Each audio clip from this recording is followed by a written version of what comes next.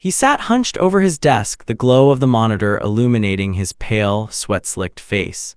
A coughing fit racked his body as he reached for the almost empty bottles of medicine, the realization sinking and that his condition was only deteriorating. Knowing he was unable to last much longer without aid, he resolved to head out for more supplies. The stillness of the apartment reminded him of the solitary life he had led since the early passing of his parents as he stepped toward the door. The biting winter air stung his lungs, even through his mask and heavy scarf. Observing a father and youngster laugh together farther away, a pang of longing hit him. He found himself wishing just for once that he did not have to face the world alone. His thoughts were abruptly cut short by the dazzling glare of headlights. As the vehicle bore down on him, a final, bitter thought crossed his mind about how enviable those happy lives genuinely were. The impact threw him onto the cold asphalt, the frantic shouts of bystanders calling for an ambulance fading into a dull hum. In his final moments, he accepted that no one would mourn his passing. Nevertheless, he clung to a frantic wish to be someone precious to another in whatever came next. A gasp escaped him, his eyes snapping open to find himself staring at an immense, sun-drenched horizon instead of the dark city streets.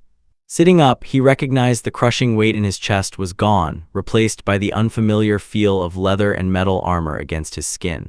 The impossibility of the circumstances left him reeling, thoughts racing through his mind with the memory of his own death. An abrupt, light touch on his shoulder made him jump, his heart hammering against his ribs as he spun around to face the unknown. He found himself staring into the faces of three youthful women who had abruptly appeared, the looks on their faces brimming with an inexplicable affection as they crowded around him. Overwhelmed and utterly lost, he could only cry out in bewilderment if the bizarre turn his life or afterlife had taken. He steadies himself as the small figures cling to him, recognizing with a start that they are merely youngsters. Overwhelmed by the abrupt weight of the circumstances, he looks up in bewilderment, just as an enigmatic letter flutters down from the sky, prompting a silent plea for someone to explain what is happening. The peculiar characters written upon it begin to resonate within his mind, a voice speaking directly to his soul and addressing him by name, Erida, as he catches the parchment. The voice continues, showing that he has been transported to this realm of swords and magic to fulfill a particular request, showing him glimpses of a world brimming with dragons and age-old wonders. A realization strikes him like a physical blow. The otherworldly stories of reincarnation he once knew are no longer fiction, but his new jarring reality. The unseen speaker then makes clear his purpose, tasking him with the protection of the three unique youngsters before him, identifying his role as the one who must forge and maintain their bonds. Luminous chains manifest, physically representing the tether between his life force and theirs, a grim reminder that their fates are now inextricably linked. If he falls, they fall with him. Looking out over the unfamiliar landscape, he senses the crushing weight of this new responsibility, wondering how he can possibly survive and defend three others in a world he does not yet understand. He keeps a tight hold on his head as a disembodied voice echoes in a void, calling his name. The voice offers a sincere apology for the abruptness of his arrival in this peculiar new realm, acknowledging the weight of the transition. A radiant silhouette of a woman manifests within the light, her voice carrying a weight of solemn warning. She makes clear that this world is far from serene, and that to endure the trials ahead, one must possess genuine might. Kneeling on the grass, he gently places a hand on one of the unconscious youngsters as the voice's plead grows more frantic, begging him to safeguard these youthful lives. Beside them, the enigmatic letter lies as a silent testament to his new burden. He pays close attention as the voice continues, acknowledging the hardship of his task and showing that he has been granted essential tools, the skills of appraisal and an item box, along with a basic camping set for his journey. He focuses intently on his hands in incredulity, overwhelmed by the abrupt influx of power and responsibility. Far above, the clouds drift lazily across an immense, indifferent sky, marking the quiet transition into this new reality. Standing alone in the woodland, clearing with the three sleeping girls at his feet, he questions his own capability. Even so, he understands that his survival is now inextricably linked to theirs. A gentle groan breaks the stillness as one of the youngsters starts to stir. They wake gradually, blinking against the light as they sit up and take in their surroundings with wide, bewildered eyes. The girls look around, the looks on their faces a blend of bewilderment and dawning realization of their new environment. They look up in astonishment as he reaches out toward the youthful elf, recognizing that this is their first genuine meeting. He decides that his immediate priority must be to check them for any injuries and ensure their safety. He reaches out a hand, but the blonde girl recoils in horror, begging him not to strike her. Seeing their trembling forms, he comes to understand that to these youngsters, he is merely a formidable, unknown adult.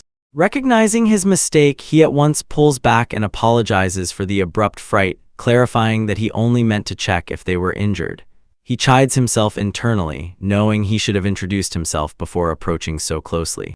The youthful man offers a soft, reassuring smile and introduces himself as Ireta, then softly asks if they would be willing to share their own names.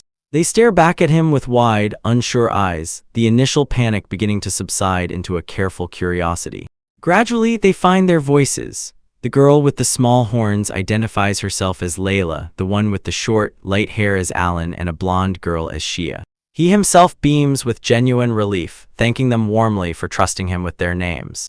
Knowing he must explain their current predicament, he starts to recount the peculiar events that led him here, starting with what happened just moments before they awoke. Kneeling to meet them at eye level, he shows the truth. A goddess had spoken to him, entrusting him with a message. He observes as the three girls exchange bewildered glances, their small faces clouded with bewilderment. It was a natural reaction to such an outlandish claim. He was unable to blame them for their skepticism. Admitting his own lack of complete understanding, he suggests that they should travel together for the time being. He extends a hand of cooperation, hoping they can navigate this peculiar new world as a group. His eyes catch something of interest amidst the undergrowth as they trek through the dense foliage of the woodland. He calls out, signaling a discovery. Kneeling by a cluster of fungi, he starts to gather what he believes to be edible mushrooms and herbs. The girls watch him curiously, questioning his actions, to which he makes clear the necessity of securing a food source. He reassures them, holding up a specimen and clarifying that he can verify its safety. This prompts a realization from the pink-haired girl, who asks if the goddess granted him the power of appraisal. Activating the divine gift, he views the details of a mushroom, observing its culinary uses. Nevertheless, when his attention shifts to the girl named Layla, a hidden truth is revealed. Her latent talent is that of a demon king.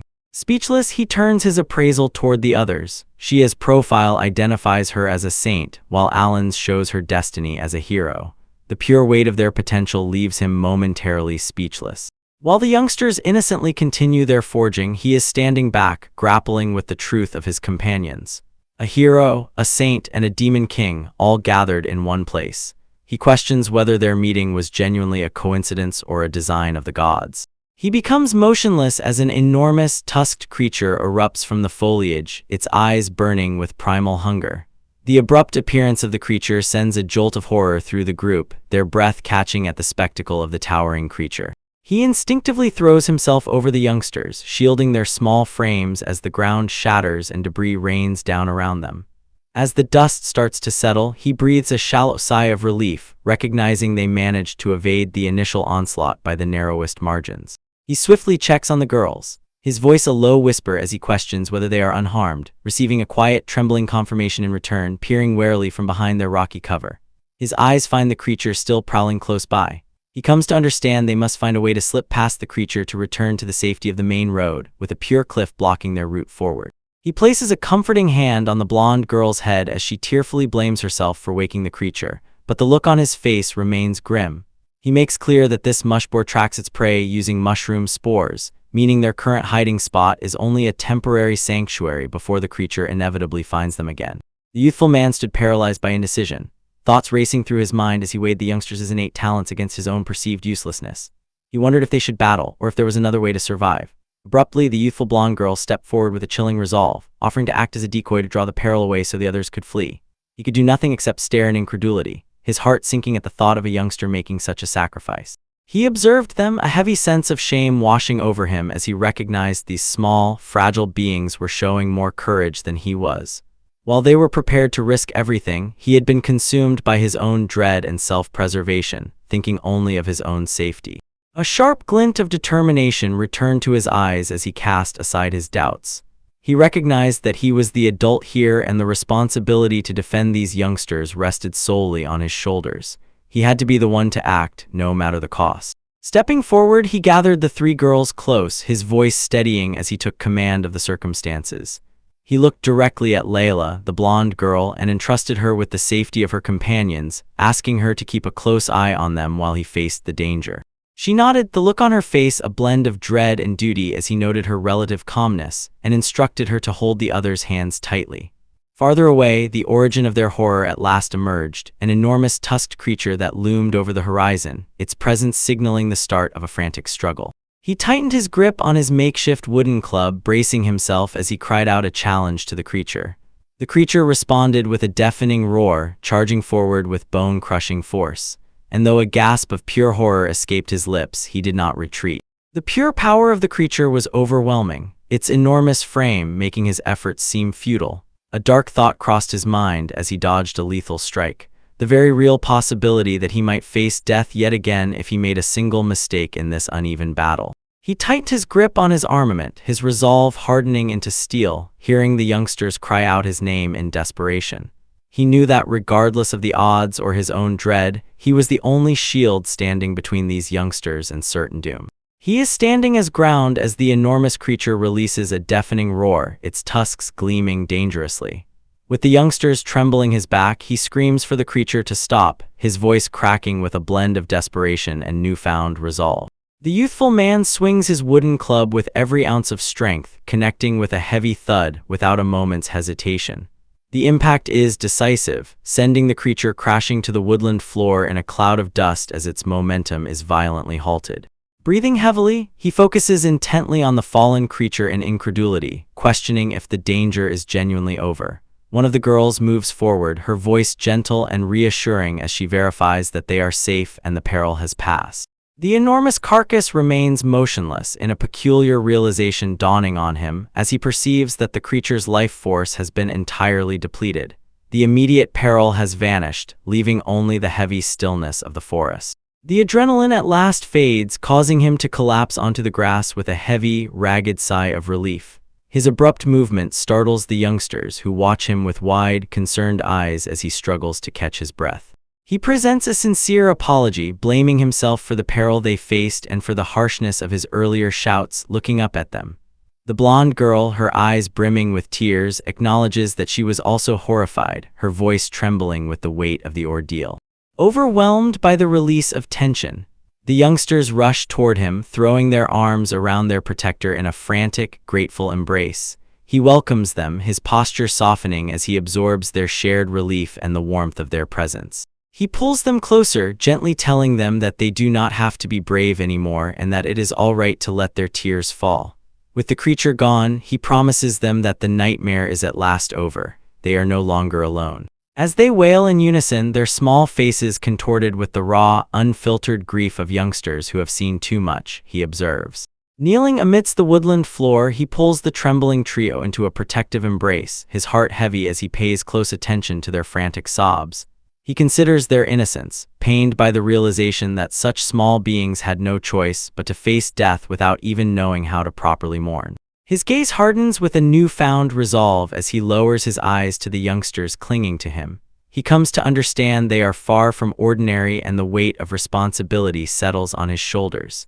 He vows that he will be the one to defend them from the horrors of this world. As they begin to move through the forest, he shifts his focus toward the elf girl, Layla, thanking her for her bravery and apologizing for the abrupt, heavy burden he placed upon her. She blinks in astonishment, her eyes wide as she processes his gratitude before looking away with a shy, dismissive murmur, claiming her actions were of no great consequence. He continues the conversation, admitting that even he felt a cold grip of dread, but seeing her might gave him courage. The other two youngsters swiftly join in, their voices overlapping as they confess how horrified they had been during the ordeal. The blonde girl looks up with a radiant, genuine smile, clarifying that it was the simple act of Layla holding her hand that at last chased away her dread and brought her peace. As he echoes her sentiment, telling Layla that her presence provided him with the same sense of security, he beams at them, his looks softening into a warm, appreciative smile. He observes as a realization dawns on her, her eyes opening wide in abrupt astonishment as her small hands reach up toward her face. As she brushes against the curved horn at the side of her head, An agonizing memory flickers through her mind, the spectacle of men pursuing her through the forest. The weight of her past trauma briefly clouds the look on her face, leaving her staring blankly at the ground. Seeing her distress, he presents a warm, reassuring smile that seems to melt the tension away, drawing a shy but genuine grin from the girls as they begin to feel genuinely safe in his presence. Abruptly, a stray piece of parchment flutters past, catching the girls off guard and causing them to jump in astonishment. He shifts his focus toward a close-by creature, summoning a shimmering status window that identifies it as a mashboar, observing that it is non-toxic and delicious whether boiled or grilled. He suggests to the group that they should prepare a meal now that they've found a moment of peace. Reaching into his satchel, he questions whether this is the item box that God has mentioned, finding the camping set she had thoughtfully provided for his journey. As the sun starts to dip below the horizon, casting long shadows across the dense woodland canopy, the local wildlife settles in for the night. Soon, the crackle of a warm campfire fills the air, its radiant flames dancing against the gathering darkness and providing much-needed warmth to the weary travelers.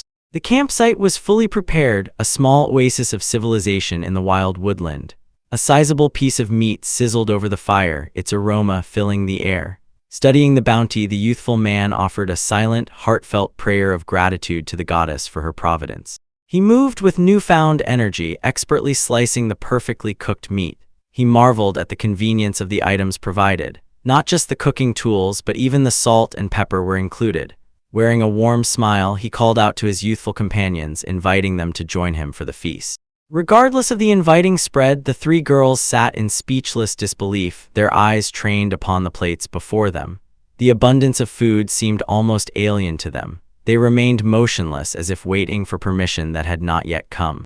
Noticing their hesitation, he tilted his head in bewilderment, wondering why they were not digging in. He swiftly tried to reassure them, jokingly mentioning that the food undoubtedly was not poisoned and was perfectly safe to eat.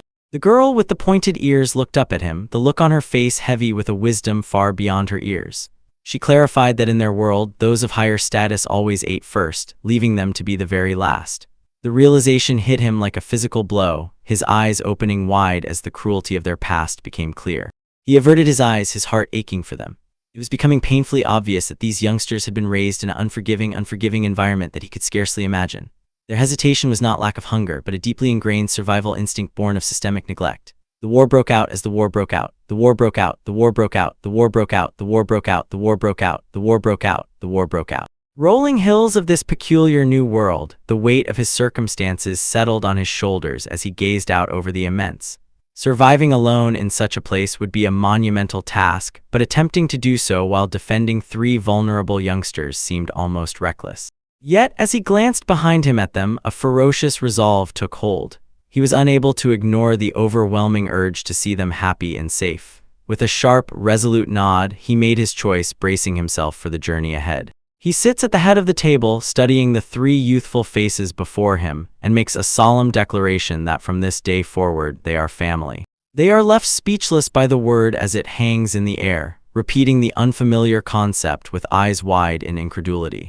Seeing their bewilderment, he presents a soft smile and makes clear that since they will be staying together indefinitely, they are essentially kin and family members do not need to hold back or wait to. He emphasizes that a meal shared in delight and companionship always tastes better, a sentiment that starts to melt the youngsters' lingering hesitation. Under the gentle glow of the crescent moon, he instructs them on the custom of giving thanks before a meal, encouraging them to press their palms together in a gesture of gratitude. Following his lead, the group's voices rise in a synchronized chorus of thanks as they at last prepare to dig into the feast. As the youthful girl with the twin tails readily sinks her teeth into the fresh bread, he chuckles, reminding them that they are free to have as many helpings as they wish. This final assurance sparks a surge of pure elation among the three, their faces lighting up with a delight they have likely never known before. They eat with a ferocity that speaks of long-denied hunger, cheeks bulging as they savor every bite of the meal. Observing them, Areta cannot aid but smile, reflecting that regardless of their extraordinary talents or the peculiar circumstances of this world, youngsters should merely be allowed to be youngsters. He gently asks if the food is to their liking, his heart warming at the spectacle of their simple, unadulterated delight. Their enthusiastic cries of delicious in seconds echo through the clearing, a wave of newfound joy under the open sky. He encourages them to eat their fill, his voice light and encouraging as the weight of their previous hardships starts to lift, replaced by the warmth of a shared meal and the promise of a full stomach. This gathering is more than a simple meal. It is the convergence of three distinct talents destined to reshape the world. Bound together by the man who chose to be their anchor, they get ready to step into a future far grander than any of them could have imagined, their fates now inextricably linked. With their bellies full and spirits renewed, the group sets out toward the horizon, where a dark, formidable fortress looms against the clouds. The journey of the man and the three youngsters has genuinely begun, a route forged in bonds of family that will ultimately lead them to the very heart of this world's mysteries. The night is still as the three girls sleep soundly within the safety of the tent. Outside, Ireta keeps a solitary vigil by the crackling fire, his mind occupied with thoughts of their security in this wilderness. He remains seated on a wooden bench, his hands resting firmly on the hilt of his sword. Though the camp seems serene, the weight of responsibility keeps him from resting. Abruptly, he is standing, scanning the dark perimeter of the forest.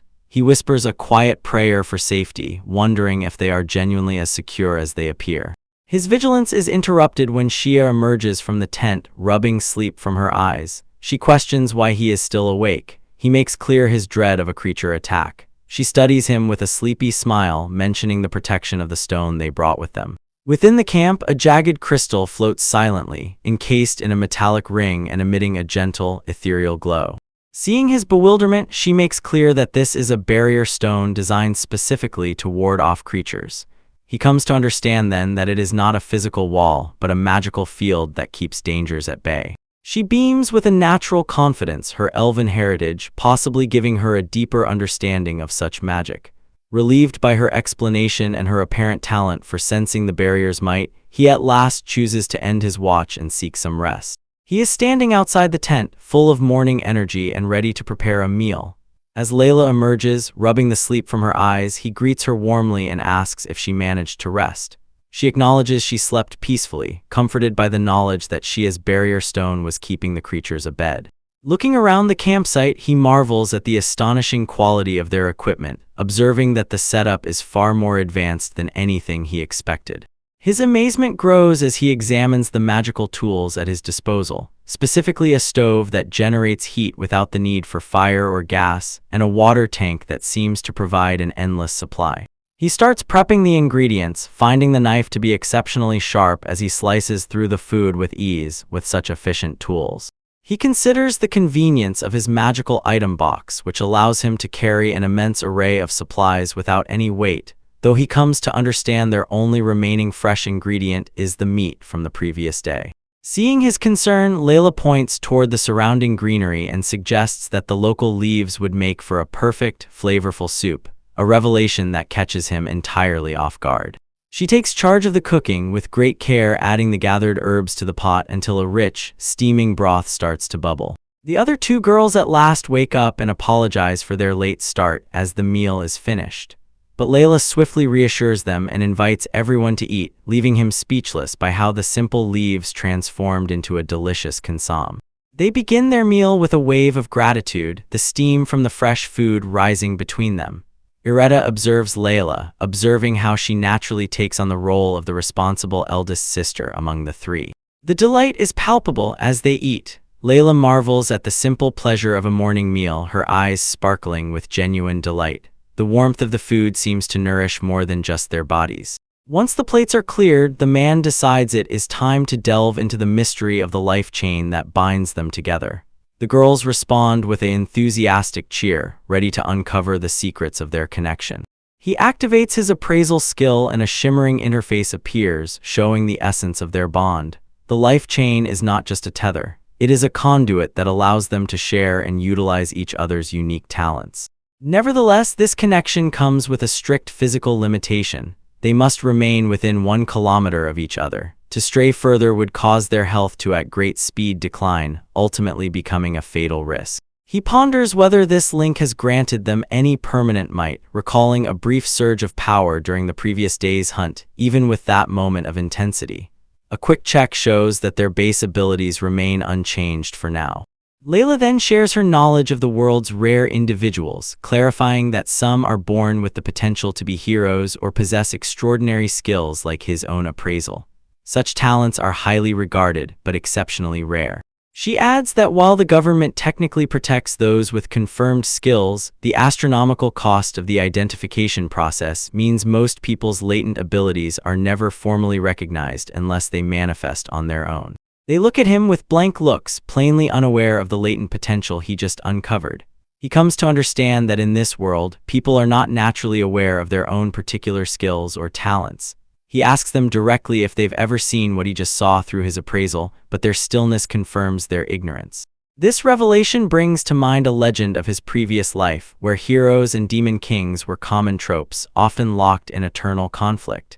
He considers how those stories usually involve clear destinies and visible powers, unlike the confusing reality now he faces. Studying their innocent, worried faces, he decides that keeping the full truth to himself is the wisest course of action for now. Since their lives are literally tied together by the life chain, showing the burden of their potential might only cause unnecessary panic while they are still so vulnerable. He presents a reassuring smile, downplaying his discovery by claiming he only saw their races and nothing particularly special regarding their talents. Nevertheless, the elven girl Layla observes him with an intensity that suggests she might be sensing his deception. She appears to catch a glimpse of something in the look on his face, her eyes opening wide as she whispers his name. In the meantime, he continues to plan their next move, emphasizing the need to avoid creatures while they search for a close-by settlement or village. The conversation is abruptly cut short as an abrupt presence alerts his senses to something approaching from further down the woodland route. He tenses, his gaze fixed on a distant figure emerging out of the shadows of the trees. An enormous, tusked creature, a creature that moves with horrifying speed on four legs, is relentlessly pursuing a smaller, hooded figure. The frantic prey scrambles to stay ahead of the charging creature, their life hanging by dangers. Seeing the immediate peril, he commands the girls to stay hidden inside the tent where they will be safe. He comes to understand that someone is in frantic need of aid and that he is unable to merely stand by while alive as it stays. He takes charge at once, calling out to Shia to stay back while asserting that he knows exactly how to handle this creature, having faced its kind before. Because he has a plan, he cries out to the fleeing figure, directing them toward his position to draw the creature into his range. Tossed creature closes the distance as the enormous. He steps in front of the traveler, bracing himself for the impact while shouting a final warning for them to get back. Decisive strike, he fells the creature, observing as its life force disappears entirely before turning to check on the person he just rescued with a swift. The traveler pulls back her hood to reveal long, rabid ears, thanking him with a bow. He is momentarily speechless to see a beast man, though he swiftly brushes off his feet as mere luck from a lost traveler. Next, she makes clear that her village, a place where many different races coexist, is just a short walk further down the route. He observes her go, thoughts racing through his mind with the realization that a proper settlement is at last within reach after she departs to finish her herb gathering. He soon reunites with the girls, who rush to his side in concern. Nevertheless, he reassures them that the encounter was a success and now they have a destination. He makes clear that the village is a place where many different people gather and there might even be good food. The girls are thrilled, though he reminds them to stay alert while still in the woodland. Layla, nevertheless, remains quiet, the look on her face clouded as he leads the way through the dense foliage, the youngsters following closely in his footsteps as they continue their journey. They soon arrive at the lively settlement. He is struck by how many people are gathered there. The girls are equally impressed by the sight, but their wonder is interrupted when a guard draws near to ask if they are seeking entry. Their progress is halted by guards who question why he is accompanied by youngsters of various races. He maintains his composure, stating that they are his adopted youngsters, but the guards look sour as they focus their attention on the quietest member of the group. He is bewildered when they react with shock to Layla's heritage, asking what the problem is. The guards respond with open animosity, declaring that having a demon among them is a grave matter and that they would normally drive such a person away, while the crowd starts to murmur in agreement. Studying her, his eyes find the deep sadness on her face and at last understands why she had kept her identity a secret. The unforgiving words of the guards have plainly injured her. While the other two girls watch on with growing anxiety, he moves forward to shield them from the judgmental glares of the villagers. He stares down the guards with an expression of absolute conviction, his voice ringing out as he swears that she would never harm a soul because she is a soft and kind person. He is standing firm as the guards voice their deep-seated fears, questioning what a member of the demon race might do if allowed inside. At his back, the youngsters huddle together, their eyes wide with apprehension, while Layla's gaze is clouded with tears as she comes to understand the weight of the prejudice against her kind. He carries on with his plea, bowing his head in a gesture of sincerity and offering to take full responsibility for any trouble that might occur. A guard observes him with a sharp, calculating eye, weighing the youthful man's conviction against the potential risk to the village. Abruptly, a towering beast man with the features of a wolf intercedes, silencing the other guards' protests. He acknowledges the difficulty of the circumstances but chooses to take the group under his own name, effectively vouching for their entry. The enormous warrior turns to the traveler, granting them passage but offering a severe piece of advice. While the youthful man expresses his gratitude, the beast man emphasizes that this is a rare exception. He makes clear the unforgiving reality of their world, observing that demons are universally despised by all other races. For the girl's own safety, he suggests that she keep her horns hidden from public view to avoid further conflict. With a surprisingly soft touch, the beast man places a white hood over the youthful girl's head, obscuring the features that mark her as a demon. He informs her firmly that she must keep it on at all times while they remain within the village walls. The youthful man observes the exchange with a warm smile, relieved that the immediate peril has passed. He encourages the girl to speak for herself, reminding her that gratitude should be expressed directly. She looks up, her face partially shaded by the new hood, and softly offers her thanks to their unexpected benefactor. The beast man releases a hearty laugh, patting the youthful man on the shoulder and remarking that he appears to be a very capable father. They watch in stillness as Ireta bows deeply, expressing his sincere gratitude to the wolfman for his unexpected kindness. The guard captain merely nods, the look on his face softening as he bids them to enjoy their stay within the village walls. As they step past the heavy gates, the beast man points them toward the core of the settlement to aid them find their bearings. While the others look ahead at the new surroundings, the small figure hidden under the white hood lingers behind, her head bowed in deep bewilderment as she struggles to understand why a complete stranger would go to such lengths to defend them. Tears well up in her eyes, blurring her vision as the weight of the gesture at last sinks in. She is unable to fathom why they are being treated with such warmth and consideration when, according to everything she has ever known, her very existence as a demon should bring nothing but scorn and hatred. Moving further into the lively market district, Ireta abruptly becomes motionless, his eyes opening wide in pure incredulity at a display near one of the merchant stalls. The spectacle of the local goods and their listed prices seems to have caught him entirely off guard.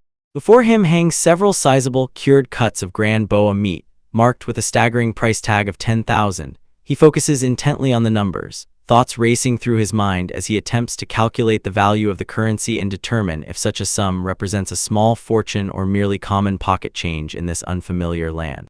He breaks into a cold sweat, the total lack of context for the local economy, leaving him feeling entirely adrift. He agonizes over the display, frantically trying to discern if he is studying a rare delicacy or if the merchant is merely trying to take advantage of a newcomer. A small hand abruptly tugs firmly at his sleeve, drawing his attention down to the youthful blonde girl standing beside him. She looks up with a calm, observant look, quietly informing him that the price being asked for the meat is actually significantly higher than a standard market rate.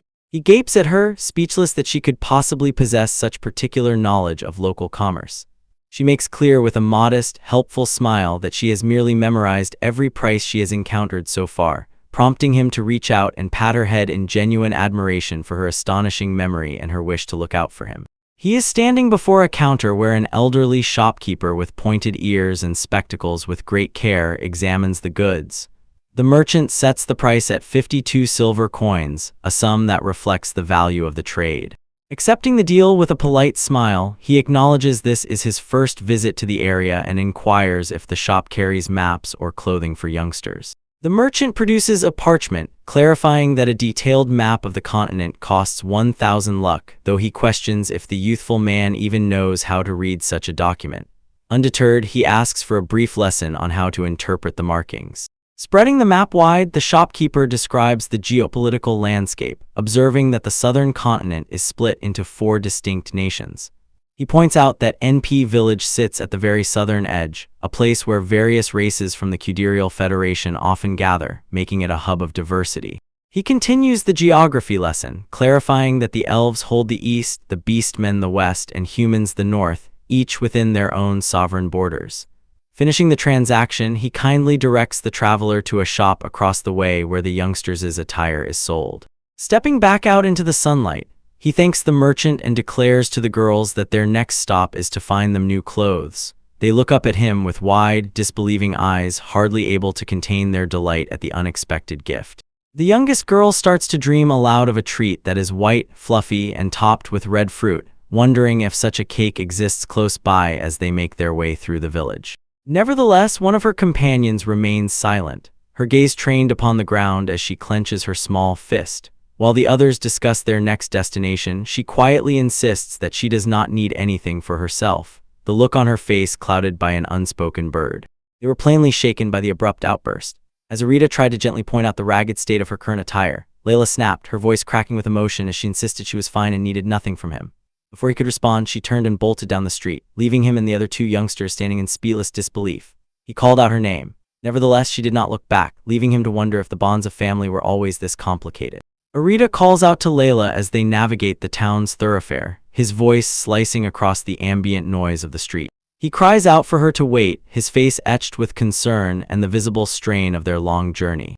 Observes them move away, observing the way their small frames sway unsteadily with every step they take. He acknowledges that they have been walking all day and are plainly at their physical limit, yet the thought of abandoning them is something he is unable to entertain. He swiftly informs them that he will secure an end for the night and asks them to wait there for just a moment while he handles the arrangements. Sheer at once proclaims that she is coming along, refusing to be left behind, while Layla looks up at him with eyes brimming with tears and anxiety. They look up at him with tear-filled eyes, the weight of their past fears evident in their trembling forms. Eritis softens the look on his face, assuring Layla that everything will be all right and that he will find a way to make things work, wondering if she merely hates the prospect of being apart from him. Kneeling to meet her at eye level, he promises to return for her soon, suggesting they pay close attention to what she has to say together once he is back. She is standing with her companions, a heavy stillness hanging between them as they watch him disappear into the town's lively streets after he departs. Nevertheless, the separation is short-lived as panic sets in. Eritis sprints through the thoroughfare, his voice strained as he calls out Layla's name. He frantically questions the locals, thoughts racing through his mind with dark thoughts of what could happen to such a small youngster alone in a peculiar place, but no one seems to have seen her. His frantic search ends abruptly when he spots a familiar, towering figure.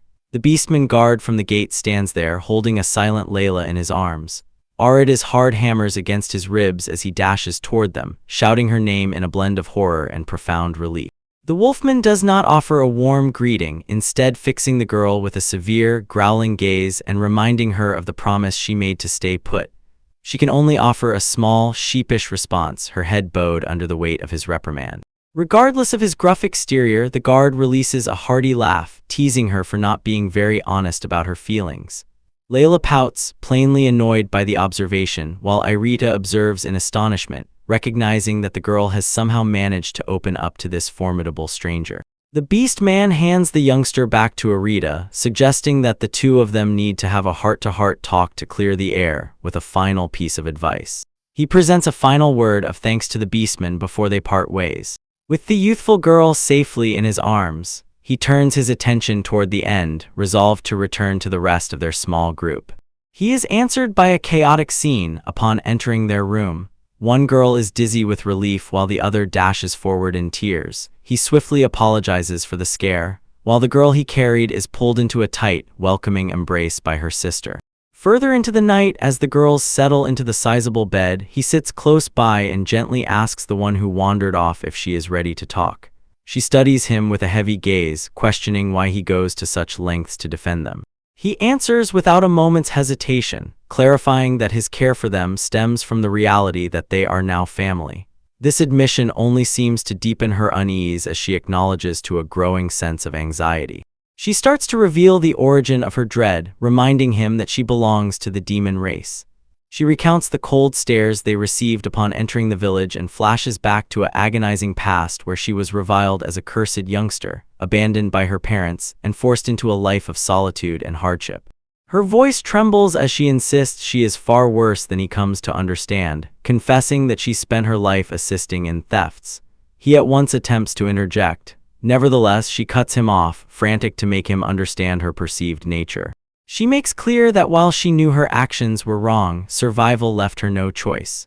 Through those dark days of thievery, she gained a cynical knowledge of the world, learning the value of goods and the fluctuations of the market just to stay alive. As she apologized for the secrets she had kept, feeling like a burden for her past actions, she looked down, tears streaming. Her companions swiftly moved to her side, sharing that they too felt like outcasts because of their dark magic, offering a sense of shared struggle that brought a small, thankful smile to her face. They spoke of the unforgiving reality they had endured, admitting they had at last grown accustomed to the isolation and the weight of their status as slaves. The girl with the twin tails pleaded with them to stop being so kind, fearing that such warmth would only make her ultimate failure or uselessness more agonizing to bear. The weight of her words struck him like a physical blow as he recognized that every one of these youngsters had shared the same tragic fate of bondage. His eyes widened in silent shock, the seriousness of their collective trauma at last sinking in.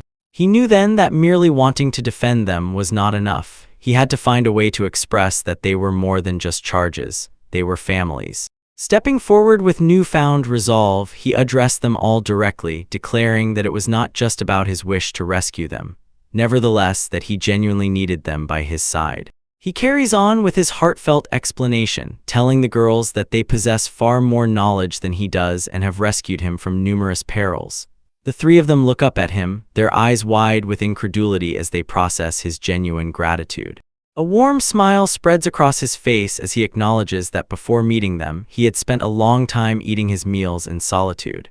He considers his past, working alone in a dim room, and acknowledges that being able to share a meal with others has brought him a delight he had not known he was missing. Looking directly at Layla, he dismisses the labels of slave or demon race, stating firmly that such things are irrelevant because they are companions who want to be together. His words strike a chord in the depths of her, and her eyes shimmer with unshed tears as she comes to understand the depth of his sincerity. Overwhelmed by emotion, she throws herself into his arms, clinging to him as she tearfully proclaims her wish to stay by his side forever. He is standing there, a little taken aback but receptive as the weight of her trust settles upon him. He gently strokes her hair, offering a comforting presence as she sobs out an apology for having run away on her own. He informs her there is no rush and that they can move forward at whatever pace she needs, with a gentle, reassuring tone. The moment of vulnerability transforms into a shared bond as the other two girls join in, resulting in a warm group hug. He proclaims with finality that from this day forward they are not just companions but a family. Following this emotional breakthrough, the group makes their way to a charming, multi-story building nestled among the trees. The invitation is clear. They are there to choose something new for themselves. The atmosphere is light and joyful as the girls begin selecting new outfits inside the lively shop. Shia admires herself in a vibrant green dress that complements her emerald eyes, while Alan and Layla excitedly explore the various fabrics and styles, at last leaving their past attire behind. They were busy exploring the shop's offerings, with Shia enthusiastically suggesting a particular style to her sister. She recalled the unforgiving whispers of the past, where people judged them for their demonic heritage and extraordinary hair. But here, those worries seemed to fade into the background of their new lush. A smile crossed her face softly, agreeing that the choice was a good one and deciding to give the new outfit a try, her eyes reflecting a newfound sense of hope. In another corner of the shop, she stood before a rack of more practical attire, her gaze trained upon a set of clothes that resembled a miniature adventurer's gear. Observing them from the doorway, Iretta felt a swell of warmth seeing them act like normal youngsters, regardless of the astonishing talents and tragic histories they carried. He marveled at how swiftly they had adapted to this simple delight, leaving behind the shadows of their previous existence. He was unable to aid but reflect on the peculiar contradictions of their abilities. how Layla struggled with basic magic, while Shia possessed an affinity for the dark arts that seemed far beyond her years. As he pondered whether their difficult past were the catalyst for such extraordinary potential, a upbeat voice broke his concentration, demanding his attention from across the room. She twirled around, showcasing a stunning new dress adorned with a sizable, elegant bow, her eyes sparkling as she asked for his approval. He was struck by how much a simple change of clothes could transform her, making her look like a genuine youthful lady rather than a survivor of hardship.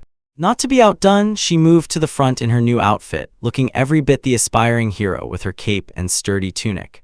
Iretta praised her bold look, observing how the attire gave her a newfound air of confidence as the group shared a moment of genuine unburdened delight.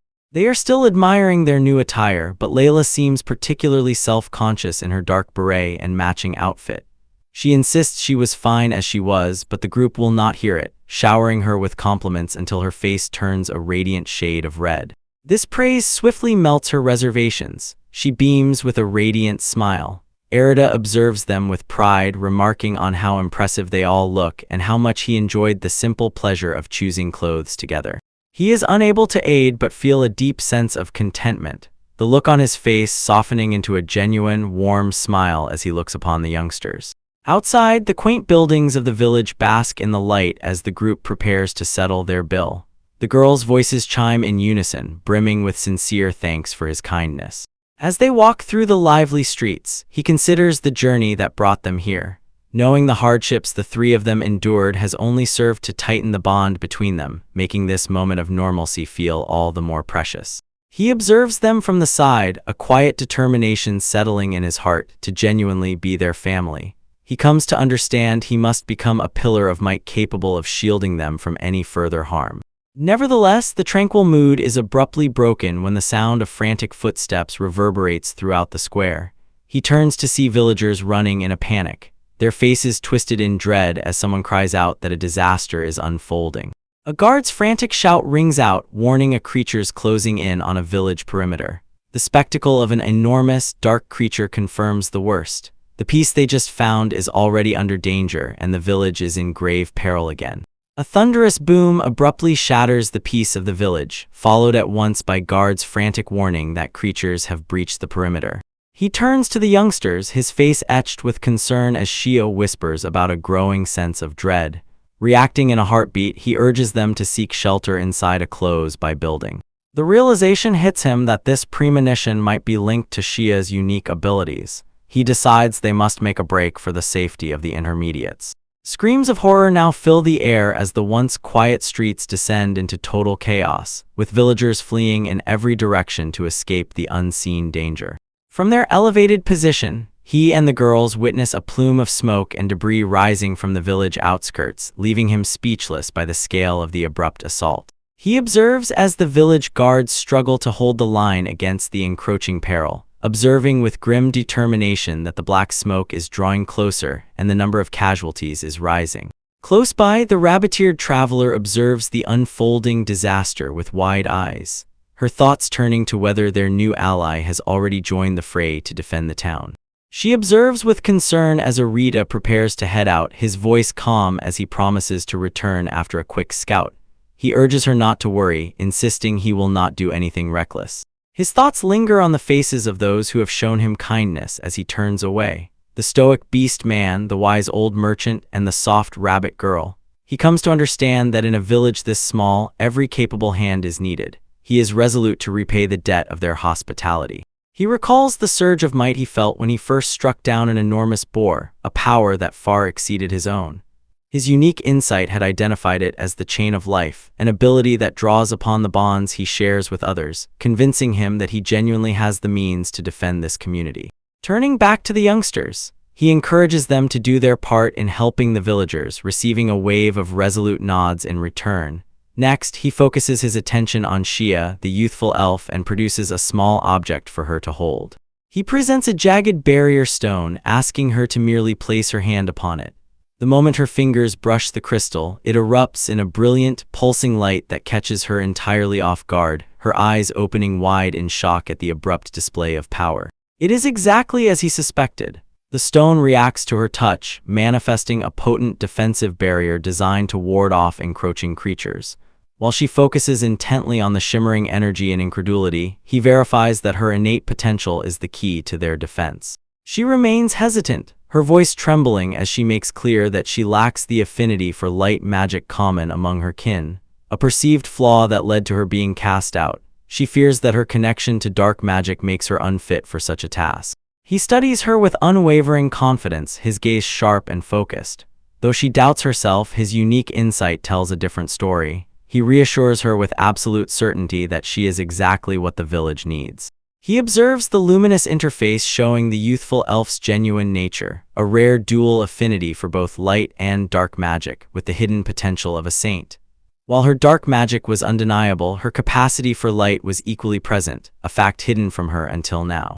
The youthful girl's bewilderment deepens as she recalls being branded a dark elf and shunned by her village because of this revelation.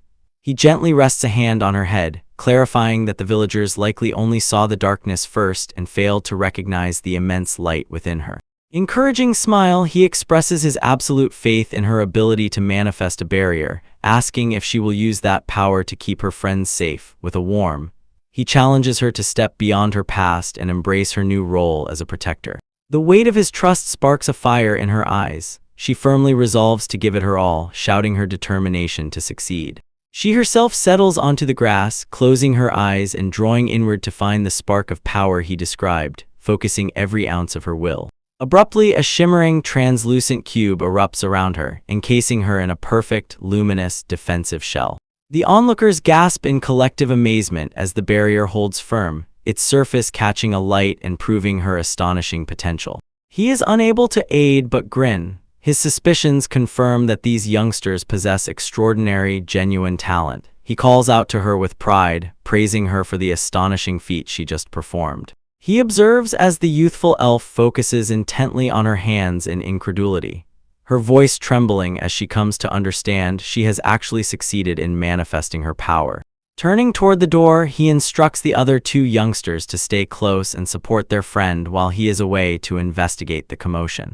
The youthful girl looks up at him, her eyes brimming with unshed tears as she softly begs him not to lose his life out there. He presents a reassuring smile from the threshold, promising her that he will return without fail while privately marveling at the maturity she shows regardless of her age. He pulls the door shut, leaving the quiet room behind as he readies himself to face the turmoil outside with a final look. Beyond the safety of the walls, the village has descended into absolute chaos, with residents fleeing in horror and cries for aid reverberating throughout the streets. He is standing frozen for an instant in the middle of the thoroughfare, taking in the spectacle of the panicked crowd rushing past him. The severity of the circumstances becomes even clearer as his eyes find the injured slumped against buildings, recognizing that the crisis is far more advanced than he had anticipated. He stares in horror at the monstrosity that has breached the village. It is a nightmare made flesh, an enormous creature with the head of a lion, the horns of a goat, and a venomous serpent for a tail. The guards, once the village's pride, look like youngsters before its towering, malevolent presence. This creature is not merely a creature, but a living engine of destruction, with each of its three heads acting independently. The serpent head drips a corrosive slime onto a screaming guard, while the goat head crackles with arcane energy, striking down another with a bolt of lightning. The chimera unleashes a torrent of pure energy, a blast so formidable it shatters the gate and sends the remaining defenders flying like autumn leaves in a gale, with a deafening roar from its lion head. The village's first line of defense has been utterly annihilated in seconds. Amidst the smoke and screams, he dashes to the side of a fallen villager, his voice tight with concern as he checks for signs of life. He knows he must act swiftly. The injured cannot stay in the open while that thing is on the prowl. He, with great care but urgently, hauls the survivor behind the relative safety of a stone wall, whispering an apology for the haste. Every second counts and the sound of the creature's rampage is getting closer. His eyes open wide as his eyes find the serpent head of the chimera lunging toward another victim. Without a moment's hesitation, he draws his blade, his face hardening with a resolve born of desperation. He is unable to let anyone else fall. The serpent's fangs snap shut with a sickening metallic clang against his armament. The force of the strike vibrates up his arm. Nevertheless, he holds his ground, the creature's foul breath hot against his face. He bellows for the others to flee, his voice slicing across the chaos as he deliberately draws the creature's ire. As the chimera turns its full, horrifying attention toward him, he prepares for the battle of his life, knowing that every moment he survives is a moment bought for the villagers to escape. He surges forward, the ground erupting in dust as the enormous creature swipes at him. Every fiber of his being is focused on drawing the creature's fury away from the village, even as its multiple heads snap and roar in a deafening chorus of malice. With a defiant roar that echoes the creature's own, the youthful warrior charges headlong into the fray. At his back, the veteran guards watch in speechless disbelief, one of them muttering about the pure recklessness of the boy's suicidal bravery.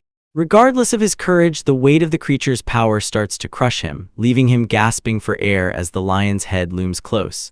It is breath-hot and foul. He searches frantically within himself for a spark of the might he knows is there, but for a horrifying moment, he finds only a hollow voice. Just as despair starts to take root, a wave of high-pitched voices pierces through the den of battle. The three youngsters he sought to defend are huddled together, their faces streaked with tears as they scream for him to stay strong and not give up.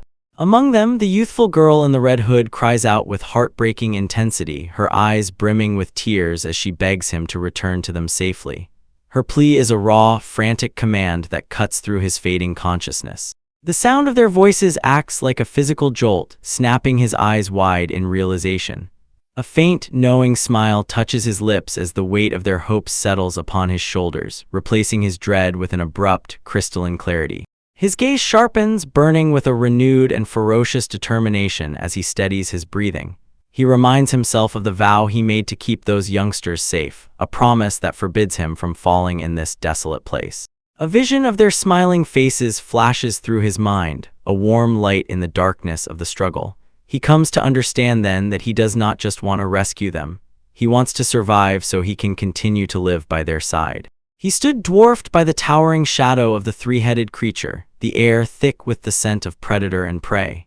Though this world was far from the grand adventure he might have once imagined, the genuine delight of meeting the youngsters filled him with a purpose that outweighed his dread.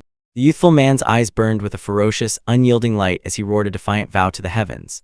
If the might he needed remained dormant, he would force it to the surface through pure will, promising himself that he would survive and return to those who relied on him. At that instant of absolute resolve, a metaphysical shift occurred, acknowledging his bond with others and awakening a latent, darker potential within his soul, the talent of a demon king. With his spirit ignited, he charged ahead, his fists luminous with an abrupt, ethereal energy. Ghostly chains manifested around his forearms, rattling with the weight of his new power as the lion-headed monstrosity let out a deafening roar of challenge. The impact was thunderous, sending a shockwave through the clearing as a strike connected squarely with the creature's jaw. The enormous chimera, once an immovable wall of muscle and fur, was sent reeling backward, its heavy body crashing into the dirt under the pure force of the blow. He stood frozen for a heartbeat, staring down at his own hands in incredulity as the spectral chains continued to pulse with light. The surge of might was unlike anything he had ever felt, leaving him to wonder what kind of power he had genuinely unleashed in his desperation to defend. Arita stands firm, his eyes burning with a newfound resolve as ethereal, luminous chains manifest around his wrists. This is the awakening of a latent power, a bond of life that surges through his very being, granting him might he has never known. The abrupt burst of energy sends the enormous chimera reeling backward, much to the astonishment of the onlookers. The beast man leader and the village guards can do nothing except stare in incredulity, wondering what just occurred and who this enigmatic youthful man genuinely is. He senses an astonishing might welling up from within, a direct result of his hidden talent at last blooming. Facing the three-headed monstrosity again, he readies himself to test the limits of this newfound vitality, his body humming with power. He narrowly evades the strike as the serpent tail of the creature surges with lethal intent, his movements now fluid and precise. Seizing the moment, he delivers a crushing blow that plainly rattles the creature, confirming that his strikes can indeed pierce its thick hide. From the safety of a closed-by structure, the youthful ones watch the chaotic struggle unfold with bated breath. The confrontation of steel and claw echoes across the air as the battle reaches a fever pitch, the ground trembling beneath the combatants. They are brimming with wonder, their eyes wide as they witness his astonishing prowess. To them, he is a hero, a protector who is valiantly pushing back the darkness and honoring his promise to keep them safe from harm. Sensing their gaze, he presents a reassuring look, a silent vow that he will return to them once the danger is neutralized. The traveler, her face streaked with tears, nods and understanding, placing her absolute trust in his might. He calculates his next move, knowing that a single decisive strike to the heart is required, turning his full focus again toward the snarling chimera. Nevertheless, the creature's multiple heads snap and hiss, leaving no easy opening for the final blow. He stood his ground, the radiant energy of life spawns swirling around him like a tempest. He knew his body was reaching its limit. This power was a double-edged sword that he was unable to sustain for much longer. He recognized the next strike had to be the final one with a grim determination. He hardly had time to react as the chimera launched, its lion head roaring with a ferocity that shook the very air. He braced himself, his eyes wide as the creature's shadow loomed over him. The creature's charge was answered by a shout from the wolfman captain, who rallied his men to provide cover and keep the pressure on. He cried out back his thanks, feeling a renewed sense of hope as he recognized he was not fighting this battle alone. He struck his fist, a flurry of white-hot energy that shattered the creature's form with a roar. The impact sent a shockwave through the clearing, tearing through the creature's defenses. He observed as the creature dissolved in his smoke, leaving the captain and his men staring in stunned stillness. They whispered among themselves, wondering if the danger was genuinely gone or if the creature had merely vanished into the ether. They observed him as he remained standing for an instant longer, a weary smile crossing his face as he recognized the youngsters were at last safe. The adrenaline started fading, giving way to a crushing fatigue that made even breathing feel like a monumental task. His legs at last gave way and he collapsed toward the hard earth as the guards rushed forward with shouts of concern. The toll of the awakening was merely too much for his body to bear. His vision blurred and narrowed until his eyes at last fluttered shut, and the world faded into a silent, heavy darkness. He gradually opens his eyes, the wooden beams of his ceiling coming into focus as he lies in a gentle bed, the morning light filtering through a close-by window. Disoriented, he murmurs a question about his whereabouts, prompting a startled cry of his name from the youthful girl observing over him. She can no longer hold back her tears, seeing him awake, her voice trembling as she expresses her relief that he is safe and that the creature was genuinely vanquished. She clings to the edge of the bed as he struggles to sit up, tearfully scolding him for getting so battered regardless of his promise to stay safe. He asks after the others. She makes clear that their companions are busy. One is tirelessly applying healing magic to the injured while the other tends to their needs. He considers the reality that everyone survived because of his actions. Nevertheless, she counters this, clarifying that it was their collective refusal to give up, and specifically the healer's frantic efforts to ensure no one was missing when he at last woke, that genuinely rescued them. He recalls the frantic, high-pitched cheers that reached his ears during the heat of battle, confirming to her that he heard every word of their encouragement. He makes clear that it was their bond and her particular support that acted as the catalyst, allowing him to tap into the power of the life's bond skill when he needed it most, studying her with newfound understanding. He observes as she focuses intently on her own hands, her voice trembling with a blend of wonder and doubt as she questions whether her power really made a difference. He gently confirms that it did, observing that he had seen her potential from the very beginning through his appraisal. She raises her eyes to him, her eyes wide with a lingering sense of incredulity, struggling to grasp the idea that she actually played a part in his survival. He presents a warm, reassuring smile, affirming again that her contribution was vital and very real. Regardless of his words, she casts her gaze downward, the look on her face clouded by a sense of inadequacy. She laments that as the eldest, she felt she had only been a burden to the others. He pays close attention patiently, the look on his face softening as he readies himself to counter herself down. He reminds her of how the other two girls were able to play and laugh so without restraint, suggesting that their joy was a direct result of the stability and care she provided. He lightens the mood a little, pointing out with a playful gesture that being only a year older is a trivial difference in the grand scheme of things. He leans in, clarifying that the reason everyone relies on her is not just because of her age, but because she has proven herself to be someone genuinely dependable. A memory flashes through her mind of him holding the other's hands while looking directly at her, and a genuine, happy smile at last breaks across her face. Just then, the quiet moment is interrupted as the other two girls burst into the room, their voices brimming with excitement as they rush toward him.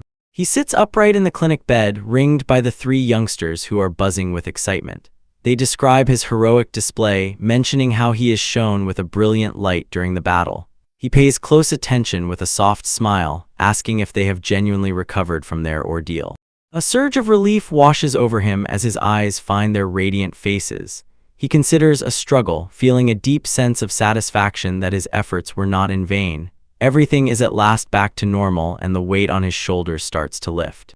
Far from the quiet clinic, under the cold glow of a grand chandelier, news of the battle reaches more formal ears. A voice reverberates throughout the hall, questioning the reports of the Chimera's abrupt defeat. Within the shadows of this opulent chamber, figures discuss the anomaly in the remote village. They speculate on the presence of an elite S-rank adventurer, unable to believe a commoner could have quelled such a creature. One figure, their features obscured by the gloom, suggests a more careful approach. They choose to investigate this unknown variable, wary that such power could ultimately pose a danger to their own interests. A week passes and the tension of the battle is replaced by the warmth of a village feast. He sits among his new friends, the youngsters, the rabbit-eared traveler, and the beast man captain, sharing food and laughter as the community expresses their profound gratitude. Indeed, amidst the celebration, he speaks with the village elders and the captain about the aftermath. They acknowledge that the damage was far less than feared, largely thanks to his intervention and the surprising efficacy of Shia's healing magic. Later, the beastman leader pulls him aside to discuss the growing curiosity regarding their might. He requests that the genuine extent of the youngsters' talents remain a secret known only to the village, hoping to defend them from unwanted attention. He is standing at the village outskirts 5 days later, ringed by the youngsters and the friends they have made during their stay. He thanks everyone for their hospitality as they get ready to depart with a grateful smile. The wolfman looks on, observing how quiet it will be without them, while the youngsters linger for one last moment to farewell. Beside him, the youthful traveler with the rabbit ears with great care returns a borrowed hat, expressing her deep gratitude for the kindness shown to her. She insists she will be fine now, her voice constant regardless of the weight of the parting as she readies herself to resume her own journey. Observing her resolve, the wolf man reaches out to pat her head, teasingly mentioning the nice new hat she received. The youngsters chime in with their own farewells, having grown quite fond of the severe but kind gatekeeper who observed over them. While they exchanged these final words, the village elders pulled the little ones into a warm embrace, their faces etched with genuine affection. They urged the group to return whenever they wished and remind them to keep their might up with plenty of good food on the road ahead. Joining them, he and the youthful elf girl offer their final thanks for the delicious meals and the repairs made to their clothing. The warmth of the village's kindness has left a lasting impression on them both, providing a brief respite before they face the unknown again. A sense of peace washes over him as he observes the heartfelt goodbyes. He considers how this village became a genuine sanctuary, brimming with soft souls who welcomed them without a moment's hesitation, making the decision to leave all the more difficult. Regardless of the comfort he found here, he knows they are unable to stay. His mind turns to the route ahead to ensure the youngsters grow up safely and to uncover the truth behind their enigmatic origins and latent talents. They must seek out more knowledge than this quiet corner of the world can provide. He leads the youngsters toward the horizon with a final look back at the gate. He is resolute to see the world through their eyes, keen for the countless experiences they will share as they journey into the unknown together, leaving the safety of the village behind. He leads the way through the dense foliage, a heavy pack strapped to his back as the youngsters follow close behind. When one of the girls asks about their destination, he makes clear that they are bound for the city of Trial, located within the human nation of the Cuderial Federation. Because the journey is long, he estimates it will take roughly 10 days of travel, meaning they will have to make camp under the stars each night. The prospect of an extended adventure brings a joyful shout from the youngsters, their excitement reverberating throughout the trees. Their routine settles into a rhythm of travel and training as the days pass. During a break at their campsite, Alan swings a wooden sword with focused intensity, her small frame moving with surprising purpose. When he presents a word of genuine praise for her form, her face lights up with a radiant, bashful smile, plainly moved by his recognition of her hard work. The girls reflect on their newfound determination under the safety of their tent that evening. Since the harrowing events at the village, Shia and Layla have become remarkably diligent, driven by a shared wish to be more than just travelers. They whisper to each other about how rewarding it felt to aid the villagers, a feeling they want to hold on to. This resolve manifests in different ways for each of them. Layla, the youthful elf, spends her quiet moments immersed in books, her eyes scanning the pages for knowledge that might aid their group. She presents a gentle, knowing smile, clarifying that her studies are her way of ensuring she can contribute when the time comes. In the meantime, Shia focuses her efforts on the arcane. She sits in quiet contemplation, her brow furrowed as she attempts to channel and control the magical energies within her. Her motivation is clear and selfless. She wants to possess the might necessary to defend her companions from any peril they might face. Nevertheless, Alan finds herself struggling with a different kind of burden. While her sisters hone their magical and intellectual gifts, she is standing alone with her practiced sword, feeling the weight of her perceived limitations. A shadow of doubt crosses her mind as she worries that without magic, she might not be able to stand beside them as an equal. Shaking off the creeping despair, she redoubles her efforts, her movements becoming more aggressive and resolute. She recalls the encouraging words of the beast man guard back at the village, who told her to eat well and grow strong. With a ferocious cry, she vows to master the sword techniques he taught her, resolved to defend everyone with the might of her own two hands. They continue their training under the fading light, with Alan lost in a daydream of the man who rescued them. She imagines him wielding his blade with effortless grace, wondering if she might one day match his skill.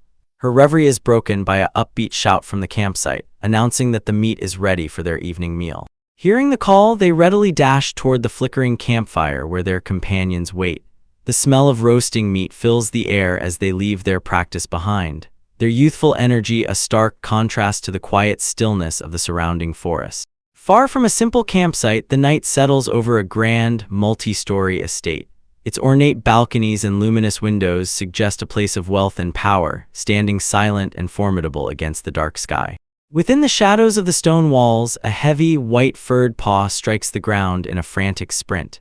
A sharp yelp of pain reverberates throughout the alleyway as a dark, looming figure closes in on the fleeing creature. It huddles against the cold stone, its eyes wide with sorrow and dread. The sizable, soft-looking white creature releases a low, mournful whimper, cornered by the encroaching darkness as its fate hangs in a balance. They at last arrive at their destination. The girls running ahead with excitement and shouting for him to hurry up. He studies the enormous structure before them, recognizing they have at last reached the core of the region. A sprawling metropolis enclosed by high stone walls. Before them lies the Sujira district of the Trial Kingdom, its circular layout centered around a grand plaza that serves as the city's pulse. A smile crosses his face warmly, his eyes radiant with anticipation as he agrees to keep up with their energetic pace, feeling the weight of the journey lift as they approach the gates. As they join the crowd, he observes the long queue at the entrance. He recalls hearing that major cities often require a toll for entry, a fact that seems confirmed by the organized line of travelers waiting their turn. Indeed, the line moves steadily forward until a voice from the gatehouse calls out, summoning the next group in line to step forward for inspection. The guard asks for identification when it is their turn. He acknowledges he has none, prompting the formal to demand a toll of 2,000 luck per person. He reaches for his coin pouch, paying the steep price for their group without a moment's hesitation. The guard, now more helpful after receiving the payment, suggests that registering as an adventurer would be wise. He makes clear that the guild buys creature materials and that high-ranking members are exempt from such tolls. He thanks the man for the valuable advice.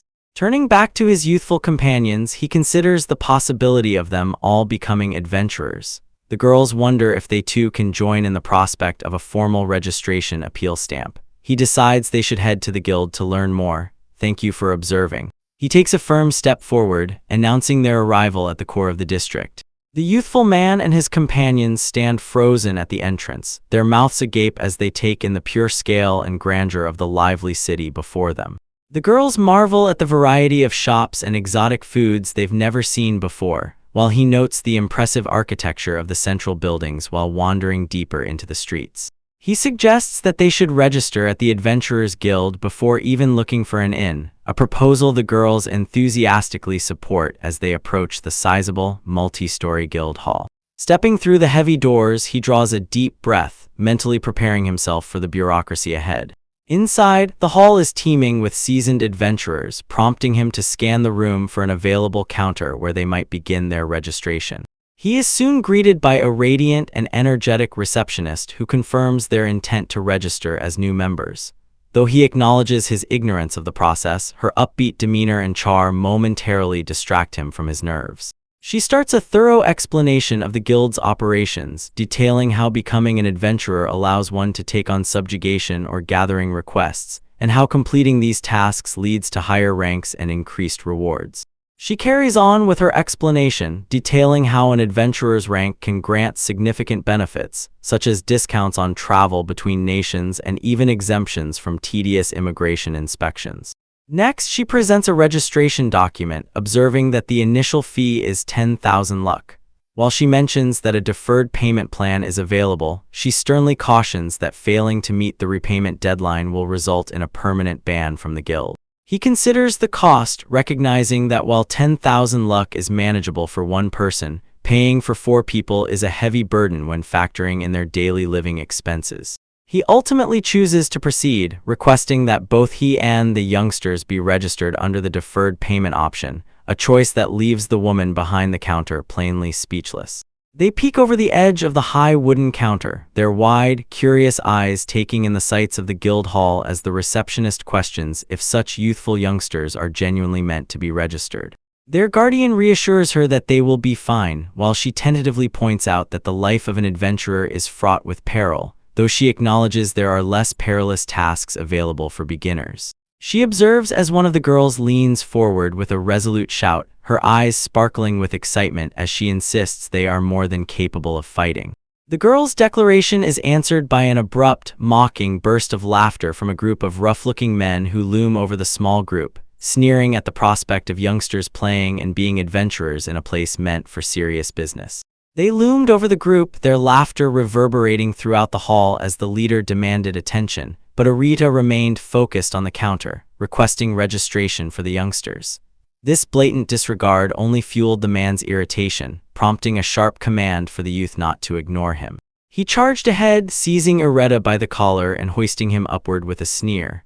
As Layla cried out in alarm, the brute mocked the youthful man's slender frame, suggesting that a simple apology might be enough to earn his forgiveness. The youth remained remarkably composed regardless of the physical danger, coolly inquiring if striking back would be considered a legitimate act of self-defense. This unexpected defiance left the aggressor momentarily speechless, the look on his face shifting from mockery to a brewing, silent rage. A sharp voice abruptly cut through the tension, commanding both parties to cease their hostilities at once. The sound of firm footsteps approached, signaling the arrival of someone with the authority to end the dispute. She moved to the front with a severe look, her finger pointed accusingly at the man named Bram. With a firm tone, she reminded him that the guild strictly prohibited brawling and that he would face severe punishment if he did not release his grip and stop causing trouble for the other patrons. The woman observed as the brute at last relented, stepping back with a frustrated grunt.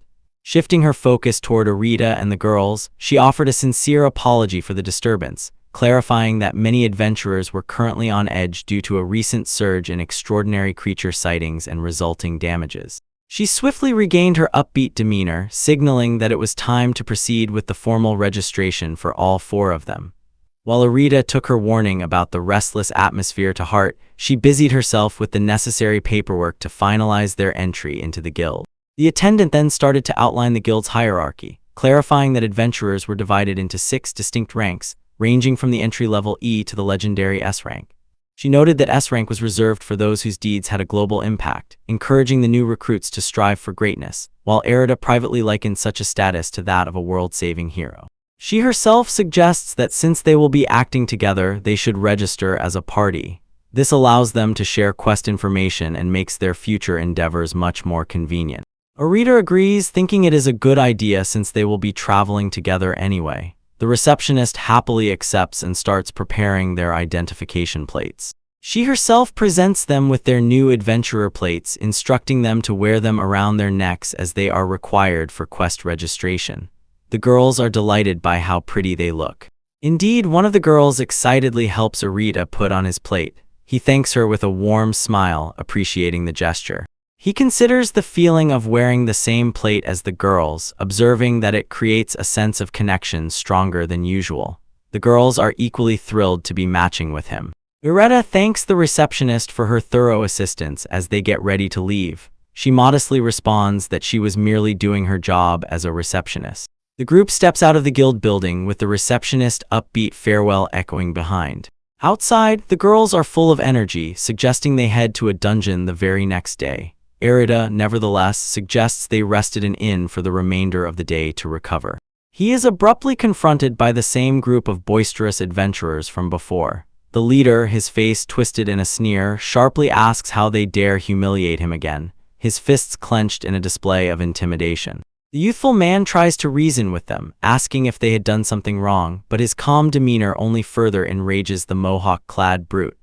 The veteran adventurer roars that he is unable to stand their smug attitude, viewing their presence with youngsters as a mockery of the profession, and prepares to strike with a heavy, gloved fist. Just as the blow is about to fall, a sharp cry of refusal rings out, signaling an abrupt shift in the confrontation. Alan springs into action, her small frame moving with a speed that catches the seasoned warrior entirely off guard before the man can react. She buries her fist deep into the man's midsection, the force of the impact rippling through his heavy armor and knocking the wind out of him with a focused grunt. Her companions watch in speechless disbelief as the youthful girl systematically dismantles the rest of the group, her movements a blur of efficiency that leaves the veteran adventurers reeling in incredulity. Having neutralized the danger, she is standing calmly as the defeated men groan on the ground while her guardian looks on, struggling to comprehend the display of raw power he just witnessed. Turning back with a radiant, innocent smile, the girl acknowledges she was a little frightened, but proclaims her resolve to work even harder because she wants to become just like Ireta.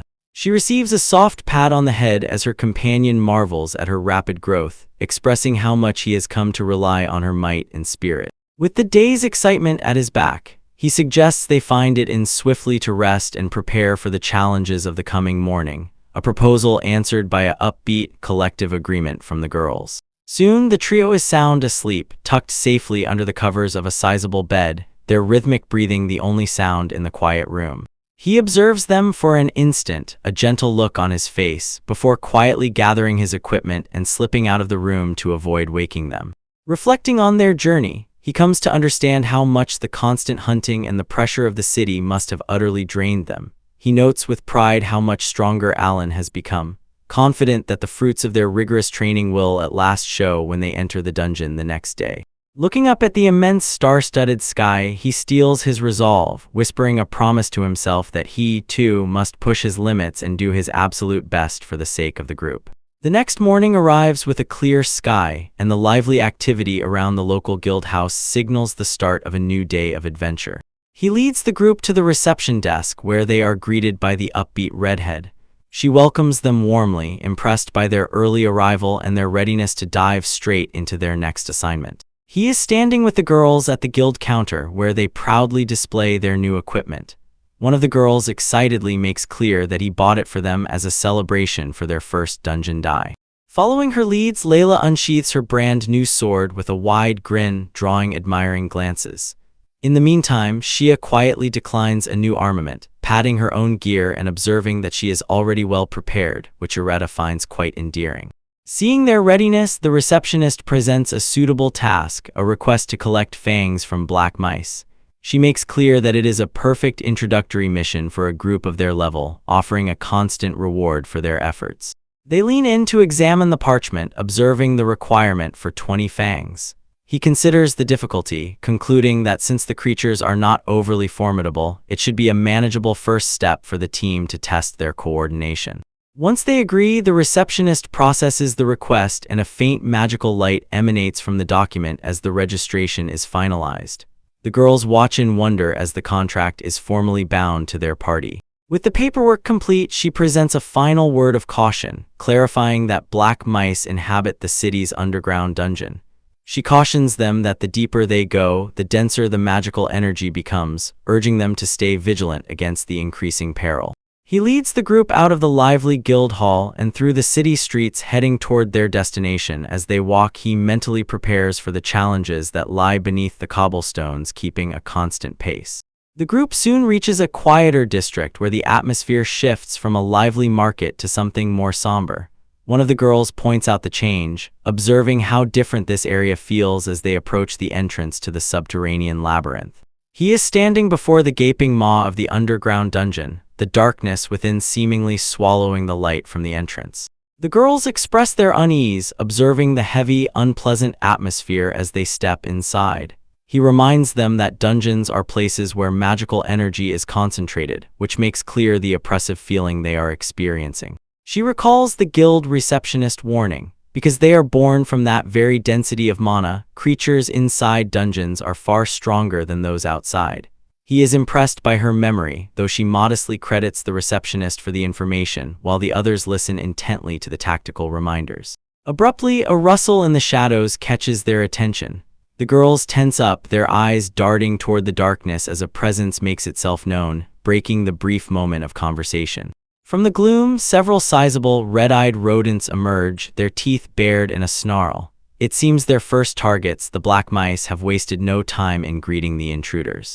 Without a moment's hesitation, the youthful warrior moves forward, her blade catching the dim light. She proclaims her intent to handle them all herself, her face set in a mask of determination as she prepares for her first real test. Unbeknownst to the group, they are being observed. From the deeper shadows of the cavern, two figures observe the youngsters with silent, calculating gazes, questioning who these newcomers could be. Arita and Layla find themselves in the depths of the damp stone corridors of a dungeon, where a pack of giant rats abruptly surges from shadows. Arita shouts a warning, his hand going to his armament as the vermin close in. Indeed, a swift horizontal slash cleaves through the stale air. She follows through with a strike, her small frame belying the ferocious determination in her eyes as she swings her blade with a sharp cry. The youthful man kneels to examine the fallen creature, confirming that these oversized rodents are indeed the targets they were sent to hunt.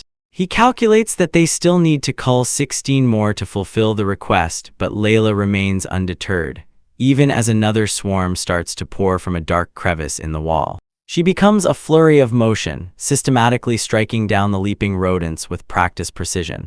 Having dispatched her second foe, she beams with pride at the successful hunt, while Arita confirms that their formal request is now complete.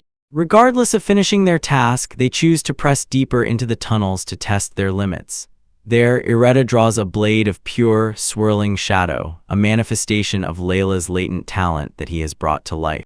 He is standing with Layla, discussing the bond they formed during the Chimera battle. He notes that since he used his power on her, she has gained the ability to use magic as well, regardless of her previous inability. He questions whether their connection is what triggered this change, allowing her to tap into a power she never knew she had. Because of this connection, she acknowledges she can now sense his mana, though the realization seems to embarrass her. She finds it peculiar and a bit overwhelming to feel his presence so plainly, a sensation that is entirely new to her. Their conversation is cut short as a group of skeletons emerges out of the shadows, some wielding bows, prompting him to warn the others of the impending peril. As the undead move with a chilling coordination, he senses that this encounter might be more perilous than the last. By way of reply to the danger, he conjures magical shields for both girls, urging them to move forward behind the protection. He believes that with these barriers, they can safely close the distance and engage the archers directly. The two girls lunge at the undead with the shields in place, their strikes shattering the brittle bones of the skeletons in a flurry of motion. She catches her breath, resolute to master her new armament and become more useful in battle after the brief skirmish. She knows she must push herself harder to keep up with the challenges ahead and defend those she cares about. Abruptly, a frantic cry for aid reverberates throughout the cavern, drawing their attention further into the darkness. Someone is in trouble close by, and the urgency in the voice is unmistakable. They find the veteran adventurers they encountered earlier cornered by an enormous skeleton warrior. Upon investigating, it is heavy axe raised to strike. The men are paralyzed with dread as the undead giant looms over them, ready to deliver a fatal blow. It swings its enormous, rusted mace with bone-shattering force, the heavy iron whistling across the air as it targets the youthful ones. Alan and Layla scramble to avoid the crushing blow, the ground cracking beneath the impacts. Seeing the imminent peril, he cries out a frantic warning for them to retreat, his voice reverberating throughout the cavern. Layla, nevertheless, remains steadfast, her eyes narrowing as she readies herself to counter while Alan calls out her name in a panic. The youthful girl surges forward with surprising speed, focusing every ounce of her newfound might into a single decisive strike. She aims for the luminous core within the creature's ribcage, knowing that a direct hit is their only chance to end the battle in a heartbeat. Resonant crack, the undead giant's form gives way, its bones clattering to the stone floor in a heap of useless debris, with a final. She is standing amidst the remains, her chest heaving as the adrenaline starts to fade, leaving only the stillness of the dungeon. She exhales a long, shaky breath, her hood slipping back to reveal her weary face as the weight of the encounter settles on her shoulders. Though victorious, the exertion has plainly taken its toll, leaving her momentarily drained.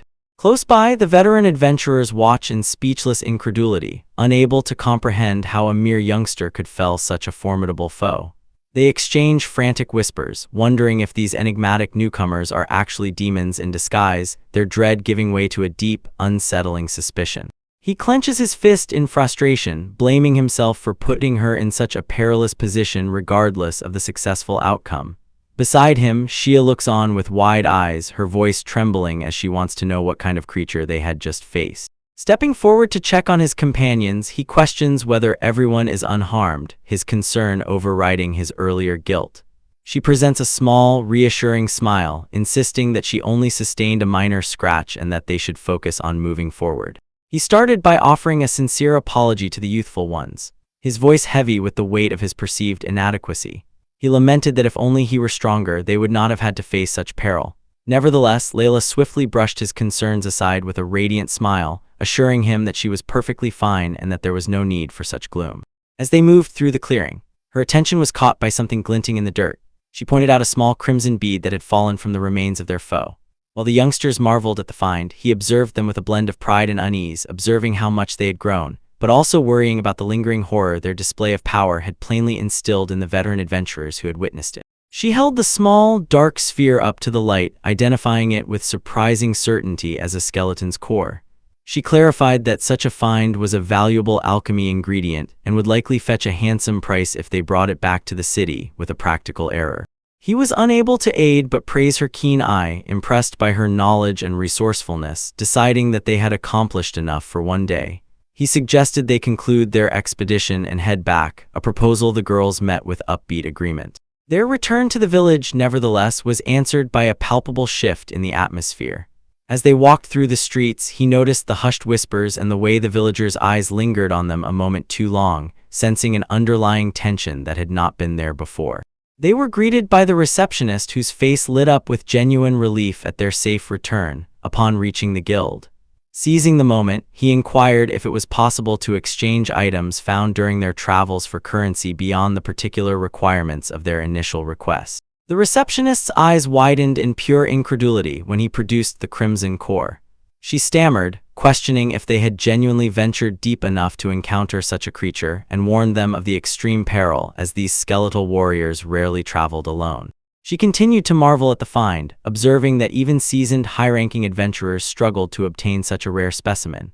He modestly brushed off the praise, attributing the discovery to simple good fortune, before casually showing the contents of his item box, which overflowed with a staggering amount of gathered materials that left the receptionist utterly speechless. He is standing before the counter, eyes wide as the receptionist presents the final tally for the quest rewards and item exchange. The pure volume of the payout is staggering, prompting her to remark that he must genuinely be favored by the goddess. Beside him, the youthful elf-eared girl beams with delight as the receptionist breaks down the math. The quest reward is 1,800 luck, and with the 200 skeleton cores, the total reaches a staggering 101,800 luck. The receptionist continues, expressing her sincere gratitude and promising to let the local alchemist, who is always in frantic need of these cores, know of their contribution. Arita offers a humble smile, glad that their efforts will serve a greater purpose in the town. The look on his face hardens when he catches the hushed, venomous whispers of other adventurers close by as they turn to leave. They eye the group with suspicion, questioning which of the youngsters is the demon, and suggesting that he might be controlling them through some dark means. A youthful girl, sensing the shift in the air, looks down with a heavy heart. The cruel words of the strangers, questioning why such creatures are allowed in the city, and accusing the man of manipulation, wave plainly on her small shoulders. He glances back at the crowd, his gaze sharp with silent condemnation. To him, there is nothing more pathetic than grown adults hiding in the shadows to disparage youngsters who have done nothing but hell. Sensing her distress, he lowers his eyes to the girl. Nevertheless, she meets his gaze with a resilient, if a little pained, smile. She informs him that he does not need to say anything, assuring him that she is all right regardless of the cold reception from the townspeople. With a final polite nod, he thanks the receptionist for her aid and leaves the youngsters toward the exit. They leave the guild behind, the weight of the successful haul tempered by the lingering stares of the suspicious crowd. He leads the youngsters through the lively city streets, the weight of the guild's animosity still fresh in his mind. The atmosphere reminds him of their first arrival at the village, a time of uncertainty and guarded glances. Layla looks up at him as they walk, her voice small as she suggests that if their presence causes such dread, possibly they should return to wearing collars. She reasons that as slaves, they would not be so formidable to the townspeople. He attempts to brush it off with a light-hearted laugh, assuming she must be joking, but the look on her face remains somber. He wonders to himself if the ability to even speak of such a dark past is a sign of how much stronger they have become. Abruptly, Alan stops in her tracks, her voice cracking as she cries out a firm refusal. She proclaims that being a slave is unacceptable, her abrupt outburst catching the whole group off guard. Tears well up in her eyes as she continues, her voice trembling with raw emotion. She reminds them all that they at last gained their freedom, and a mere thought of returning to those chains is more than she can bear. Stepping closer to Layla, she vows with ferocious determination to become even stronger. She promises that she will be the one to defend her, ensuring that neither of them ever has to face such a fate again.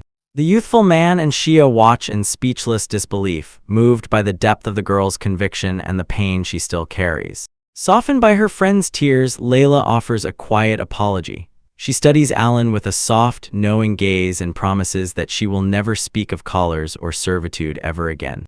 They walk together through the city, the weight of their recent conversations still hanging in the air. Erdo observes them closely, observing how Alan seems particularly protective and concerned for Layla's well-being. He carries on with his silent contemplation, recognizing that the dread and hatred toward demons in this society are far more deep-seated than he initially imagined.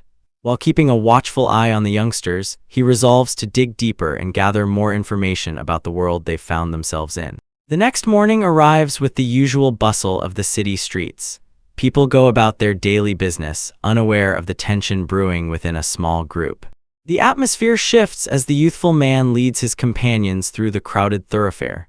The townspeople's whispers follow them like a cold wind, their eyes brimming with a blend of dread and disdain as they watch the demon-bearing adventurer pass by. Their progress is abruptly halted when a tall, formidable woman steps into their route. With a polite but firm tone, she requests a moment of their time, her presence commanding immediate attention. She addresses him by name, confirming his identity as the one who brought in the creature cores the previous day. Arita swiftly connects the dots, recognizing this must be the alchemist the guild receptionist had mentioned, as she questions whether they could speak privately for an instant.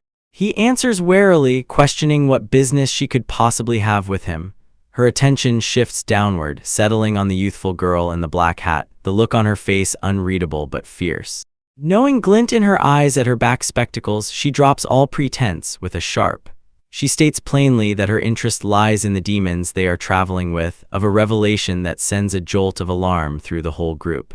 She leans in, her voice dropping to a conspiratorial tone as she makes clear that the open street is no place for such a delicate conversation. Regardless of the public setting, she suggests that she might hold the solution to the heavy burden Arita plainly carries. He, nevertheless, remains guarded, his eyes narrowing as he questions the genuine meaning at her back cryptic offer. Sensing the weight of the decision, he turns to his companion for guidance. The youthful traveler meets his gaze with a solemn, resolute nod, wordlessly signaling her trust in his route. He at last relents, agreeing to at least hear what the enigmatic woman has to say, with a heavy sigh of resignation.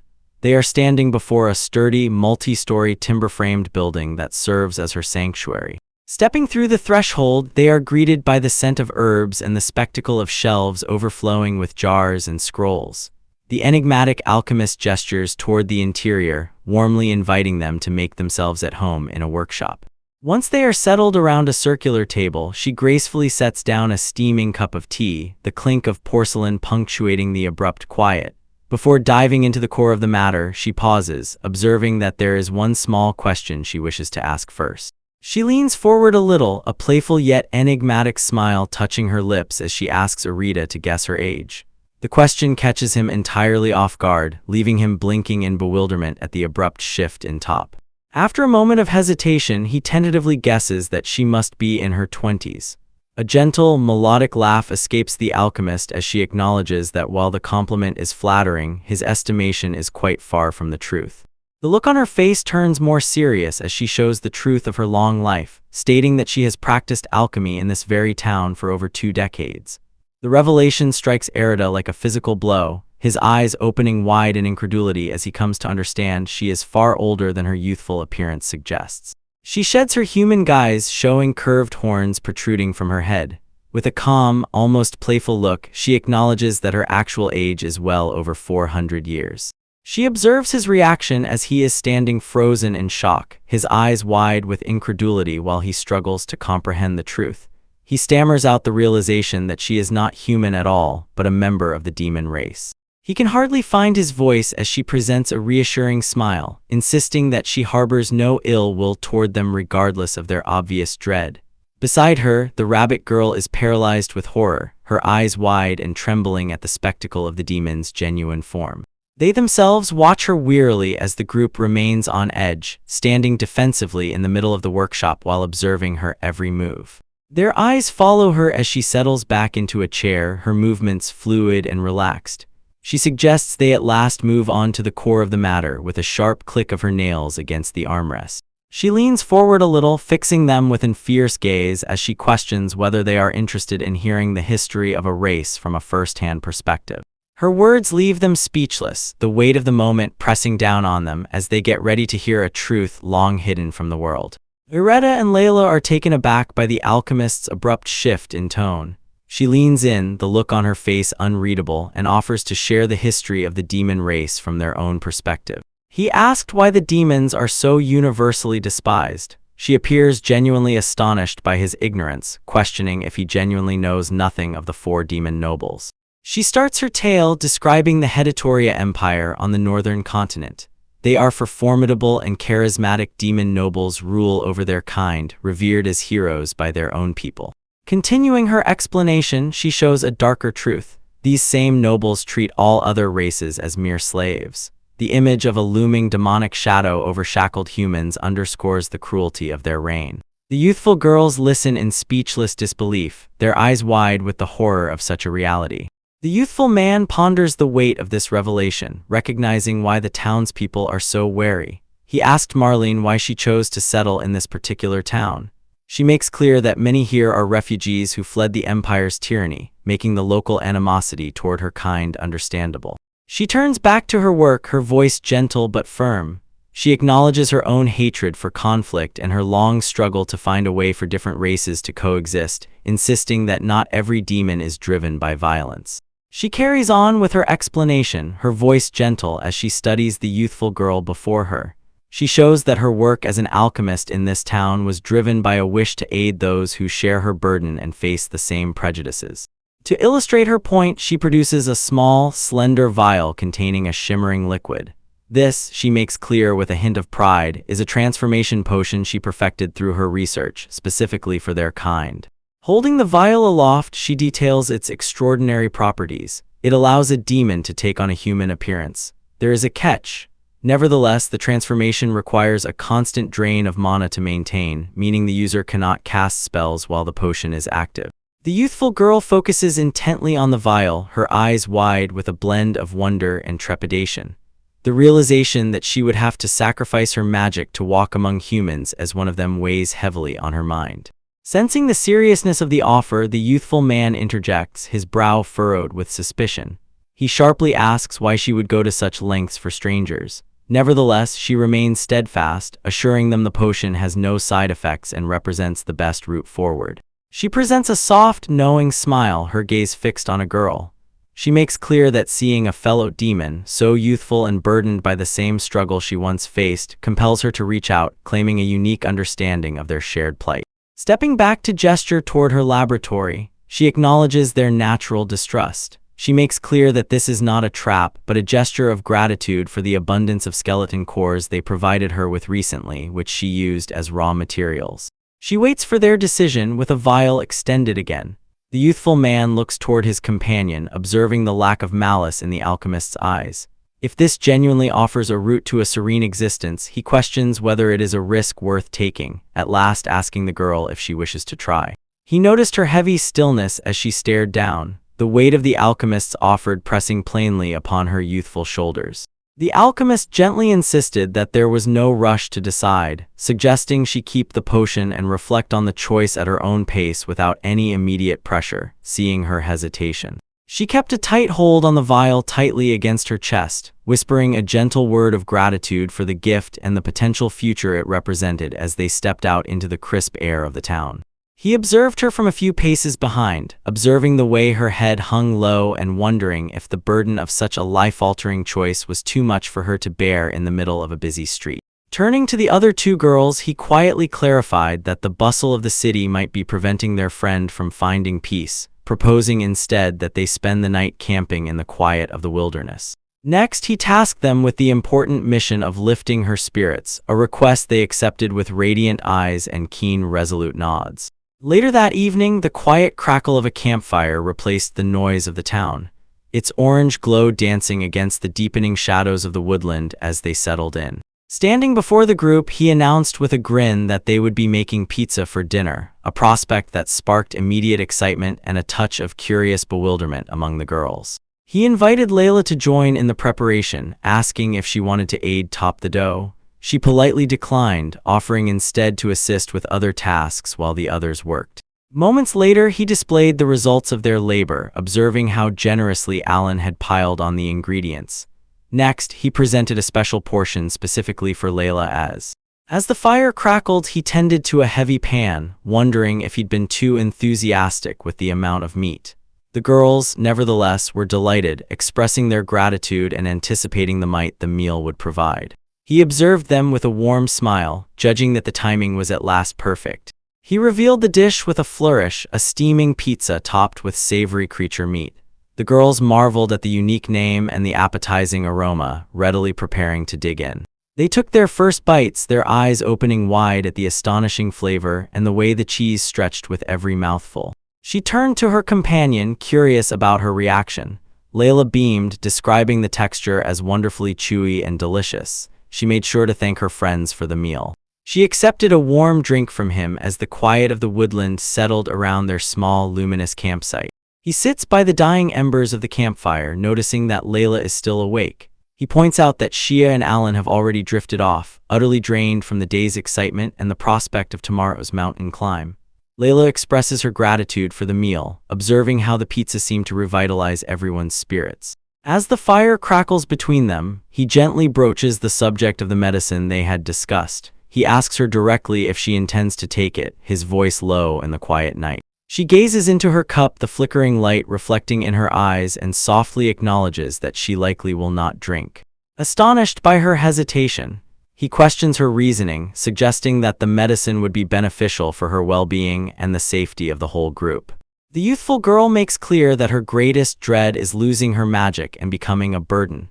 She wants to be able to stand on her own and defend those she cares about, rather than merely being a passive recipient of their protection. A soft smile touches her lips as she recalls his words about them being a family. She reaffirms her wish to be a guardian for her companions, driven by the bond they share.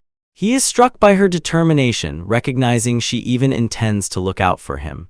With a light-hearted chuckle, he remarks on the difficulty of having to carry her like a princess during every skirmish, prompting an indignant and embarrassed outburst from her. The next morning, as the sun starts to crest over the distant peaks, the group sets out again. He leads the way through the lush woodland, warning the energetic youngsters to mind their footing as they begin their descent. He leads the way, breathing in the crisp mountain air and observing how refreshing it feels to be out of the city. While he acknowledges the presence of creatures, he observes they are mostly small, suggesting they might even hunt some for provisions as they travel. He observes with a faint smile as one of the youthful girls dashes ahead, shouting with delight about being the first to reach the exit of the woodland tunnel. He marvels at their boundless energy regardless of the trek, finding their enthusiasm contagious. They at last emerge from the dense trees to a spectacular vista of snow-capped peaks and a lush valley below, where enigmatic circular clearing sits nestled in the forest. The sight is so stunning it leaves the whole group momentarily speechless. The girls cannot contain their excitement, their cheers echoing across the mountainside as they celebrate the view. He agrees that the climb was well worth the exertion, feeling a sense of accomplishment as they take in an immense landscape. Abruptly, a thunderous boom shatters the peace, sending a shockwave across the air that makes everyone freeze in their tracks. His eyes find a thick plume of smoke rising into the sky, his face contorting in alarm as he sharply asks the origin of the disturbance, looking down toward the base of the cliff. He at once shifts into a defensive posture, instructing Shia to prepare her barrier magic in case of an attack. Next, he turns to Layla, advising her to stay back and conserve her energy, reminding her that their destination is still a ways off. He and the others spot a small, unmoving shape lying on the ground, prompting him to wonder aloud what could have caused such a scene, peering over the edge into the clearing where the smoke originated. A grotesque, multi-eyed lizard creature crawls across the ground, radiating a dark and ominous energy. It bears a striking resemblance to the chimera encountered previously, its presence alone signaling a grave danger to anything in its route. He at once senses the peril, recognizing the sinister aura as identical to the creature that attacked NP Village. Turning to his companions, he urgently commands them to head toward the safety of the city without delay, fearing the creature's unpredictable nature. She nevertheless cannot bear to leave the fallen creature behind. With her eyes welling with tears, she pleads with him to rescue the sizable, white dog. She insists that helping the creature is the right thing to do, her compassion for the animal overriding her own dread of the creature. He glances behind him at the unmoving white creature, contemplating her plea and wondering if there is more to this animal that meets the eye. He notes that even the youngsters seem to feel a deep connection to it, making him reconsider his initial instinct to flee. The youthful man ultimately relents, agreeing to aid, but only on the condition that the girls stay at a safe distance. He instructs them that if the circumstances turns dire, they must at once run to the city and alert the authorities rather than trying to intervene themselves. The white creature remains motionless on the ground, its sizable, expressive eyes trained upon the approaching danger as if it has already accepted its fate, yet a flicker of awareness remains in its gaze. He readies himself for battle, wrapping heavy chains around his fist and declaring that while he may not have grand magic, he can undoubtedly throw a punch.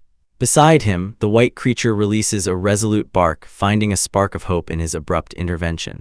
He surges forward, delivering a formidable blow to the multi-eyed creature. Nevertheless, he is staggered to find that the creature seems to absorb the impact of his strike. As he struggles to halt its advance, he comes to understand the creature is single-mindedly rampaging toward an unknown destination, ignoring everything else. He comes to understand with a jolt of horror that the multi-eyed creature is not just rampaging aimlessly. It is specifically targeting the youngsters and the small creature they found. Frantic to keep them safe, he bellows for Alan to defend the white creature, and the youthful girl answers with a firm, resolute shout of agreement. She swiftly moves toward the whimpering animal, coaxing it to come to her while the other girls look on with a blend of worry and affection for the fluffy creature. Lizard-like entity starts its charge. The rabbit girl frantically reinforces her magical barrier, fearing it will not hold against such momentum, though he attempts to reassure her that they will be fine as the enormous. He throws himself onto the creature's back, straining every muscle to halt its progress, only to find that while its attacks are weak, its hide is almost impenetrable and its defensive power is overwhelming. Within the shimmering safety of a shield, the rabbit girl entrusts the care of the white creature to Layla, knowing that the circumstances outside is at great speed deteriorating. Seeing the creature closing in regardless of his efforts, Alan steps out before her friends, arms outstretched in a defiant stand that leaves him and the others screaming for her to run away. The ground erupts in a cloud of dust and debris as the creature crashes forward, the pure force of the impact shaking the very foundation of the cavern. As he calls out to the youthful girl, he observes in horror, his voice cracking. Alan, nevertheless, has already made her choice, planting her feet firmly into the dirt as the enormous creature looms over her. She throws her small frame against the creature's snout, her hands pressing into its cold, rough skin with a frantic grunt. The ground beneath her boots cracks under the impossible pressure as she struggles to halt the creature's momentum. Her teeth are bared in a grimace of pure exertion, every muscle in her body screaming against the weight. In her mind, a single thought burns. This time, she will be the one to defend them all. Seeing the impossible feat, the rabbit-eared traveler gasps, recognizing the unmistakable aura of physical enhancement magic. Erida observes with wide eyes, recognizing that the latent talents of a genuine hero are at last beginning to stir within the youngster as she heaves the creature backward. As the creature crashes into the distance, the other youngsters rush to her side, their voices brimming with wonder and incredulity at what they just witnessed. She lowers her eyes to her own hands, trembling a little, clarifying that she merely tried to stand her ground and somehow it worked. Regardless of the astonishing display of might, the creature stirs in the dust, its enormous form beginning to right itself. He cautions the group that the peril has not passed yet, as the creature prepares for another assault. Stepping in front of the girls, he acknowledges that her brave stand has entirely shifted the momentum of the battle. The youngsters watch him, their dread giving way to a flicker of hope as he readies himself to finish what was started. He turns back with a warm, reassuring smile, gently scolding her for being so reckless while praising her astonishing courage. She stares up at him, her breath catching as the weight of his approval sinks in. He observes as the invisible shackles of fate seem to shatter, a divine confirmation reverberating throughout the very air. The hero's talent has at last been awakened. This is the power Alan has always yearned for, now manifesting with a force that rattles the world around. The youthful girls, Layla and Alan, stand ready. While Layla's might had been the key previously, the focus now shifts to Alan's burgeoning power. As he identifies the shift in a magical aura, he observes intently, his eyes narrowing. Is unmistakable, Alan's power is manifesting. Before them looms an enormous, dark creature, its presence suffocating. To his shock, the world around him seems to grind to a halt, leaving only him and a creature in a frozen moment of time. In this suspended reality, he perceives luminous lines of light tracing across the creature's form. He comes to understand he can see the route to victory, a series of critical points that must be struck.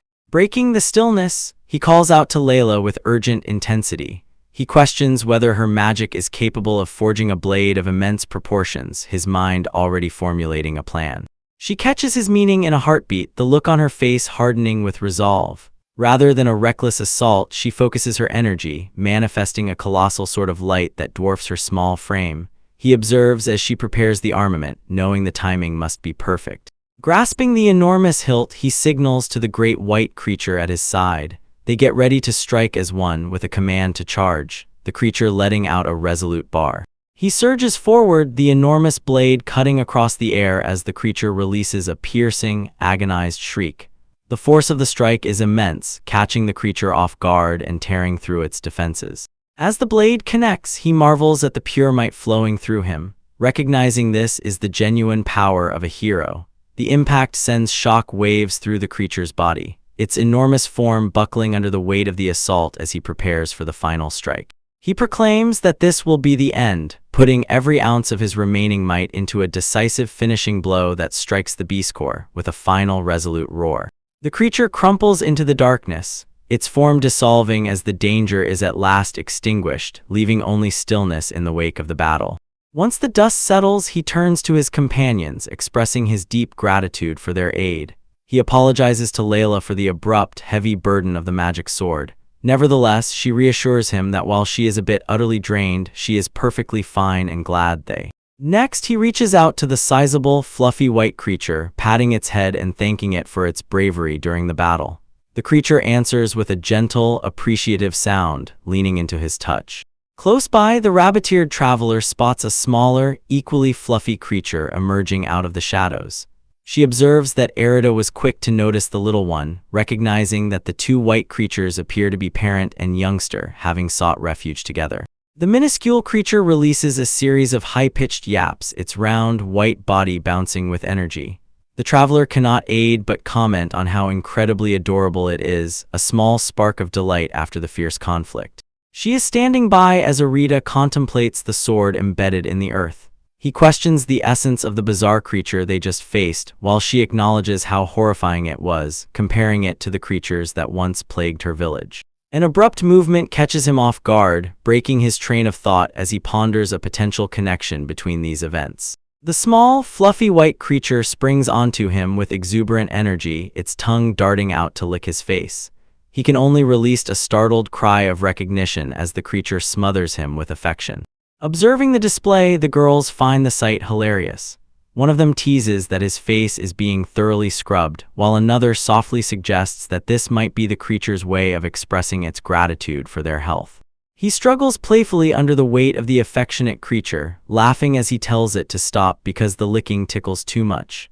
Close by, the three girls watch the interaction with wide, shimmering eyes, their fascination growing by the second. Their collective wish becomes clear as they speak in unison, the looks on their faces brimming with hope.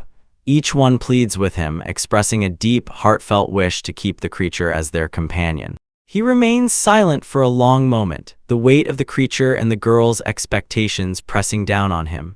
A sense of inevitable resignation starts to wash over him as he comes to understand he might not win this argument. He attempts to reason with them, pointing out the immense responsibility of caring for a living being, especially given the hardships of their journey and the constant changes in their environment. Nevertheless, his logic is met with frantic pleas and promises of total devotion to the creature's care. He is standing firm as the three girls surround him, their voices a wave of persistent pleas. They argue that the creature is remarkably strong, having proven its worth in the recent struggle against the lizard. They insist that its wide, soulful eyes are a silent prayer for a home. He remains skeptical, nevertheless, pointing out the simple impossibility of genuinely understanding the desires of a creature. He releases a weary sigh, admitting that his hesitation has nothing to do with such simple, petty feelings when one of them asks if his refusal stems from a personal dislike of dogs. The look on his face hardens as he makes clear the seriousness of their request, reminding them that taking responsibility for another life requires a level of resolve and preparation they might not yet fully grasp. It is a monumental decision, he cautions, that cannot be made on a whim or by only one side of the arrangement. The weight of his words causes the girls to slump in visible disappointment, their previous excitement vanishing in a heartbeat. He senses a sharp, uncomfortable pang of guilt at their dejection. Even so, he remains firm, knowing that a hasty agreement would be irresponsible. Softly, one of the girls notes the striking parallel between the creature's abandoned state and their own history. Regardless of his severe lecture, they look up at him with a newfound understanding. One of them whispering that his deep concern only proves how genuinely kind he is. The observation catches him entirely off guard, leaving him momentarily speechless as he processes their perspectives. Sensing a shift in the atmosphere, the trio turns back to him with wide, shimmering eyes, their hope renewed as they ask again if his answer is genuinely a final, absolute refusal. They lean closer, the looks on their faces earnest and full of longing as they make a heartfelt proposal. They want him and the creature to join them in becoming a genuine family. The sizable white creature erupts in joyful barks, leaping into the air with infectious, playful energy as if sensing the change in heart. It sat patiently as the girls clung to its thick fur, their faces beaming with pure delight. Erida observed them, a resigned but soft smile tugging at his lips as he agreed to take on the responsibility of their care, from providing meals to taking them on daily walks. The creature's enormous, gentle body provided a perfect cushion for the youngsters, who buried themselves in the white fluff with delighted giggles. It was a scene of absolute innocence, the creature's presence radiating a sense of calm and warmth that seemed to envelop the whole group. Observing this display of pure affection, Arita reflected on how such a sight would have been impossible in his former life, feeling his own heart being cleansed by their sincerity. He recognized that since they were now part of the group, they were unable to merely be referred to as creatures anymore, and decided it was time to give them proper names. He studied the sizable, fluffy creature and its smaller companion, struggling to find the right words for such unique beings. Admitting his own lack of creativity when it came to naming, he turned the task over to the girls, curious to see what they would choose for their new friends. They did not hesitate for a second, their voices overlapping in excitement as they christened the sizable creature Kuchin and the smaller one Arachin. The white creature released a happy bark by way of reply, its tail wagging as it seemingly accepted its new identity with enthusiasm. A warm feeling washed over him as he recognized they had genuinely taken his words about becoming a family to heart. He suggested they finish their meal and begin the journey back to the city, with the naming ceremony complete and their bond strengthened. The journey through the mountains felt like a distant memory giving way to a sense of accomplishment as the group approached the towering stone gates of Sujira town. He glanced behind him at the diverse group following him, asking if they had enjoyed their little excursion into the wilderness. The girls chattered animatedly about making pizza again and how much their new companions had eaten, their energy seemingly boundless. Arida listened with a blend of amusement and concern, calculating that he would definitely need to increase their food supplies now that Kuchan and Maruchan were formally part of the family. Arida and his companions reach the town gates where they are met by the severe gaze of the guards. One of the sentries, noticing their direction of travel, asks if they have just come from the mountains and if they encountered any trouble. Arida calmly confirms their route, though he keeps his tone measured. The guard's look softens a little as he makes clear that an alert had been issued regarding a ferocious confrontation between formidable creatures in the western peaks. He expresses relief that the group managed to return unscathed, unaware of the genuine nature of the creatures involved. He continues by observing that they did not see anything out of the ordinary during their passage. The guard nods, accepting the explanation, but warning them to remain vigilant should they venture outside the walls again, a sentiment Arida politely acknowledges. As they move past the gate, he casts a sidelong glance at the sizable, fluffy white creature trotting beside them. While others might see an innocent creature, he is almost certain that the creature battle and an enormous explosion near the summit were the direct result of Kuchan's hidden power. Turning his focus again toward the group, he suggests that they must all work together to defend the minuscule Maruchan, given its small size. After the girls readily agree, he proposes a return to the dungeon now that they have regrouped in town, a suggestion met with immediate and joyful enthusiasm. One of the girls, her eyes burning with a newfound competitive fire, proclaims her intention to go all out so she will not lose to the skeletons this time. He can only hope, with a touch of private concern, that her enthusiasm does not result in the literal destruction of the dungeon walls. Their journey leads them back toward the familiar rocky crags of the dungeon entrance. As they navigate the narrow route, he abruptly becomes motionless, his eyes catching sight of something unexpected lurking in the shadows of the cave mouth. Indeed, emerging from the gloom, the group of rough adventurers they had encountered previously stands before them. The man with the eye patch and his companions looked just as displeased to see Arada's party as they were during their last tense meeting at the guild. They are standing as a wall of animosity, their voices reverberating throughout the rocky pass. The leader sneers, branding Arida a coward for relying on the might of creatures and calling him a piece of trash. By way of reply to the accusation, he remains calm, though a flicker of bewilderment crosses his mind. He knows the origin of his might comes from the youngsters. Nevertheless, he has never wielded it with malice. He wonders how these men could possibly know the essence of his abilities or why they are so fixated on them. The mohawk-clad warrior is not interested in logic, his face contorting with rage as he bellows that once these creatures mature, they will become mass murderers. He spits out a comparison, equating Arita to the treacherous emperor of the demon kingdom, a traitor to his own kind who aids the foe. He attempts to interject, arguing that it is unfair to condemn the youngsters for crimes they have not committed and that they would never do such things, but his words are in a heartbeat drowned out.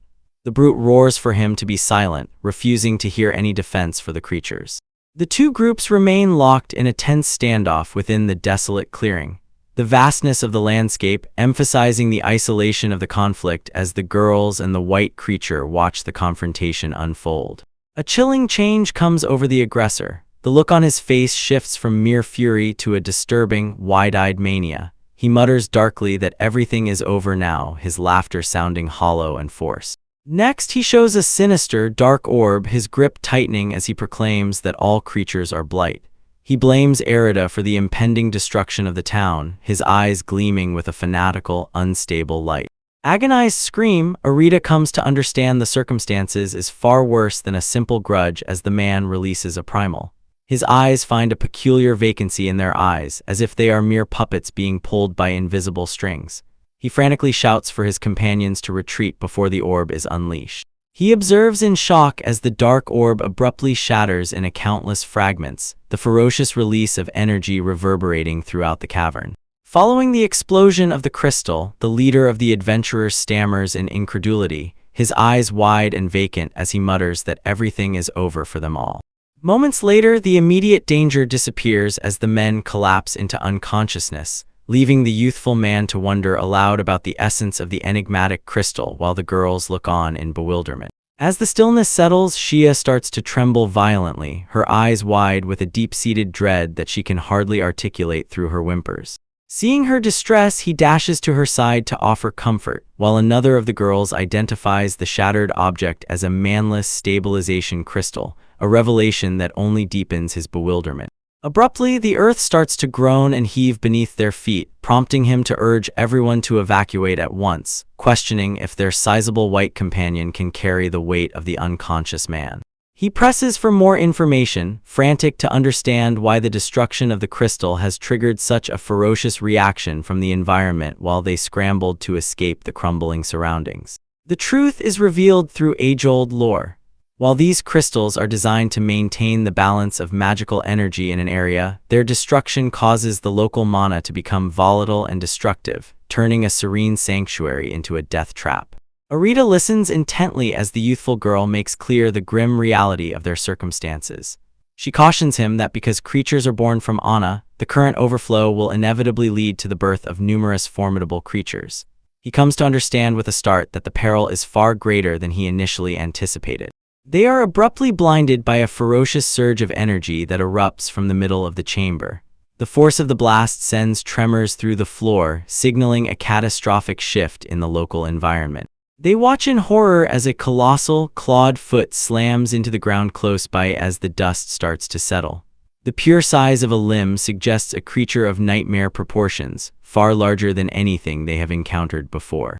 They are soon surrounded as a horde of monstrous beings. A towering cyclops, a muscular minotaur, and other grotesque entities emerges from the swirling mana.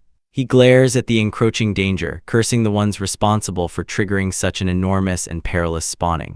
The girls, Layla and Shia, race through the village streets atop the enormous, fluffy kuchan. They weave past startled guards, their passage marked by a flurry of white fur and urgent shouts of apology as they barrel toward their destination. As they ride, their faces are etched with panic. They scream a dire warning to everyone within earshot. Creatures are overflowing from the dungeon in a catastrophic surge. They plead with the villagers and adventurers to mobilize at once, their voices cracking with the weight of the impending danger. Hearing the commotion, the village guards exchange bewildered looks.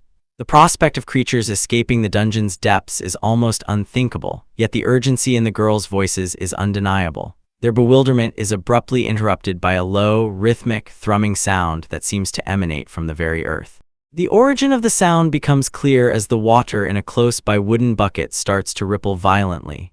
A heavy, ominous vibration shakes the ground, a physical manifestation of the approaching horror that confirms the youngsters' frantic warnings. The tremors reached the core of the town, rattling the foundations of the Grand Adventurers Guild. The building stands as a silent witness to the rising chaos. Its formidable facade a stark contrast to the panic beginning to take root in the streets below.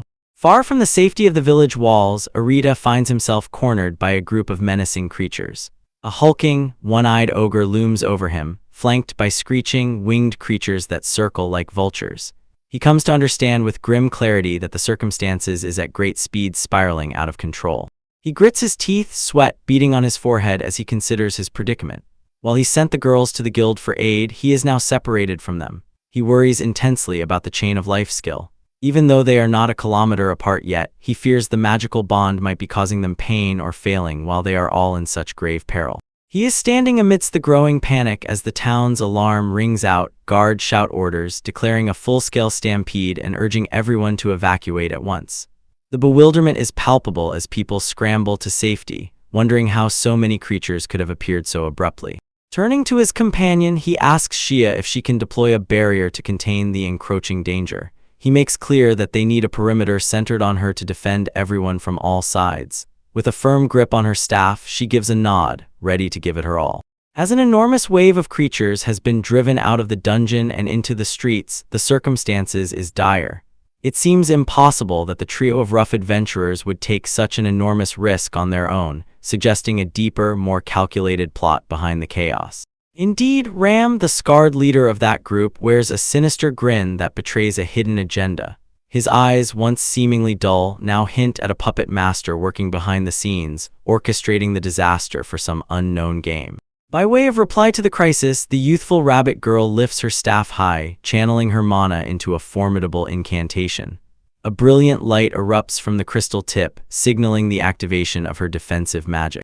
A shimmering hexagonal dome abruptly expands outward, slamming into the front lines of the creature horde. The barrier holds firm, creating a safe haven as the creatures snarl and claw fruitlessly against the magical energies.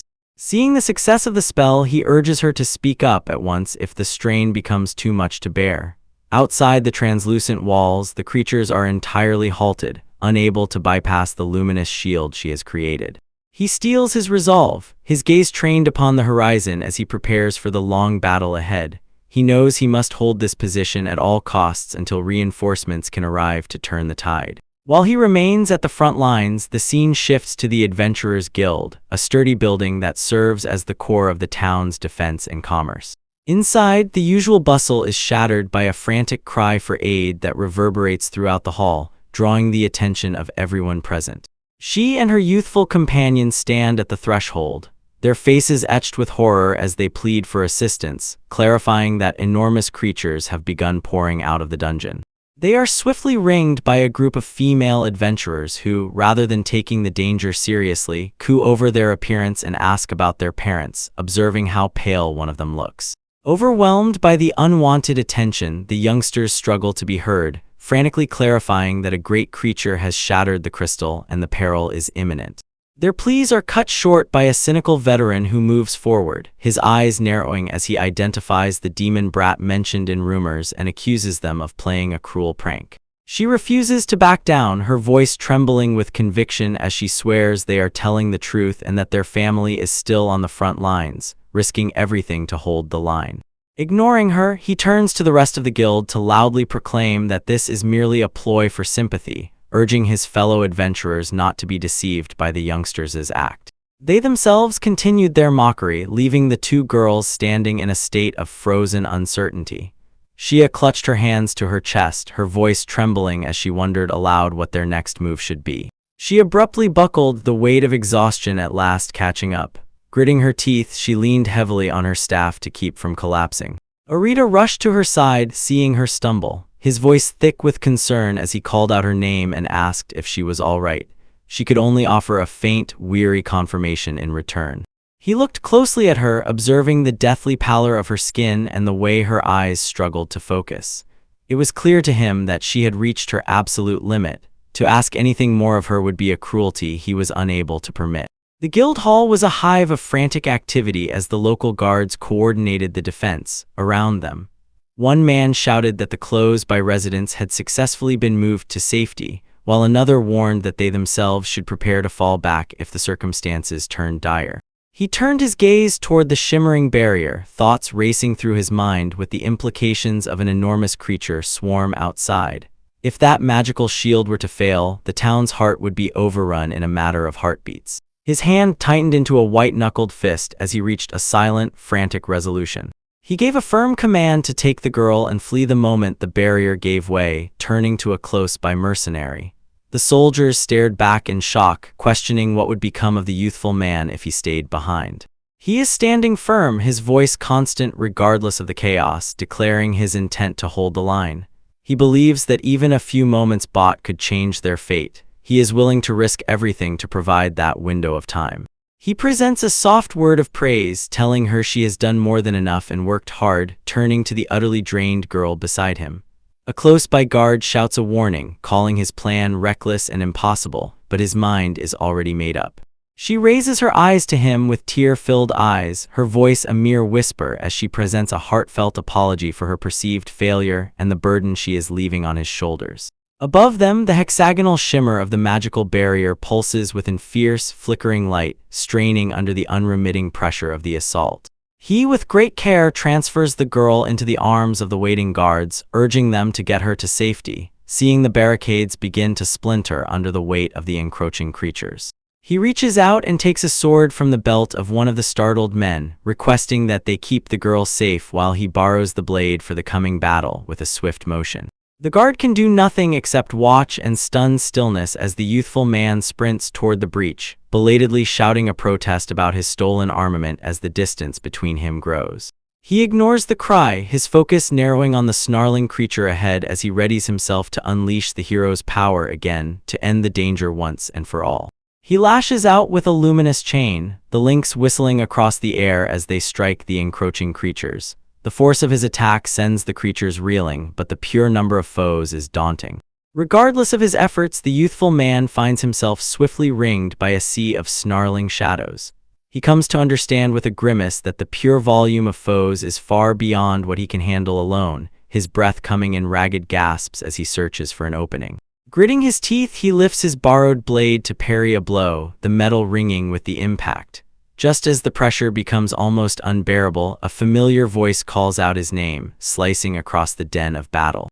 By way of reply to the call, two figures emerge from the chaos, the rabbit-eared girl and a youthful knight with short blonde hair. They apologize for their delay, their faces set with determination as they move to the front to bolster the flagging defense. A surge of relief washes over him, seeing his companions arrive. He presents a genuine smile. He thanks them, his spirit renewed by the abrupt shift in the tide of the skirmish. Nevertheless, their brief moment of respite is shattered by a deafening roar that reverberates throughout the stone corridors. The trio becomes motionless, their eyes opening wide as they turn toward the origin of the thunderous sound, wondering what new horror has been unleashed. Close by, the main force of the town's defenders is locked in a frantic struggle against an enormous wave of invaders. Swords' confrontation against claws and spells illuminate the gloom as the seasoned warriors battle to hold the line. Amidst the carnage, two veteran adventurers coordinate their next move, observing the worsening circumstances. They choose to split their parties to cover more ground, their voices firm as they get ready to face the escalating danger head-on. It stood firm against the initial wave, but now the focus shifts to the youthful rabbit girl as she recounts the recent tension. She makes clear that while suspicion had initially fallen on Arida and his companions because of her presence, the guild's own representative had intervened on their behest. Standing tall before the others, she carries on with her defense, asserting that these youngsters are capable adventurers who execute even the smallest tasks with perfection. She proclaims with absolute certainty that they are not the type to weevilize. Hearing this, he senses a surge of relief and gratitude wash over him. He makes a silent vow to ensure the receptionist is properly thanked for her support once the chaos of this day has passed. He starts issuing orders to the group, instructing Alan to maintain a safe distance while intercepting dangers and directing Layla and the great white creature to provide long-range support, with the immediate defense settled.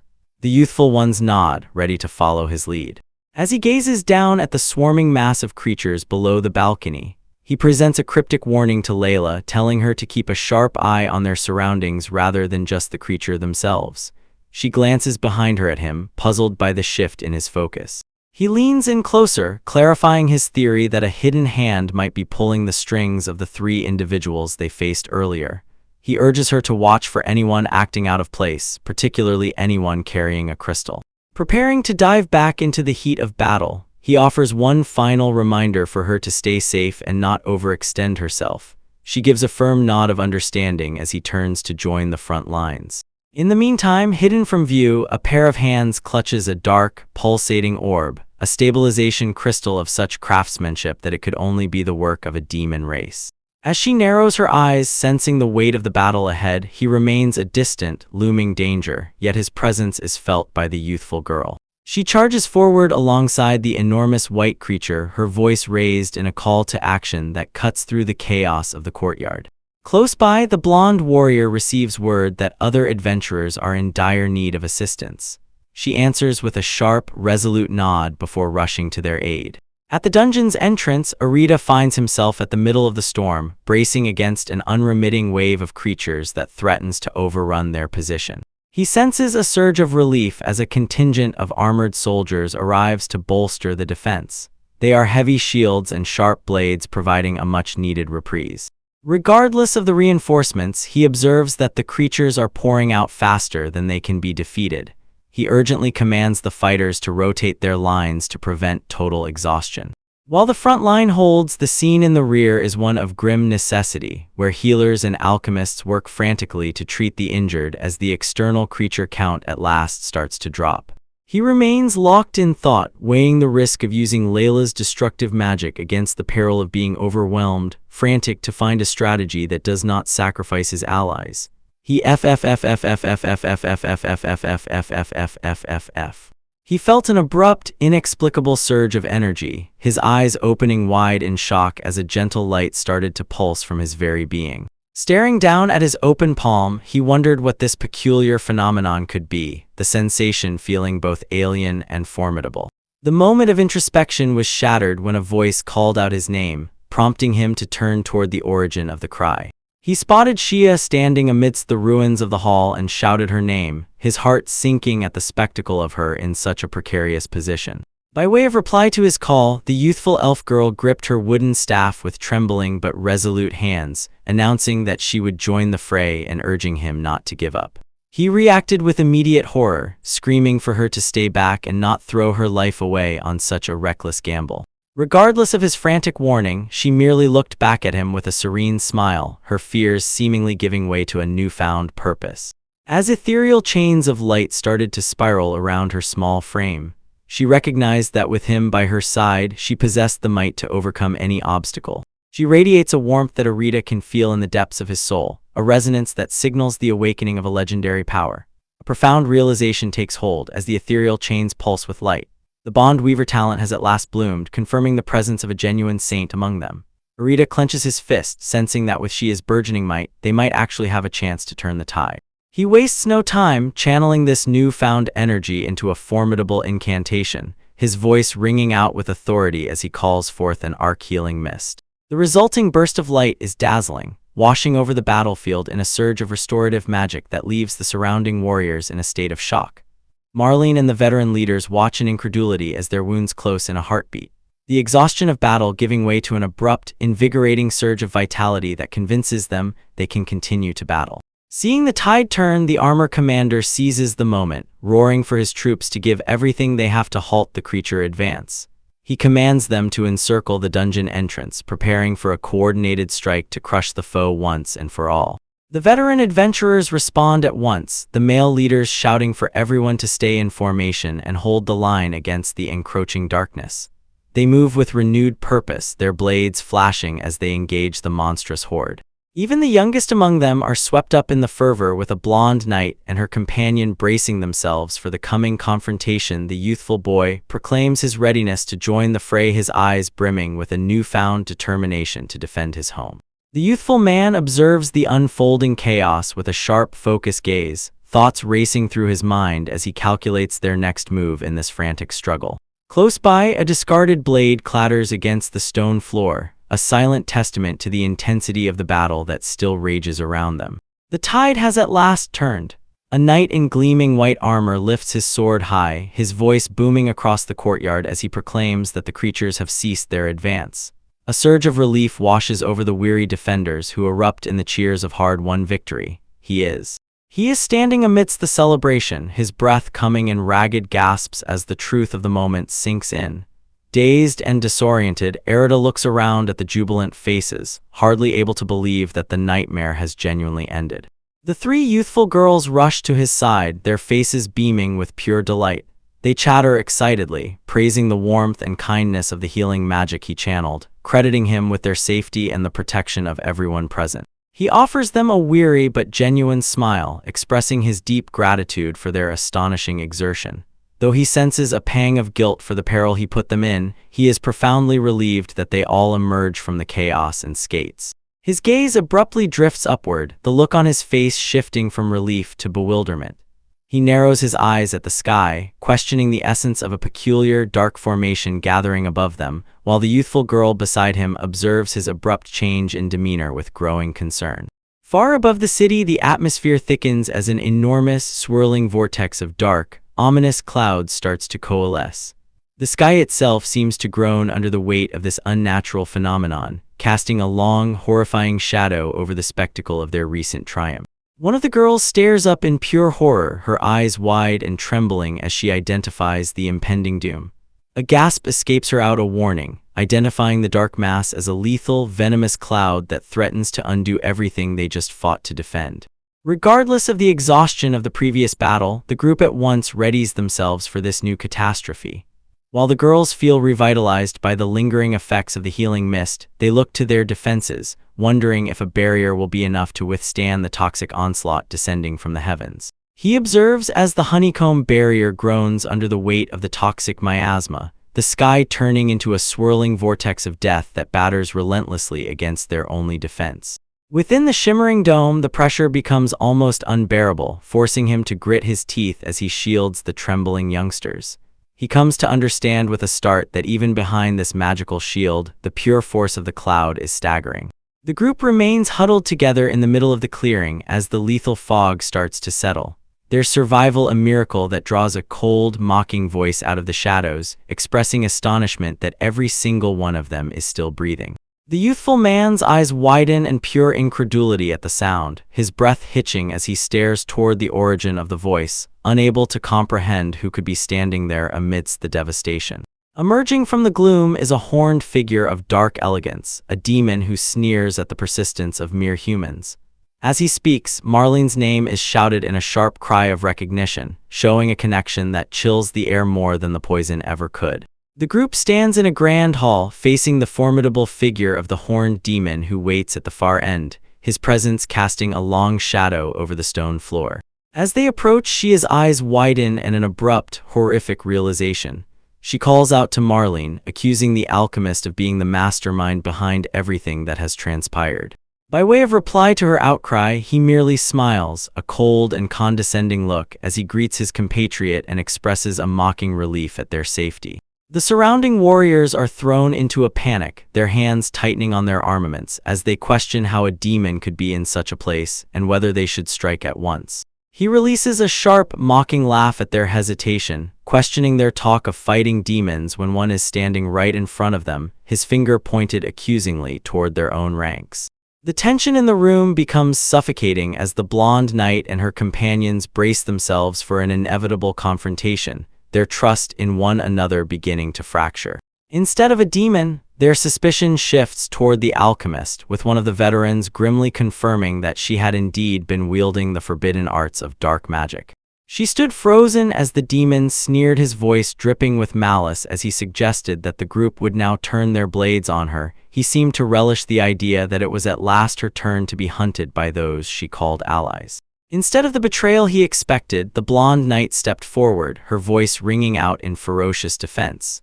She declared that they knew Marlene had used dark magic only to defend them, and revealed that they had known of her demonic nature for a long time.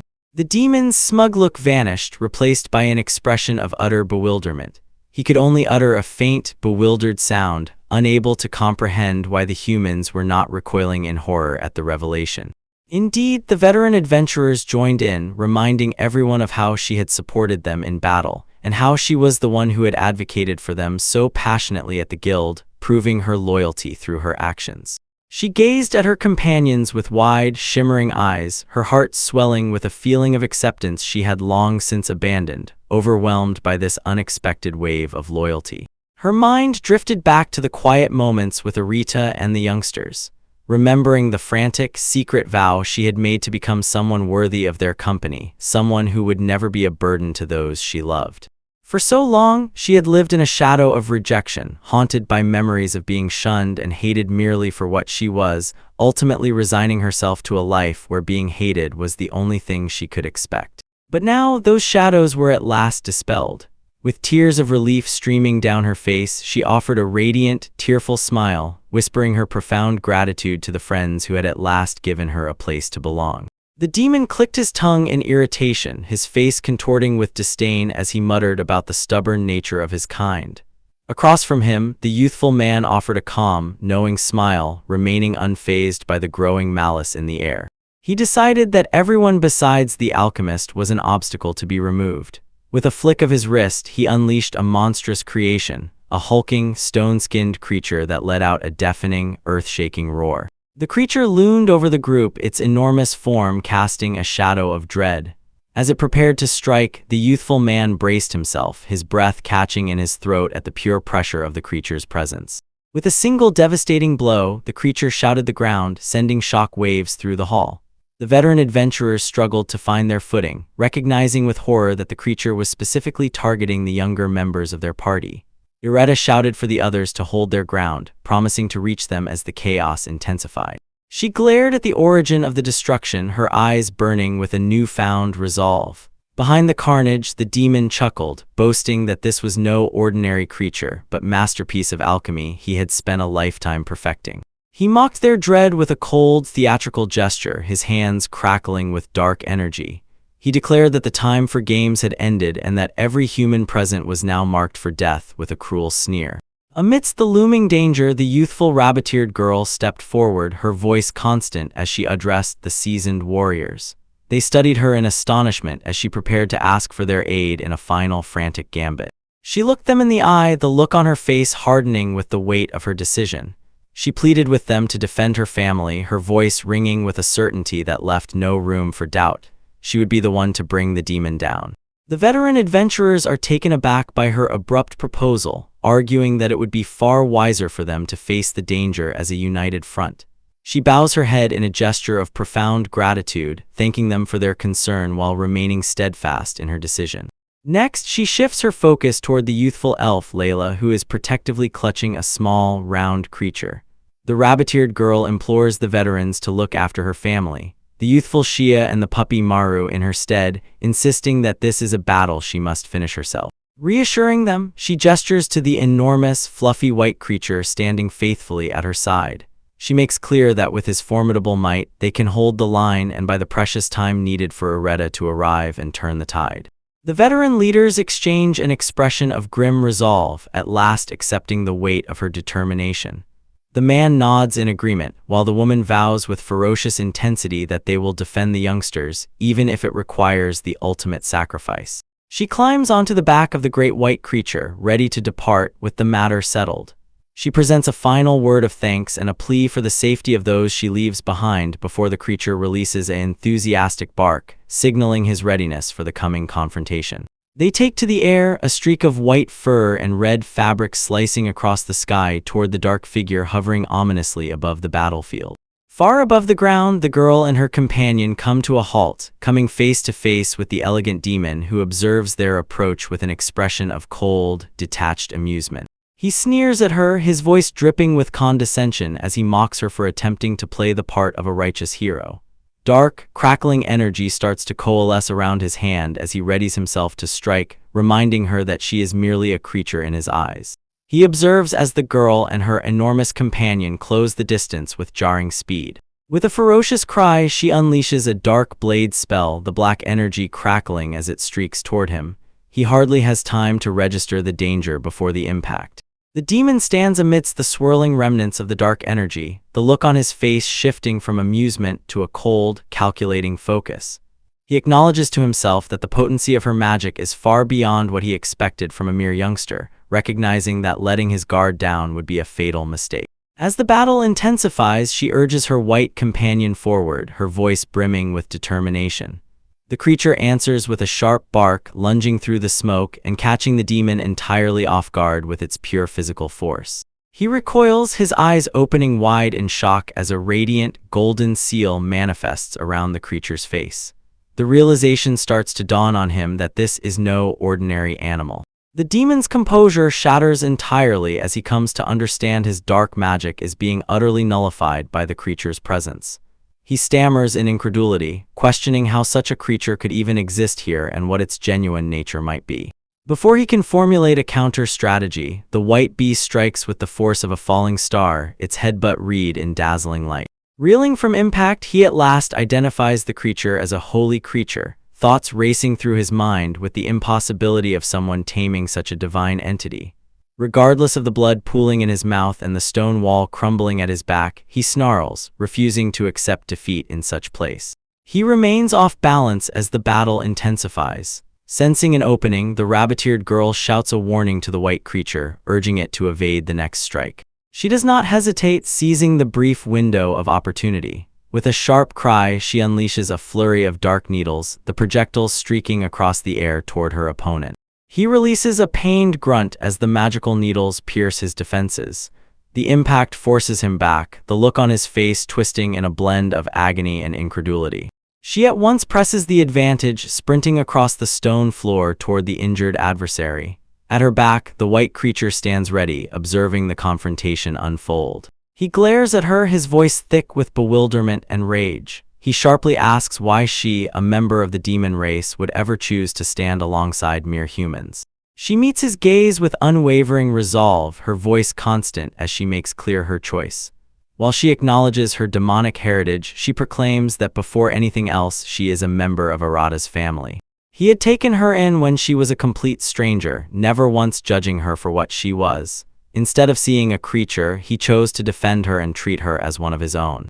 She vows to defend the people of this world, resolute to ensure that Erta and the others never have to experience the pain of loss. The demon remains silent, his eyes trained upon the girl who has chosen a route so different from his own. She is standing her ground alongside the enormous white creature, but the elegant demon only scoffs at her resolve. He mocks her dreams, claiming that no amount of devotion to humanity will ever change the fundamental nature of their relationship. He leans in, his eyes narrowing with a bitter intensity as he cautions her that human kindness is a fleeting mask.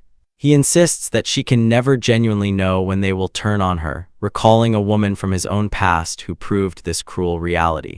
She had been a constant presence in his life, a woman who looked after him day after day with a soft smile that seemed genuine. She would bring him meals even when he pushed her away, stubbornly bridging the gap he attempted to maintain between their races. Nevertheless, the fragile peace shattered the moment she at last witnessed his genuine demonic form. He bellows his frustration, his face contorted by the memory of her abandonment. Regardless of her being a mage who he thought might understand as supernatural, she ultimately fled from him, reinforcing his belief that humans will always dread and persecute their conscience. She clenches her fist tightly, her knuckles whitening as she acknowledges the weight of his words. She quietly acknowledges that she, too, has known nothing but persecution from both humans and demons since the day she was born. Her eyes blaze with an abrupt, ferocious determination as she counters his cynicism. She proclaims that Arita is the sole exception, a man who offers love and protection without any hidden agenda, and it is for that reason that she chooses to place her absolute trust in him. She remains steadfast as the demon falls silent, his head bowed in a blend of disappointment and possibly a flicker of doubt. Close by, the others watch the confrontation from distance, the looks on their faces brimming with worry for their friend as the weight of her conviction hangs heavy in the air. The horned demon sits amidst the rubble, his head bowed in a moment of heavy realization. He concludes that regardless of their words, a fundamental divide remains between them and mutual understanding is an impossibility. Thick dark tendrils erupt from the ground, snaking around her small frame with ferocious speeds before she can respond. Seeing the abrupt assault, her companion screams a frantic warning, pleading for her to flee while there is still a chance. Close by, a guard draws his armament, his face pale with shock at the abrupt escalation. The girl struggles against the unnatural bonds, her eyes wide with horror as the shadows tighten their grip. An abrupt, ferocious shockwave tears through the area, sending the guard and a youthful girl reeling backward. He looks on with cold, narrowing eyes, his momentary melancholy giving way to a sharp, biting irritation. He scoffs at the interference, dismissing the efforts of those he deems insignificant small fry who dare to disrupt his focus. Regardless of her own predicament, she cries out for him to stop, begging him not to harm the innocent people caught in the crossfire. Her voice trembles with a blend of dread for herself and a frantic need to defend others. He looms over the fallen, the look on his face twisting into one of pure revulsion. He finds it utterly sickening that even when facing their own end, they still prioritize the well-being of the human race. He looms over his captive, his face a mask of shadowed malice, with a voice dripping with resentment. He proclaims his inability to comprehend why she is granted forgiveness while he is denied it. Deeming her an eyesore, he commands her to perish right then and there. His clawed hand clamps violently over the girl's face, forcing her head back with savage might. Shia can do nothing but squeeze her eyes shut as tears of horror and pain stream down her cheeks, a silent cry caught in her throat. The youthful man abruptly intercedes, his hand bolting forward to seize the demon's wrist in a vice-like grip. The abrupt interference catches the horned entity entirely off guard, the look on his face of murderous intent flickering into one of pure shock. She looks up through a flurry of tears, her eyes opening wide as she identifies the face of her protector. A gasp escapes her out Arata's name with a blend of incredulity and overwhelming relief. His fingers curl into a tight, formidable fist, the leather of his glove creaking under the strain of his resolve. Every ounce of his focus is channeled into the impending strike. The warrior unleashes a devastating blow, his fist connecting squarely with the demon's face. The impact is thunderous, sending a spray of dark fluid into the air as the force of the punch rattles the creature's very skull. A ferocious explosion tears through the stone pillars of the grand hall, sending plumes of smoke and debris into the air, as the horned demon observes the destruction unfold out of the shadows. He emerges from the chaos, his face set in a grim mask of determination as he finds Layla, who gazes up at him with wide, tear-filled eyes, hardly able to whisper his name in incredulity. He dashes to her side, offering a sincere apology for his late arrival, while the youthful girl beside her looks on with a blend of profound sadness and abrupt relief. She starts to break down, her voice trembling as she acknowledges her guilt for putting her companions in peril and her bitter frustration at failing to stop the alchemist's advance. He reaches out to comfort the small youngster close by with a soft pat on the head before turning his focus again toward the rabbit-eared girl, assuring her that she fought bravely for everyone and has done more than enough. Resolute command, he informs them to leave the rest to him, his eyes burning with a ferocious protective instinct as he readies himself to confront the genuine danger head-on with a final. The dust starts to settle over the ruined courtyard where a lone figure stands amidst the shattered remains of the once stately architecture, the stillness heavy with anticipation. As he mocks the dramatic entrance and dismisses their frantic struggle as merely a pathetic game of playing house, he sneers at the display, his voice dripping with condescension. He hardly has time to react as Arata surges forward, a flurry of motion and raw intent. The air crackles with the force of the collision as the youthful man's strike meets its mark, catching the demon off guard. Snarling with rage, the demon demands that his opponent stop interfering. But Arata throws the words back at him, his own voice thick with defiance. Neither is willing to yield an inch in this confrontation of wills. They are faces inches apart as they struggle for dominance. The youthful warrior vows that the demon will pay dearly for the harm he inflicted upon Layla, with a ferocious glare, his resolve hardening into a cold, sharp edge that cuts through the chaos of the battlefield. Seizing a momentary opening, he drives forward, his foot planting firmly as he senses his strike connect. The demon is forced back, a grunt of pain escaping his lips as the momentum of the battle shifts in the human's favor. Recovering his composure, the demon stares in genuine incredulity at the pure physical power the human is exerting, marveling that such might could come from simple bodily enhancement. He acknowledges, with a twisted grin, that Arata is far stronger than any human has a right to be. Arata does not let up, turning his words toward Marlene, questioning her genuine motives. He challenges the idea that she created her medicines for anything other than a serene life alongside humanity, his voice ringing with a frantic need for the truth. He recalls a quieter moment, recalling the way Marlene had studied Layla with what seemed like genuine, heartfelt concern, a stark contrast to the cold betrayal he is witnessing now. The demon erupts in a mocking laughter, dismissing the very notion of human value. To him, humans are merely insects to be crushed. He shows that his ultimate ambition has always been to shatter their fragile peace and revel in the ensuing slaughter.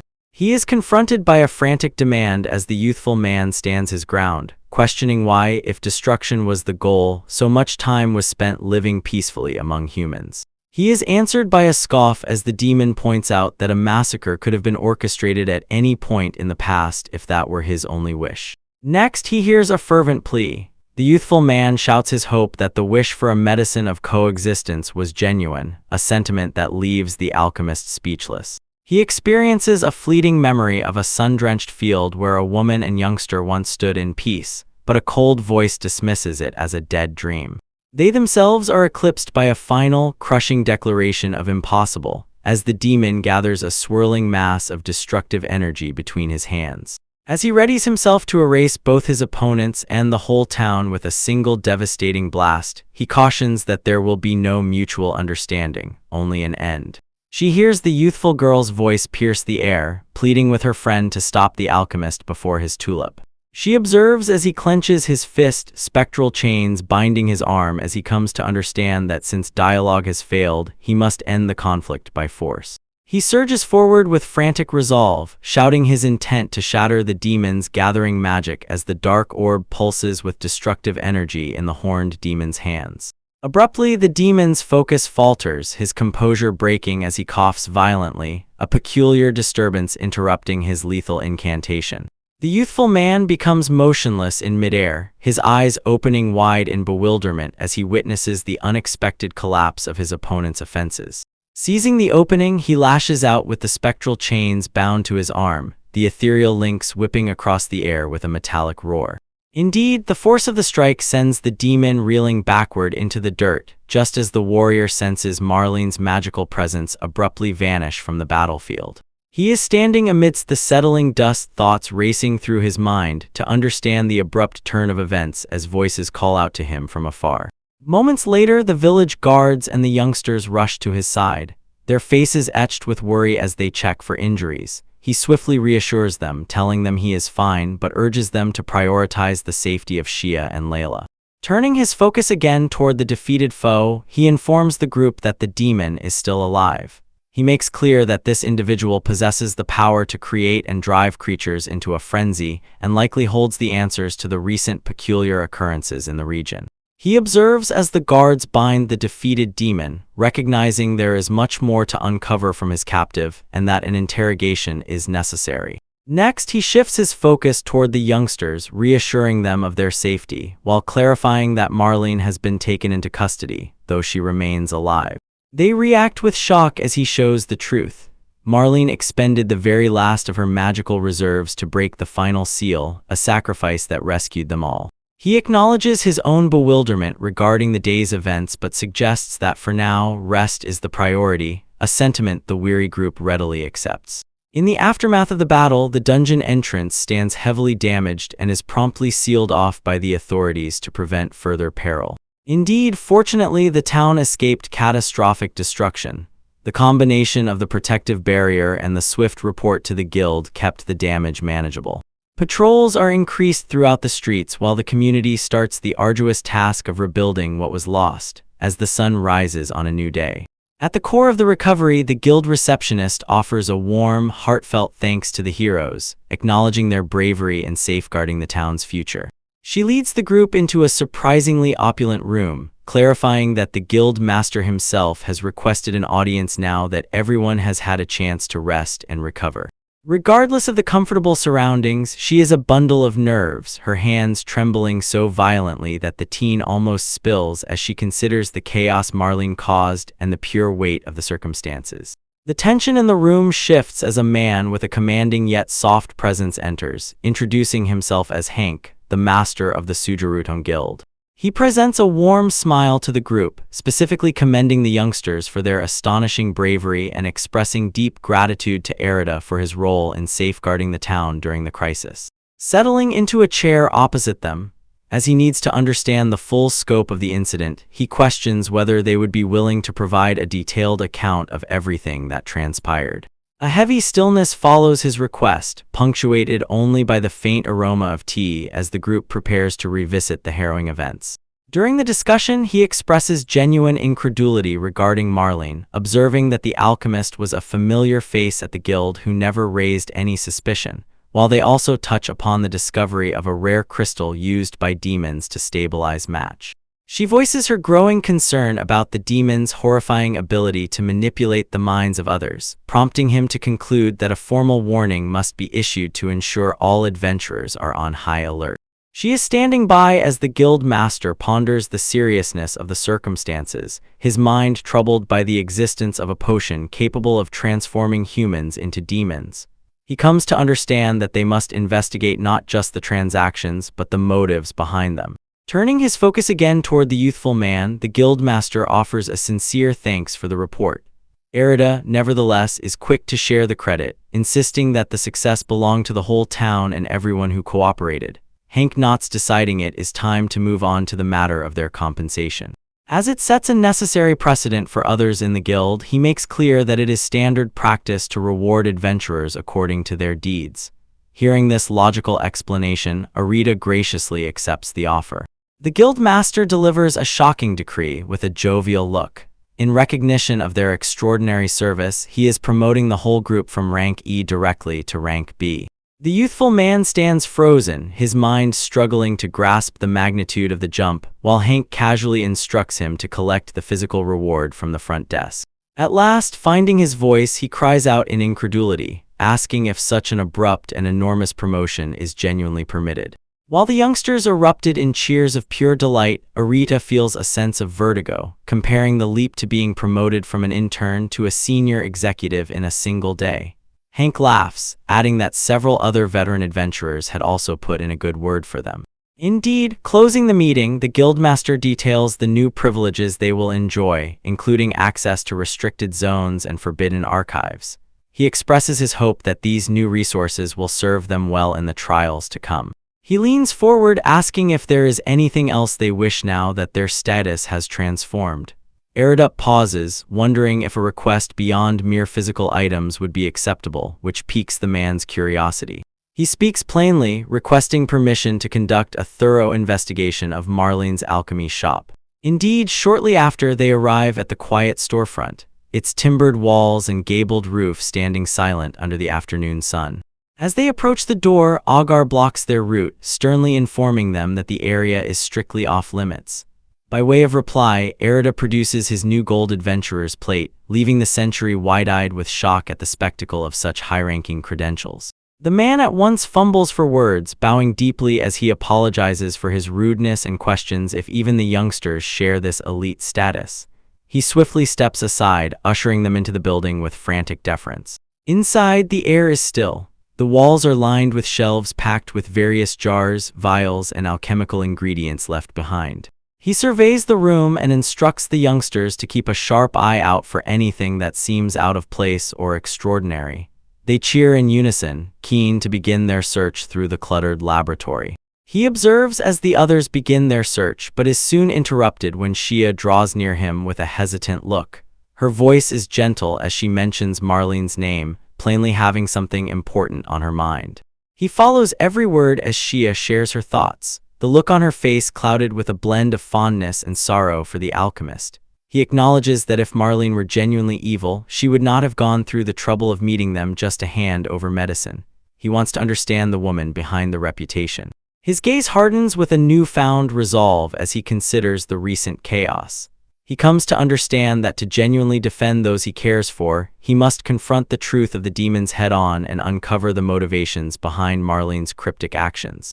Beside him, the youthful girl remains lost in her own troubling thoughts, her eyes downcast. She fears that without guidance, even someone like Layla could ultimately follow the same dark route that Marlene did. Sensing her anxiety, he speaks with firm conviction, vowing to learn everything he can about this world and its inhabitants. He is resolute to gain the understanding necessary to prevent such a tragic fate from befalling any of them. Their somber conversation is abruptly interrupted when Alan dashes over, tugging urgently at a sleeve with wide, excited eyes. She beckons him to follow, insisting that she has discovered something important that he needs to see at once. Following her lead, they approach an enormous, ornate bookshelf that seems a little out of place against the back wall. He peers closely at the structure, his suspicion growing as he comes to understand the possibility of a concealed entrance concealed behind a rows of books. The youthful girl does not hesitate, her small hands already searching for a hidden mechanism among the shelves. She makes clear her theory with focused intensity, certain that a particular sequence of movements will trigger the door's release with. Mechanical groan, the whole section of the wall starts to slide aside, showing a dark passage beyond with a heavy. He observes in genuine amazement, praising her sharp eyes and intuition for uncovering the alchemist's secret chamber. He peers into the dark shaft, observing the lack of a ladder, deciding on a direct approach. He suggests using physical enhancement to jump down and instructs the youngsters to hold onto him tightly, to which they readily agree.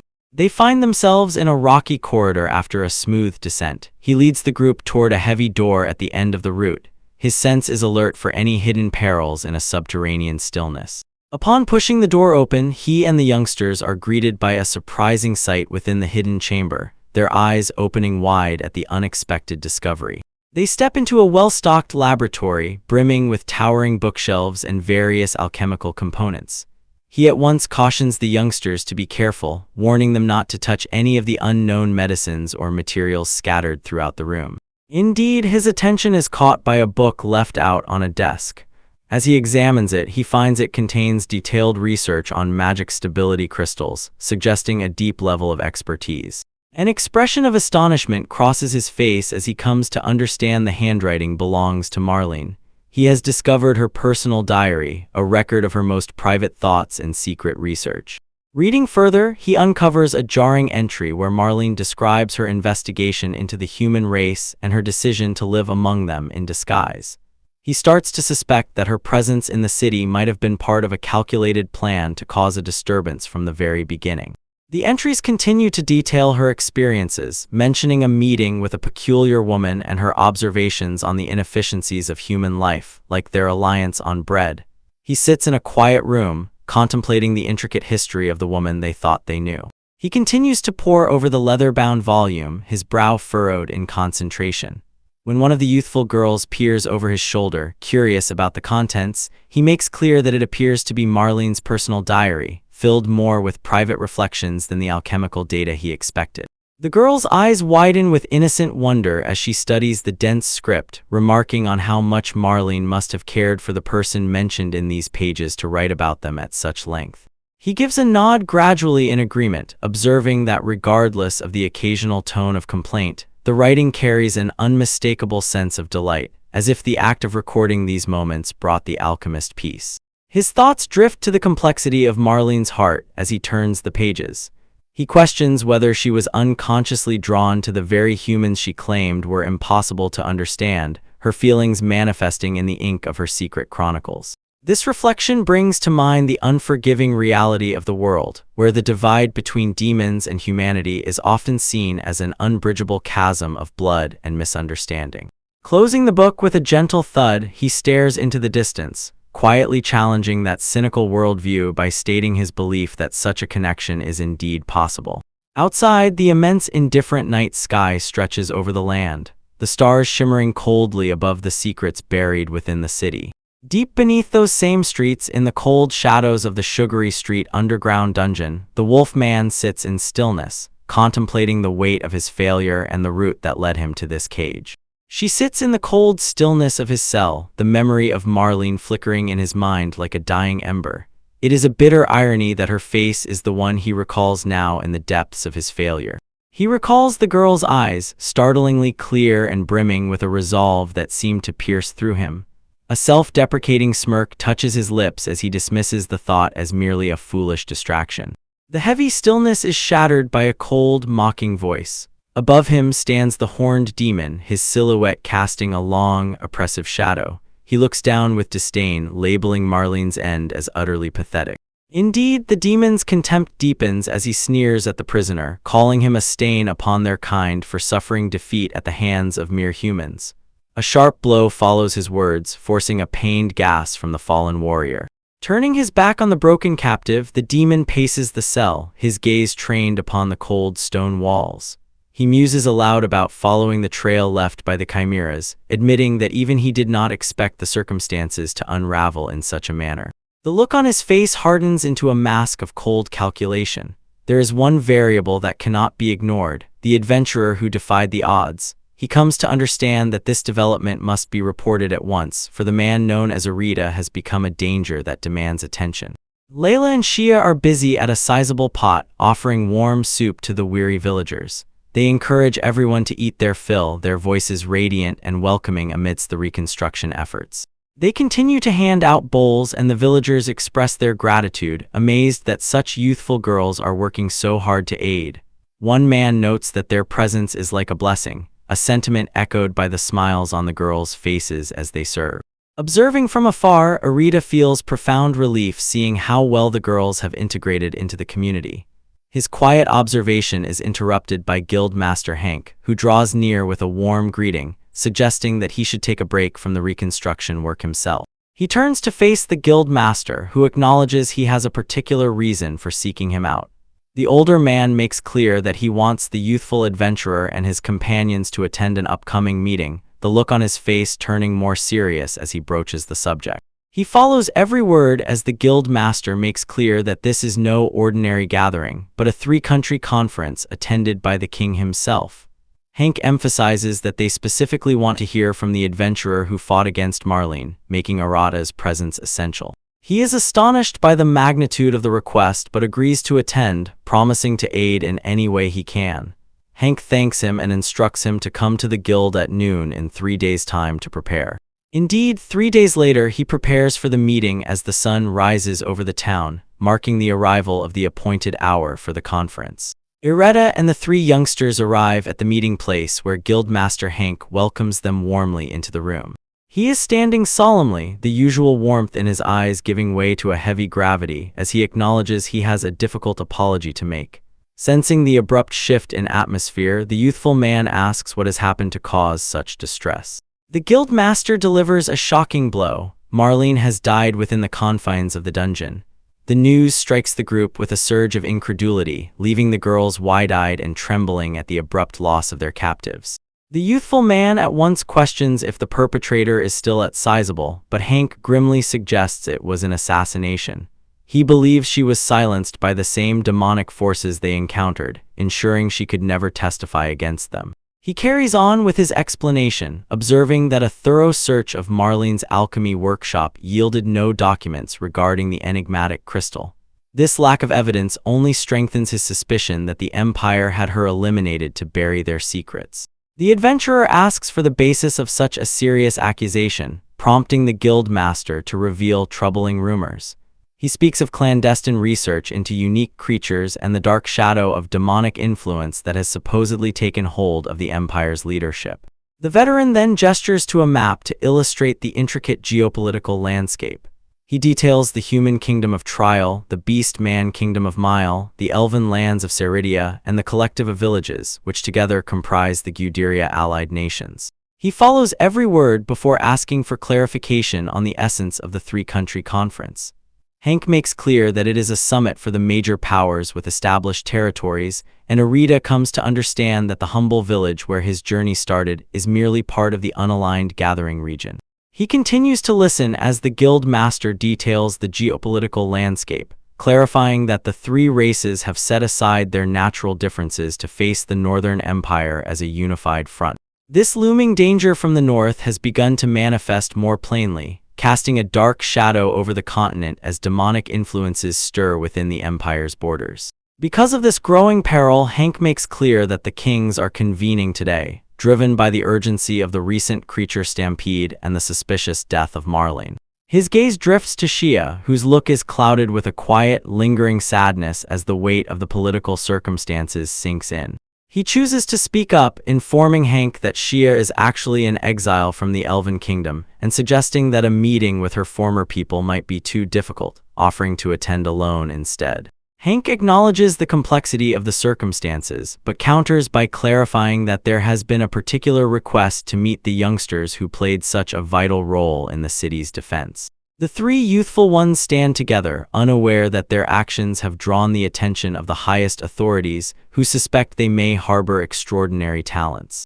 Hank studies him seriously, observing that with the Empire's danger intensifying, the leaders are keen to understand the origin of the extraordinary power displayed during the recent crisis. He lowers his eyes to the youthful elf with concern, gently suggesting that she does not need to force herself into this meeting. Nevertheless, Shia meets his gaze with unwavering resolve, insisting that she is perfectly fine and ready to face whatever comes next. He senses a sense of calm wash over him regardless of the seriousness of the circumstances, seeing her determination. He acknowledges that while he is undoubtedly nervous about meeting the world's leaders, having the 3 youngsters by his side gives him the might to believe that everything will turn out all right. He pays close attention as she speaks up again, her voice clear and firm as she makes clear that if something significant is about to happen to their world, she wants to be there to hear it firsthand alongside the others. Her words solidify his decision. He turns toward the guild master with a nod of acceptance.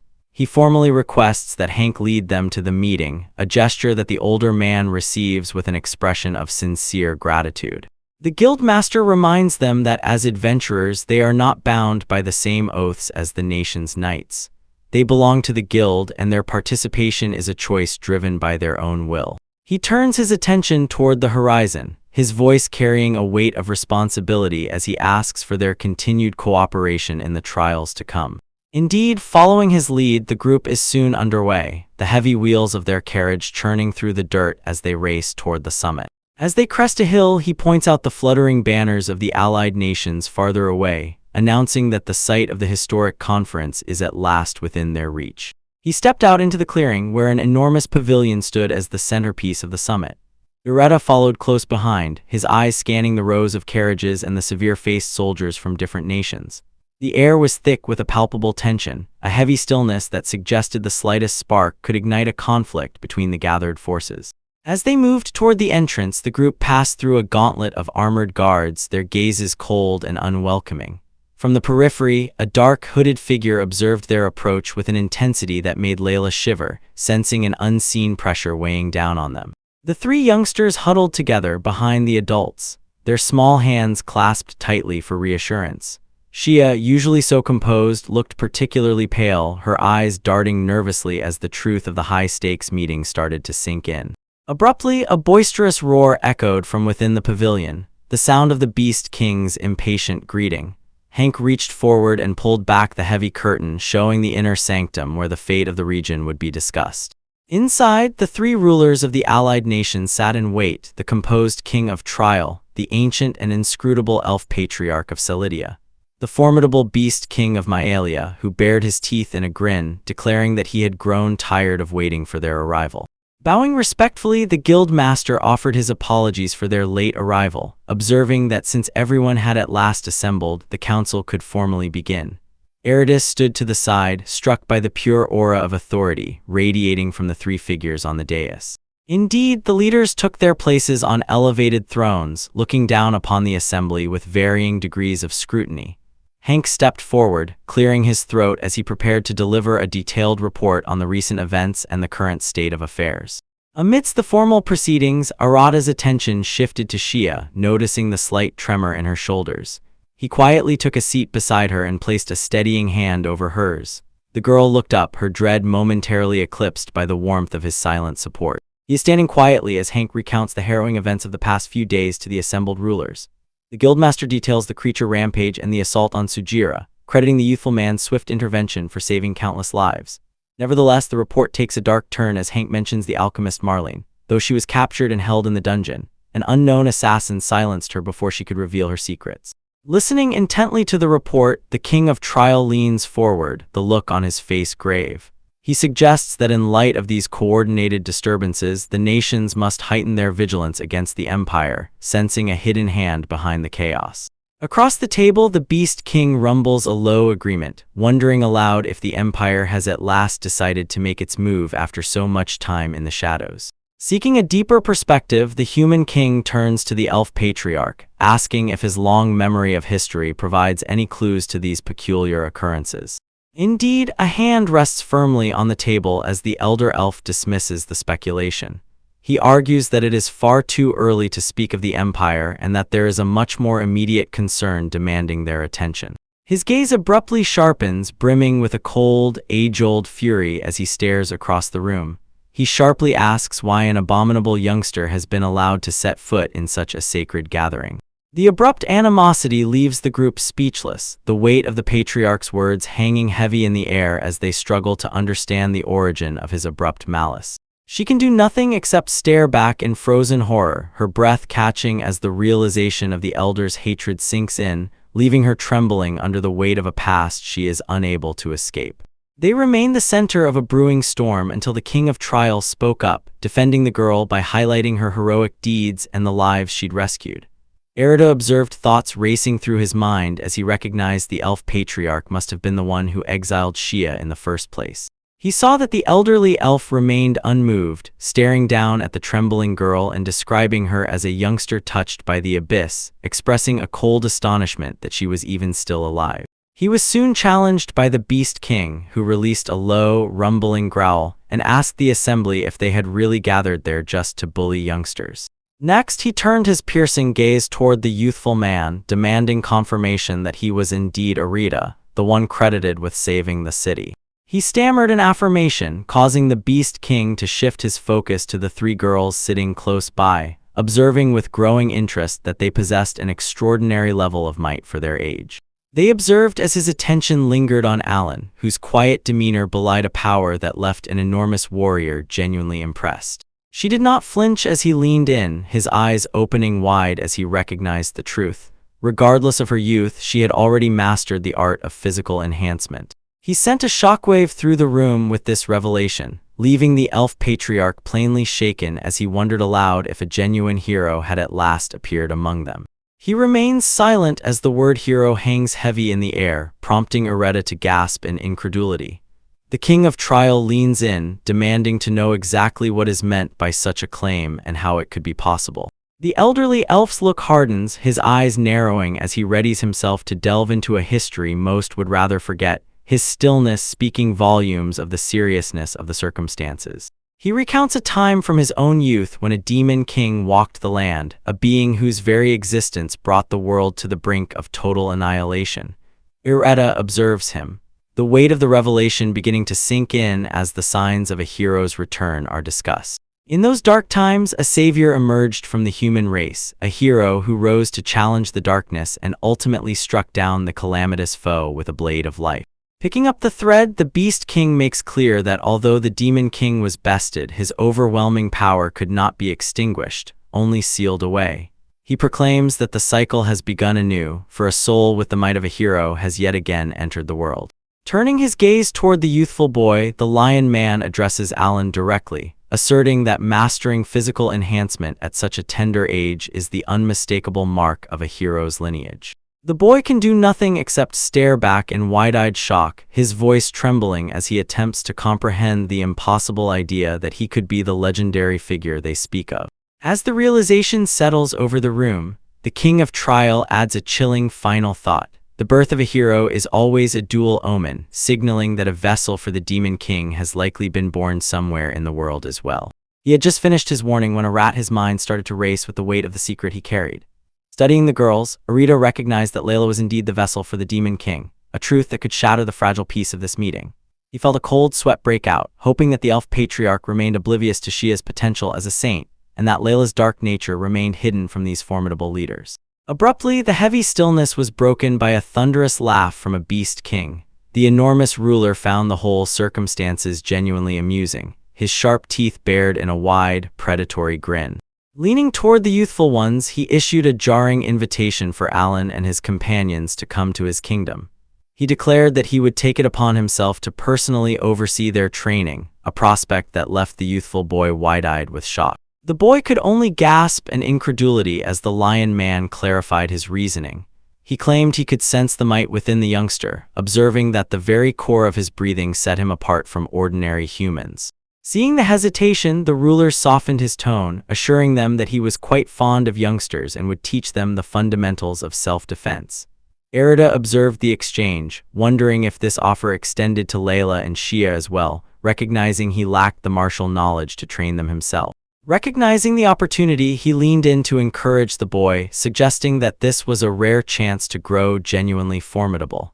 Alan nodded his agreement with a radiant smile and newfound determination. Turning back to the other world leaders, the Beast King made his formal declaration.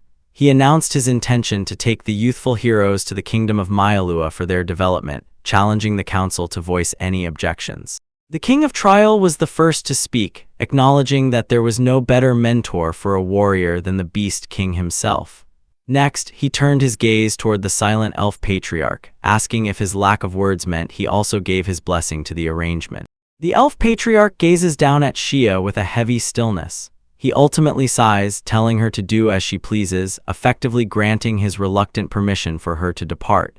Shia flinches a little under his severe gaze but accepts the weight of his words. Because the matter is now settled, the Beast King boisterously proclaims the discussion over. He claps an enormous hand onto Iretta's shoulder with enough force to make the youthful man stumble, his grin wide and full of infectious energy. Next, he commands Iretta and the youngsters to follow him at once. Iretta turns to the girls, asking if they are ready to set out. They respond with enthusiastic nods. Their face is radiant with the prospect of the journey ahead. Shia and Alan share a moment of quiet, focused resolve.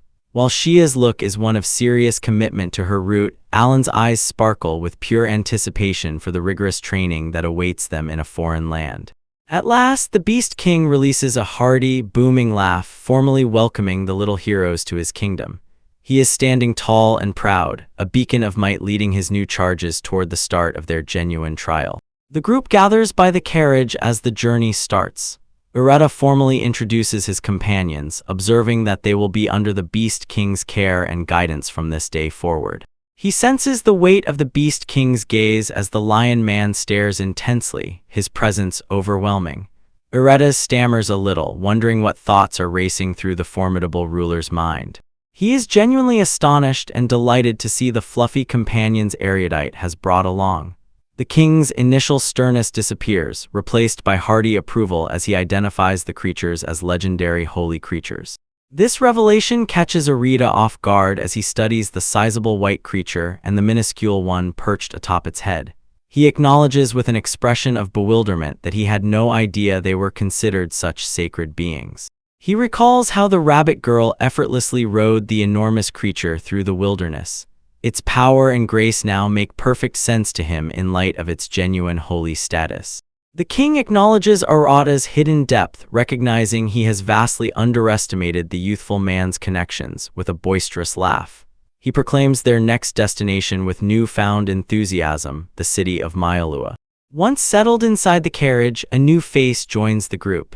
A resolute, youthful woman introduces herself as Sara. They are assigned guard for the journey, while the youngsters offer her a warm and energetic welcome. She guided the carriage along the dusty route as the group continued their journey. Inside, Erudite reflected on his past, thinking of the time before he ascended to his current status, while the Beast King's boisterous laughter filled the air as he recounted tales of his own prowess to the wide-eyed girls. Within the cozy interior, he sat quietly between his youthful companions. They were engrossed in a book. Their youthful curiosity is stark contrast to the heavy atmosphere of the royal council they had just left behind. Seeing them so lively brought profound relief to him. He had worried the intensity of the meeting might have dampened their spirits, but their radiant smiles and keen chatter proved they were as resilient as ever. An abrupt call from above broke his reverie as he lost himself in thought.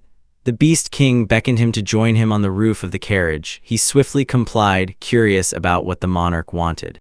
He himself climbed up the side of the moving vehicle, finding himself atop the carriage under the open sky. The wind whipped through his hair as he took in the surrounding landscape from this precarious new vantage point.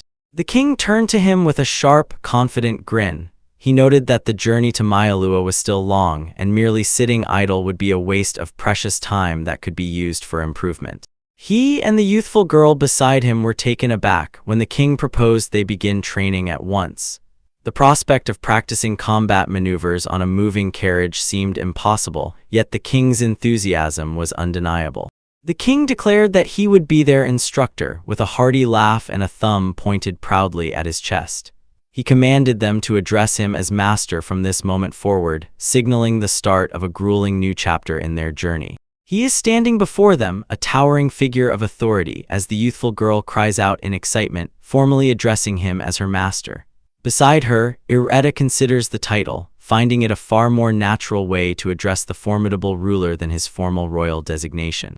With a heavy thud that vibrates through the roof of the moving carriage, the Lion Man prepares to share his wisdom, promising that the training he is about to bestow will yield immediate and profound results. He settles into a firm, cross-legged position, his presence commanding and constant regardless of the swaying of the vehicle, and proclaims that their journey toward genuine might starts with a single, focused act, meditation.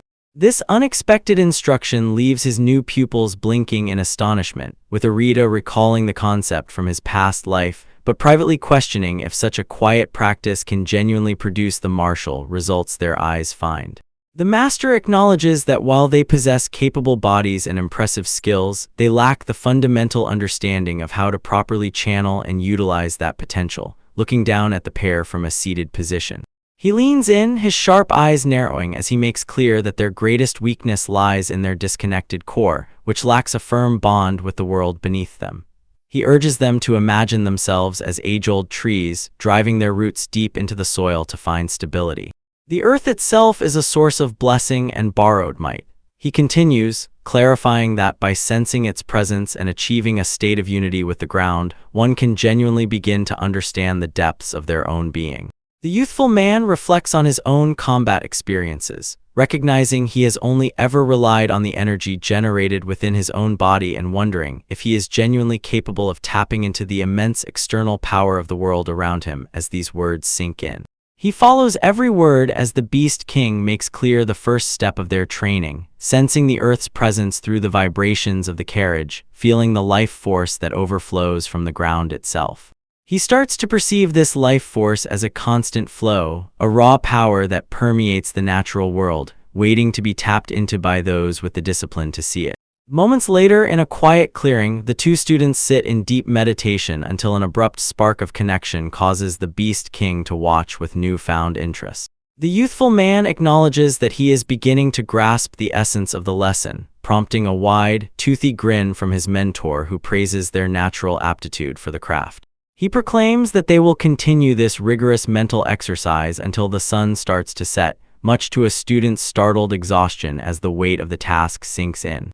Sora arrives to announce the evening meal as evening draws near. Nevertheless, she pauses, noticing the heavy atmosphere surrounding the training grounds. She finds that because of the fierce mental strain, the two trainees have collapsed on a grass, though their teacher remains impressed by the significant results they achieved on their very first day. The youth swiftly recovers his energy, insisting that he take charge of the meals during their travels, boasting of his skills in the wild when the guard offers to handle the cooking. He is standing firm, clarifying that since the Beast King is taking the time to oversee their training, the least he can do is handle the meals. The girls chime in enthusiastically, assuring the Lion Man that his cooking is genuinely delicious. The Beast King finds the prospect of a man who cooks intriguing and chooses to take him up on the offer, curious to see what he can produce. Ere sears thick, juicy slabs of meat over the fire, the savory aroma filling the air as the fat sizzles, moving with practiced ease. The Beast King's eyes widen in pure shock as he takes a bite, roaring in delight at the pure quality of the meat. As the group settles in to eat, Sora finds the soup deeply comforting, while the Beast King analyzes the intricate blend of spices that perfectly complements the richness of the protein. He proclaims Arita to be a fascinating individual, observing that it is rare to find someone who can battle and cook with such skill. The youthful man humbly responds that he is just happy the meal was well received. Addressing the leader as his master, the youthful man acknowledges that the day's training has given him a new appreciation for Alan's astonishing potential. Observing the youthful girl eat with gusto, the Beast King silently agrees, marveling at the reality that such a youthful youngster possesses the capacity to hold the power of hero. They had only just begun their training, Arita revealed, much to the Beast King's astonishment. The king mused that if their growth was this rapid regardless of such a late start, talent alone could not be the explanation for their progress. Next, he released a hearty laugh, suggesting that possibly the secret lay in the delicious meal they had just shared. Arita could do nothing except stare in incredulity, questioning if simple food could genuinely have such a profound impact on one's development. The king clarified that a good meal does more than satisfy hunger, as the youngsters continued to eat heartily alongside Sora. It bolsters one's physical might and sharpens the connection to the earth's natural energy, making it easier to harness. The Lion Man then raised his glass, remarking that even the water possessed an extraordinary flavor. Arita echoed the sentiment, thoughts racing through his mind to understand the significance of something so basic, yet seemingly vital to their current state. He observed as the king inspected the liquid, wondering aloud if this was yet another manifestation of Arid's enigmatic powers. Arita could only offer a quiet, contemplative agreement, unsure of the full extent of his own influence. While Sora observed the exchange in stillness, the youthful man reflected on the water's origin as a gift from the goddess, questioning if it genuinely possessed the property to enhance one's latent abilities and accelerate their growth. Later, standing beneath the open sky, the guard captain noted a peculiar disturbance in the air, a scent that fell out of place. The king advised her to remain calm, but cautioned against letting her guard down as they neared their destination. Their journey soon brought them to the core of the realm, the royal capital of Igria, a sprawling city of stone and spires teeming with life and hidden tensions. They enter the city where the architecture is a surprising blend of sand-hewn structures and lively life, defying the expectation of a barren desert. He takes in a serene atmosphere, observing the warmth of the town and the unexpected beauty of the distant green mountains and forests. Abruptly, a wave of joyful voices erupts as a group of youthful creature-man youngsters dashes forward, shouting an enthusiastic welcome to their returning sovereign. Indeed, the king greets them with genuine affection, prompting Arita to realize just how deeply the ruler is loved by the youngest generation of his people. The monarch makes clear his philosophy as the youngsters frolic around him. Youngsters are the nation's greatest treasure, and defending those who will carry the future is a natural duty. Moving deeper into the royal grounds, they approach a splendid palace where several beastmen are diligently maintaining the pristine condition of the stone walkways. He inquires about these workers, noticing their focused demeanor, while the king makes clear that they are the dedicated staff responsible for the castle's daily upkeep. The ruler continues, observing that visitors are often taken aback by the sight, but makes clear that these individuals were once hunters who now serve their country in this vital, serene capacity. He makes clear that even the most skilled hunters face unexpected tragedies, showing images of beastmen warriors sacrificing themselves or surviving against creatures and bandits to defend their kin. Continuing his explanation, he acknowledges that while he wished for them to live in quiet peace, their wish to remain useful led him to entrust them with the management of the castle. The youthful traveler bows his head in apology, expressing regret for his lack of understanding. Hearing this, but the king merely laughs, telling him not to worry about it. As they walk, the youth finds himself deeply impressed, recognizing that while he had imagined a king to be a figure of pure authority, this man possesses a genuinely noble heart. He speaks up, telling his mentor how grateful he is to have come to this land, describing it as a genuinely serene and wonderful country. The lion man pauses, a shadow of complexity crossing his features as he questions whether that is genuinely how the kingdom appears to the boy's eyes. The conversation lingers in the air as the sun sets, ultimately giving way to the radiant, clear light of the next morning. The king declares a change in plans, though he initially intended to teach only the basics to the youthful Alan, standing in the courtyard. He has decided to include the traveler in the training as well, prompting an enthusiastic response. He pays close attention as the Beast King shifts his focus toward the other two girls, questioning their plans for the day. Arita acknowledges that their talents likely diverged from Alan's, suggesting a different route might be better suited for their growth. By way of reply, the king proposes they explore the capital without restraint, surprising the youthful man with the prospect of simple sightseeing.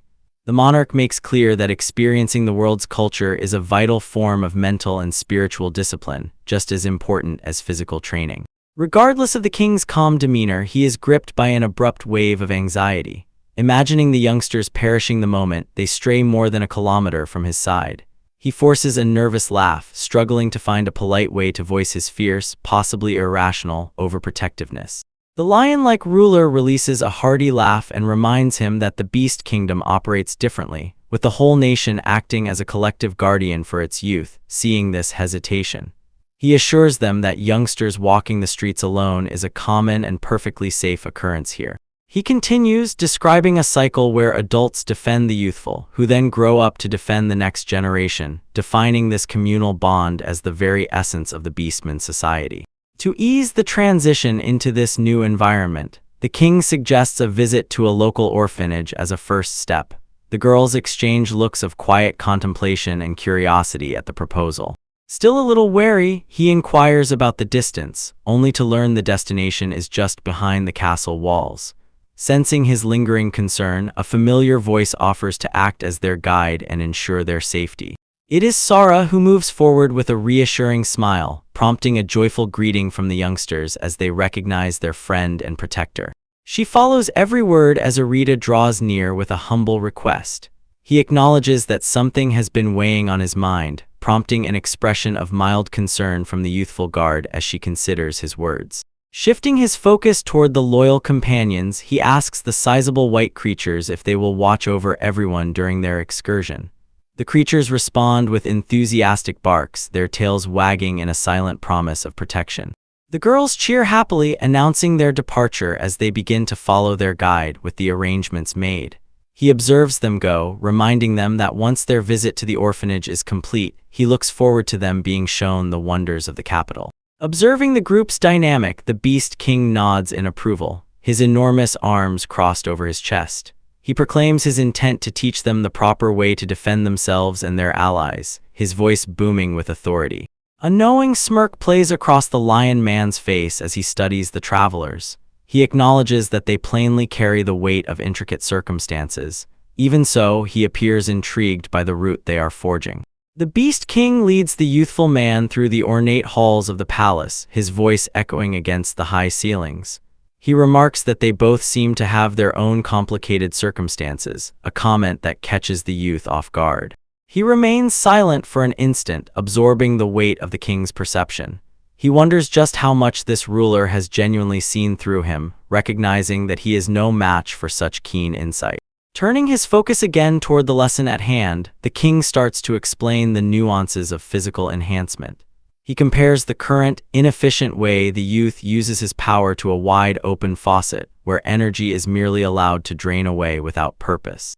He cautions that constantly reinforcing the whole body will swiftly deplete even the most immense man of reserves, leaving one vulnerable. On a genuine battlefield, such a mistake would be fatal.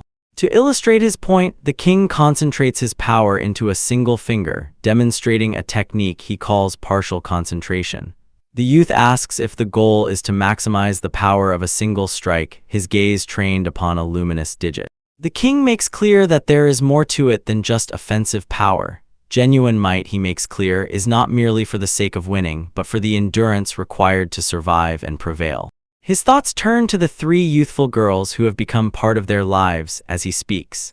He emphasizes that those who can battle for a long time are the ones who can genuinely serve the shield for what they hold dear. They stood together in quiet resolve, the youthful girl nodding firmly as the man spoke of his wish to become a shield, a force capable of defending those who cannot defend themselves. Looking up with eyes full of unwavering determination, both the youngster and the youthful man pleaded with their mentor to teach them the techniques necessary to safeguard their world, addressing him with newfound respect as their master. By way of reply to their earnest request, a wide, toothy grin spread across the Beast King's face, his amusement and approval clear. His boisterous laughter echoed through the grand, sunlit halls of the palace, satisfied that they at last possessed the right spirit for the trials ahead. In the meantime, a lighter energy filled the city streets as Sara led the youthful girls on an excursion through the lively thoroughfare, the group weaving through the crowd of citizens. The girls shared a moment of pure delight, remarking on how special it felt to have an outing just for themselves, their laughter radiant against the backdrop of the city. Their excitement peaked when they stumbled upon a charming storefront, its windows brimming with an array of tempting sweets that at once caught their attention. As they gathered around to choose treats for Ireta, Sara reflected on the rare and beautiful sight of different races mingling so peacefully in the core of the capital, a testament to the harmony they were all fighting to preserve. She herself stood before the grand, domed architecture of the capital, reflecting on how the current Beast King was striving to change the very nature of the nation, moving away from the isolationist policies of the past. Looking toward the horizon, she considered the difficulties ahead. While there was still much opposition and many problems to solve, she felt certain that fostering interaction between different races was the key to the future of the king and vision. Their journey through the city led them to a stately two-story building with a bell tower which she introduced to the youthful ones as the local orphanage. The sound of laughter drifted toward them, prompting her to explain that this was a home for youngsters who no longer had parents to care for them as they approached the gates. The realization that some youngsters lived without parents struck the girls with a quiet, wide-eyed sadness, just as a welcoming voice called out to Greta. A kind-faced sister in dark robes emerged to welcome them, and after hearing that they were guests of the Beast King, she happily invited the group inside to observe the youngsters' free time. She herself assured them that all the residents were well-behaved and encouraged the girls to join in the fun, a suggestion that Layla met with an enthusiastic nod of agreement. Stepping into the lively courtyard, the girls were at once ringed by curious youngsters of various races, all of whom were fascinated by the newcomers and their fluffy white companions. They begin by introducing themselves to the other youngsters, Shia, with her long blonde hair and rabbi ears, speaks first, introducing herself and then pointing out Layla and Alan. She does not forget their fluffy companions, Kuchan and Maruchan, presenting them with an upbeat smile. She is at once invited to join a game of dodgeball because of her outgoing nature. The other youngsters are keen to have her play. She answers with enthusiasm, assuring them that her skirt will not hinder her ability to run and compete. The red-haired girl observes from the edge with a more somber look while her friend integrates so effortlessly. She marvels at how swiftly others make friends, a stark contrast to the heavy thoughts weighing on her own mind about their past abandonment and the loneliness they once shared. This reflection deepens as she surveys her surroundings at the other orphans. She wonders about the various circumstances that brought each youngster here, imagining the pain of losing someone beloved and the lingering feelings that must reside in their hearts. Her introspection is abruptly interrupted as a small girl with cat ears draws near Alan, catching her off guard. The little girl reaches out, touching her sleeve and complimenting the beautiful clothes. With a shy but hopeful look, she questions whether they can play together, offering a hand of friendship to the newcomer. Responding to this unexpected kindness, Alan's somber mood disappears, replaced by an expression of genuine delight as she agrees wholeheartedly. Now joined in a common purpose, the two girls discuss what they should do. When the cat ear girl suggests a game of playing house, she accepts with a soft smile, ready to begin her own journey of connection. They are having the time of their lives, riding atop the enormous, fluffy white creature as it lumbers through the orphanage grounds.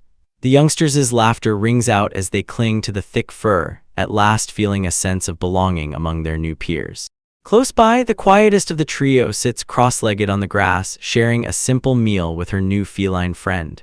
Even the small, round spirit joins them, creating a serene tableau of domestic play that seemed impossible only days ago.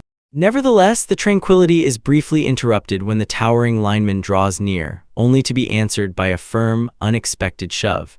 He stumbles back in astonishment, grumbling about the lack of respect, while the youthful girl stands her ground with a defiant spark in her eyes. As the sun starts to dip lower in the sky, the time comes for their departure. The kind sister and a crowd of orphans gather at the gate, waving enthusiastically and shouting promises to play again soon, their faces brimming with genuine warmth. Walking back toward their temporary home, their guardian Sara observes them with a gentle, appreciative smile. She remarks on how wonderful it is that they can treat everyone, regardless of status or race, with such effortless equality. Indeed, the girls nod in agreement, their silhouettes lengthening against the cobblestones as they head toward the horizon. They carry the memories of the day with them, a newfound lightness in their steps that speaks of healing. They are answered by a jarring sight upon their arrival. Their mentor is draped across the table like a discarded rag. He is motionless, his spirit seemingly drained from his body after a day of grueling exertion. They fix their gazes on him in incredulity, observing that he looks as though he has aged decades in a single afternoon. They conclude that his training must have been far more fierce than anything they faced at the orphanage. He remains slumped over the table, his spirit seemingly crushed by the day's exertion. He mutters about his inability to maintain focus, even on just a portion of the task, while the Beast King looks on with a blend of amusement and pity. To lift the heavy atmosphere, a tray of freshly baked muffins is presented. The sight of the treats at once brightens the room, drawing excited cheers from the youthful girls who are grateful for the thoughtful souvenir. He asks the girls about their visit to the orphanage as they settle in. They respond with boundless energy, describing a place brimming with many small youngsters and recounting how much fun they had playing together throughout the day. Nevertheless, a more somber realization dawns on them as they make it clear that every youngster they met there is without parents. The weight of this fact hangs in the air for one brief instant. They continue, observing with wonder that regardless of their circumstances, none of the orphans seemed sad. Instead, they were all incredibly kind and full of life, a testament to the spirit of the home. Hearing this, he presents a soft smile, glad that they were able to have such a meaningful and positive experience. The girls being back, their hearts full from the day's events. As night falls and the crescent moon rises over the quiet city, the girls' excitement has not waned. They readily declare their intention to return to the orphanage the very next day. The next morning brings a new light to the lively streets of the capital. Outside a local establishment, a voice calls out, seeking the attention of the shopkeeper to begin the day's business. The rabbit-eared traveler stands before a shelf brimming with colorful treats, her eyes trained upon the selection. With a decisive gesture, she proclaims her intent to purchase every single item on the shelf, much to the astonishment of those around her. Her companions look on in incredulity, questioning if she genuinely means to buy the whole stock. She makes clear with a radiant smile that these are souvenirs intended for all the youngsters back at the orphanage, her generosity knowing no bounds. Even the shopkeeper is taking it back, asking for confirmation that such an immense quantity is genuinely meant as a gift. She reassures him that seeing the youngsters' happy faces is more than enough reward, while her friends chuckle at her boundless enthusiasm. The sun shines brightly over the capital as the group makes their way through the streets, the clear sky reflecting the upbeat mood of their mission.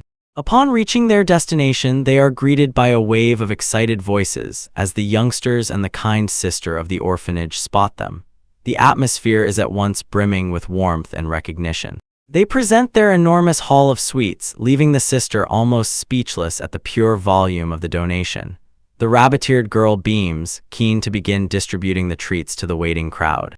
Chaos almost erupts as the youngsters surge forward, their eyes wide with delight at the spectacle of the mountain of candy. The sister swiftly steps in, urging them to stay in line and not push as the distribution starts in earnest. The air is brimming with heartfelt thanks and declarations of love for their generous benefactor as the treats are handed out. She observes with a soft smile, satisfied that every youngster has received a piece of a delight she brought. She continues to hand out the treats, her smile never wavering as she blends in perfectly with the joyful youngsters. Observing her, the youthful elf feels an abrupt, sharp pang of loneliness. She considers how her dear sister seems to belong to everyone now, leaving her feeling momentarily forgotten and isolated amidst the crowd of happy orphans. While she lost herself in thought, the sun started to dip below the horizon, and a rabbit girl at last finished her task with a weary but satisfied sigh. Noticing her friend's stillness, she turns to find a youthful elf standing off to the side with her cheeks puffed out in a clear pout. When asked what could possibly be bothering her, the girl stubbornly insists that nothing is wrong, though her frustrated look tells an entirely different story. Regardless of her stubborn denial, a small, neatly wrapped box is abruptly extended toward her by a soft hand. The youthful elf stares in incredulity as she holds out the gift, her eyes wide as she takes the small package in her hands. Seeing her astonishment, the rabbit girl makes clear that this particular gift was set aside specifically for her. She informs her that it is a token of appreciation for all the hard work she consistently puts in, making it clear that she has not been forgotten at all. Moved by her kindness, the youthful elf's eyes well up with tears of delight as she keeps a tight hold on the precious gift tightly to her chest. They embrace tightly outside the orphanage, the younger girl's heart overflowing as she proclaims her love for her companion.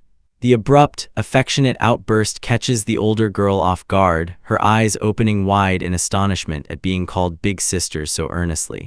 Observing from afar, a pair of eyes narrowed behind round spectacles, observing the tender moment with cold detachment. The observer mutters to himself, observing that the land has grown complacent and weak under the long shadow of peace. He turns his gaze toward the building, questioning if that is indeed the orphanage they were seeking. His companion, a rugged beast man, scoffs at the prospect of defending youngsters, dismissing such sentimentality as utter foolishness. The group of beast men gathers in the forest, their leader's voice rising as he challenges them to define the ultimate truth of their world. He proclaims that might is the only thing that genuinely matters with a roar of conviction. They follow every word, their faces hardening as they recall the grueling exertion they spend to attain their power. To use such hard-won might to shield the weak or coddle youngsters is a notion they find laughable and beneath them. The scarred leader smirks, his single eye gleaming with a predatory intent. He vows to show this gentle, pampered nation the genuine meaning of might, hinting at a ferocious disruption to the peace they despise. Under the radiant morning sun, Arita and Alan took their combat stances, facing the formidable figure of the Beast King, who beckoned them forward with a silent, challenging gaze. They lunged simultaneously, their movements a flurry of exertion, but the enormous warrior effortlessly parried their strikes with practices. She followed up with a swift, high kick. Even so, he remained untouchable, his movements so fluid that her attacks seemed to pass through thin air. Gritting her teeth, she threw a formidable punch, but the Beast King caught the blow with a single hand, the look on his face unreadable. He observed her closely, acknowledging that while her might was growing steadily, the gap between their abilities remained immense. The lineman chuckled at her obvious frustration, while Ayrton noted that her ability to maintain focus during prolonged combat had improved significantly as the session wound down. He himself looked on with a sense of quiet satisfaction, pleased with the progress they were making under such formidable tutelage. The Beast King stands tall, a confident grin spreading across his leonine features. He proclaims that he is in a particularly good mood today and decides it is time to bestow upon his pupils a genuine finishing technique. He observes as the youthful girl's eyes widen with pure excitement at the prospect of a secret move, while the youthful man merely smiles, acknowledging the king's unpredictable but generous nature. The king carries on with his lecture, clarifying that through meditation they have learned to sense the immense energy of the earth itself. The next step, he shows, is to layer that external force with their own, borrowing power from the world around them rather than relying solely on their internal reserves. This is the first step. This concept manifests as two distinct currents of energy, one personal and one terrestrial, beginning to spiral and intertwine in a delicate, formidable dance. He brings his enormous hands together, focusing these dual energies into a brilliant, concentrated sphere of light. He names this synthesis Taiji, the ultimate union of forces. With a sharp exhale, he thrusts his palms forward, unleashing the gathered energy in a dazzling beam that streaks toward the horizon. The pure scale of the power leaves the youthful girl breathless as she observes the display. The youthful man focuses intently on the fading light, an abrupt clarity washing over him. The disparate lessons he has learned are at last connecting into a single, cohesive understanding of the technique. The girl at once plead with their mentor to teach them how to wield such power. The Beast King releases a booming laugh, pleased by their enthusiasm, and agrees to guide them. Those tones suggest the route ahead will be far from easy. He leaned in close, his voice a low rumble as he addressed Arita directly, issuing a severe warning that this power must never be used for anything other than protection. Arita could do nothing except stare back, an expression of startled bewilderment crossing his face as the weight of the command settled in. Continuing his explanation, the Lion Man clarified that he did not share this secret technique with just anyone. He had chosen to pass it on only because he saw and aired a man who would wield such might for the sake of others. Standing tall against the immense, empty horizon, he delivered a final, chilling ultimatum, demanding that Arita never betray the trust being placed in him. By way of reply to his heavy words, the youthful man met that fierce gaze with new-found resolve, assuring his mentor that his only wish was to grow stronger so he could safeguard the youngsters under his care. Seeing his determination, a small, knowing smile touched the Beast King's lips as he recalled the sincerity he had sensed, and with a sharp nod, he declared that the training would commence at once. Leading them to a clearing, the enormous warrior crouched low to observe Alan, clarifying that the first step required immense focus to gather one's internal energy into a single hand, a feat far more difficult than it appeared. While she concentrated, Arita observed the process from the edge, the look on his face clouded with an abrupt concern as he wondered if some past tragedy had prompted the king's heavy warnings.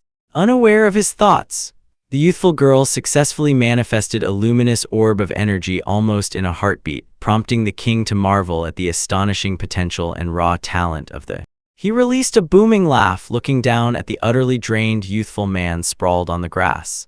While Arita panted, unable to even lift his arms, the king remarked that among the humans he had encountered, Arita possessed a surprisingly good intuition for the technique. His gaze then drifted toward the youthful girl close by who was still diligently practicing her forms. He spoke softly, almost himself, predicting that she would ultimately become a genuinely splendid hero. Startled by the high praise, the youthful man sat up and asked if the king was referring to him. The Lion Man merely smiled, clarifying that his observation came from observing the way the girl was developing under their guidance. She continued her training, a sphere of pure energy crackling between her palms as she focused with unwavering determination. The king clarified that the genuine essence of a hero was not just raw power, but the selfless wish to wield that might for the sake of others. Playful movement with an abrupt, the enormous ruler reached out and started vigorously ruffling Arata's hair. Regardless of the youthful man's protests and pleas for him to stop, the king just laughed harder, treating him with the rough affection of a proud father. He ultimately settled, a faint blush touching his cheeks as he reflected on the unfamiliar warmth of the moment. It occurred to him that this must be what it felt like for a youngster to receive genuine praise and affection from a parent. Elsewhere on the grounds, the youthful rabbit-eared girl successfully unleashed a focused bolt of magic, her face lighting up with triumph. Her companions cheered her on, but as the sun started to climb, they decided it was time to take a break from their lessons and explore the area around them. They gathered their fluffy companions who barked and chirped in excitement at the prospect of an outing. Recalling a suggestion from the guard, Sara, they set off toward the lively shops located on the far side of the orphanage, keen for a change of pace. They marveled at the vibrant market, taking in a variety of stalls and the lively crowd that filled the thoroughfare.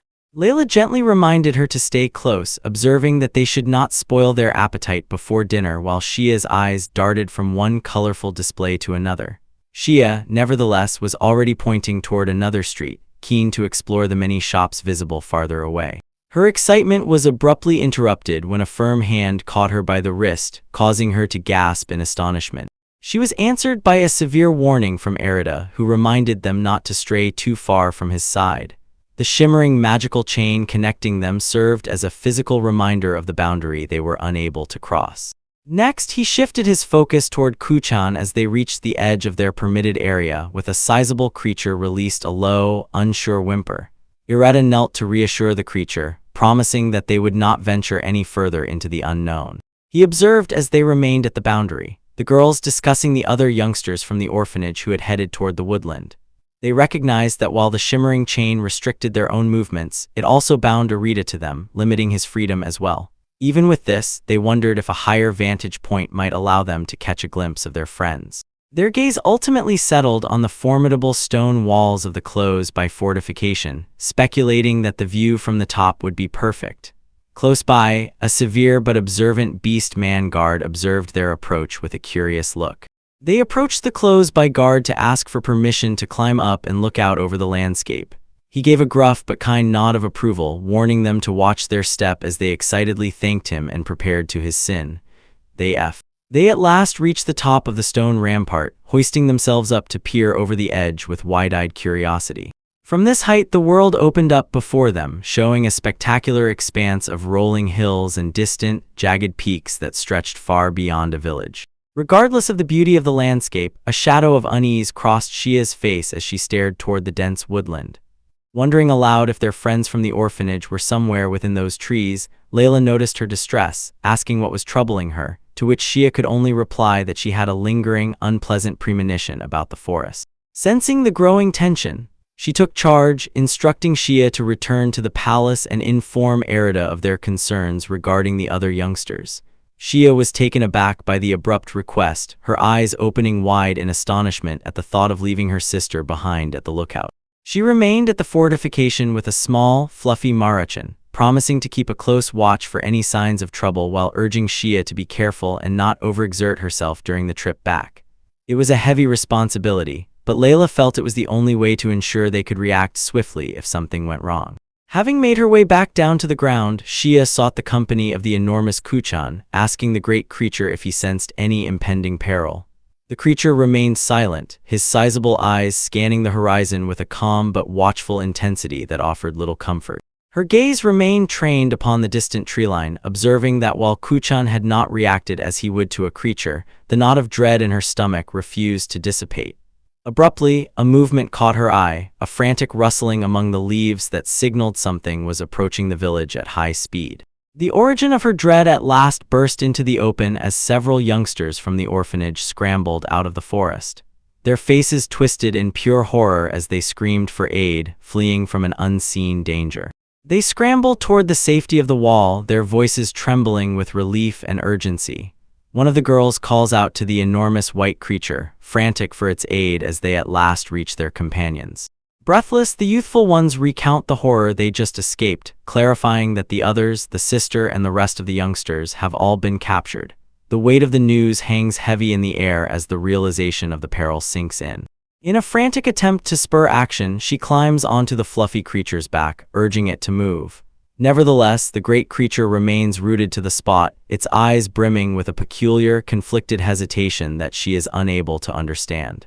Observing the creature's reluctance, the youthful man spots the way it looks back toward him. The creature releases a sharp, meaningful bark, as if trying to communicate a barrier that its physical might cannot overcome. He moves forward to explain the grim reality of their circumstances. A mystical tether binds them, and if they are separated by more than a single kilometer, the strain would be fatal. It is a risk that threatens his very life, yet the urgency of the youngsters' plight remains. Tears well up in her eyes as she glances behind her, her voice cracking with the weight of her plea. She begs for a chance to rescue them now, fearing that if they hesitate, the opportunity will be lost forever and she will be haunted by the regret of her inaction.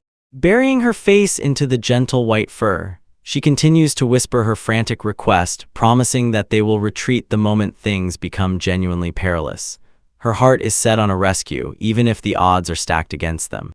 At last, moved by her unwavering resolve, the enormous creature releases a low sound of agreement and starts to bound forward into the unknown. With a final, tearful word of gratitude, she clings tight as they race toward the peril.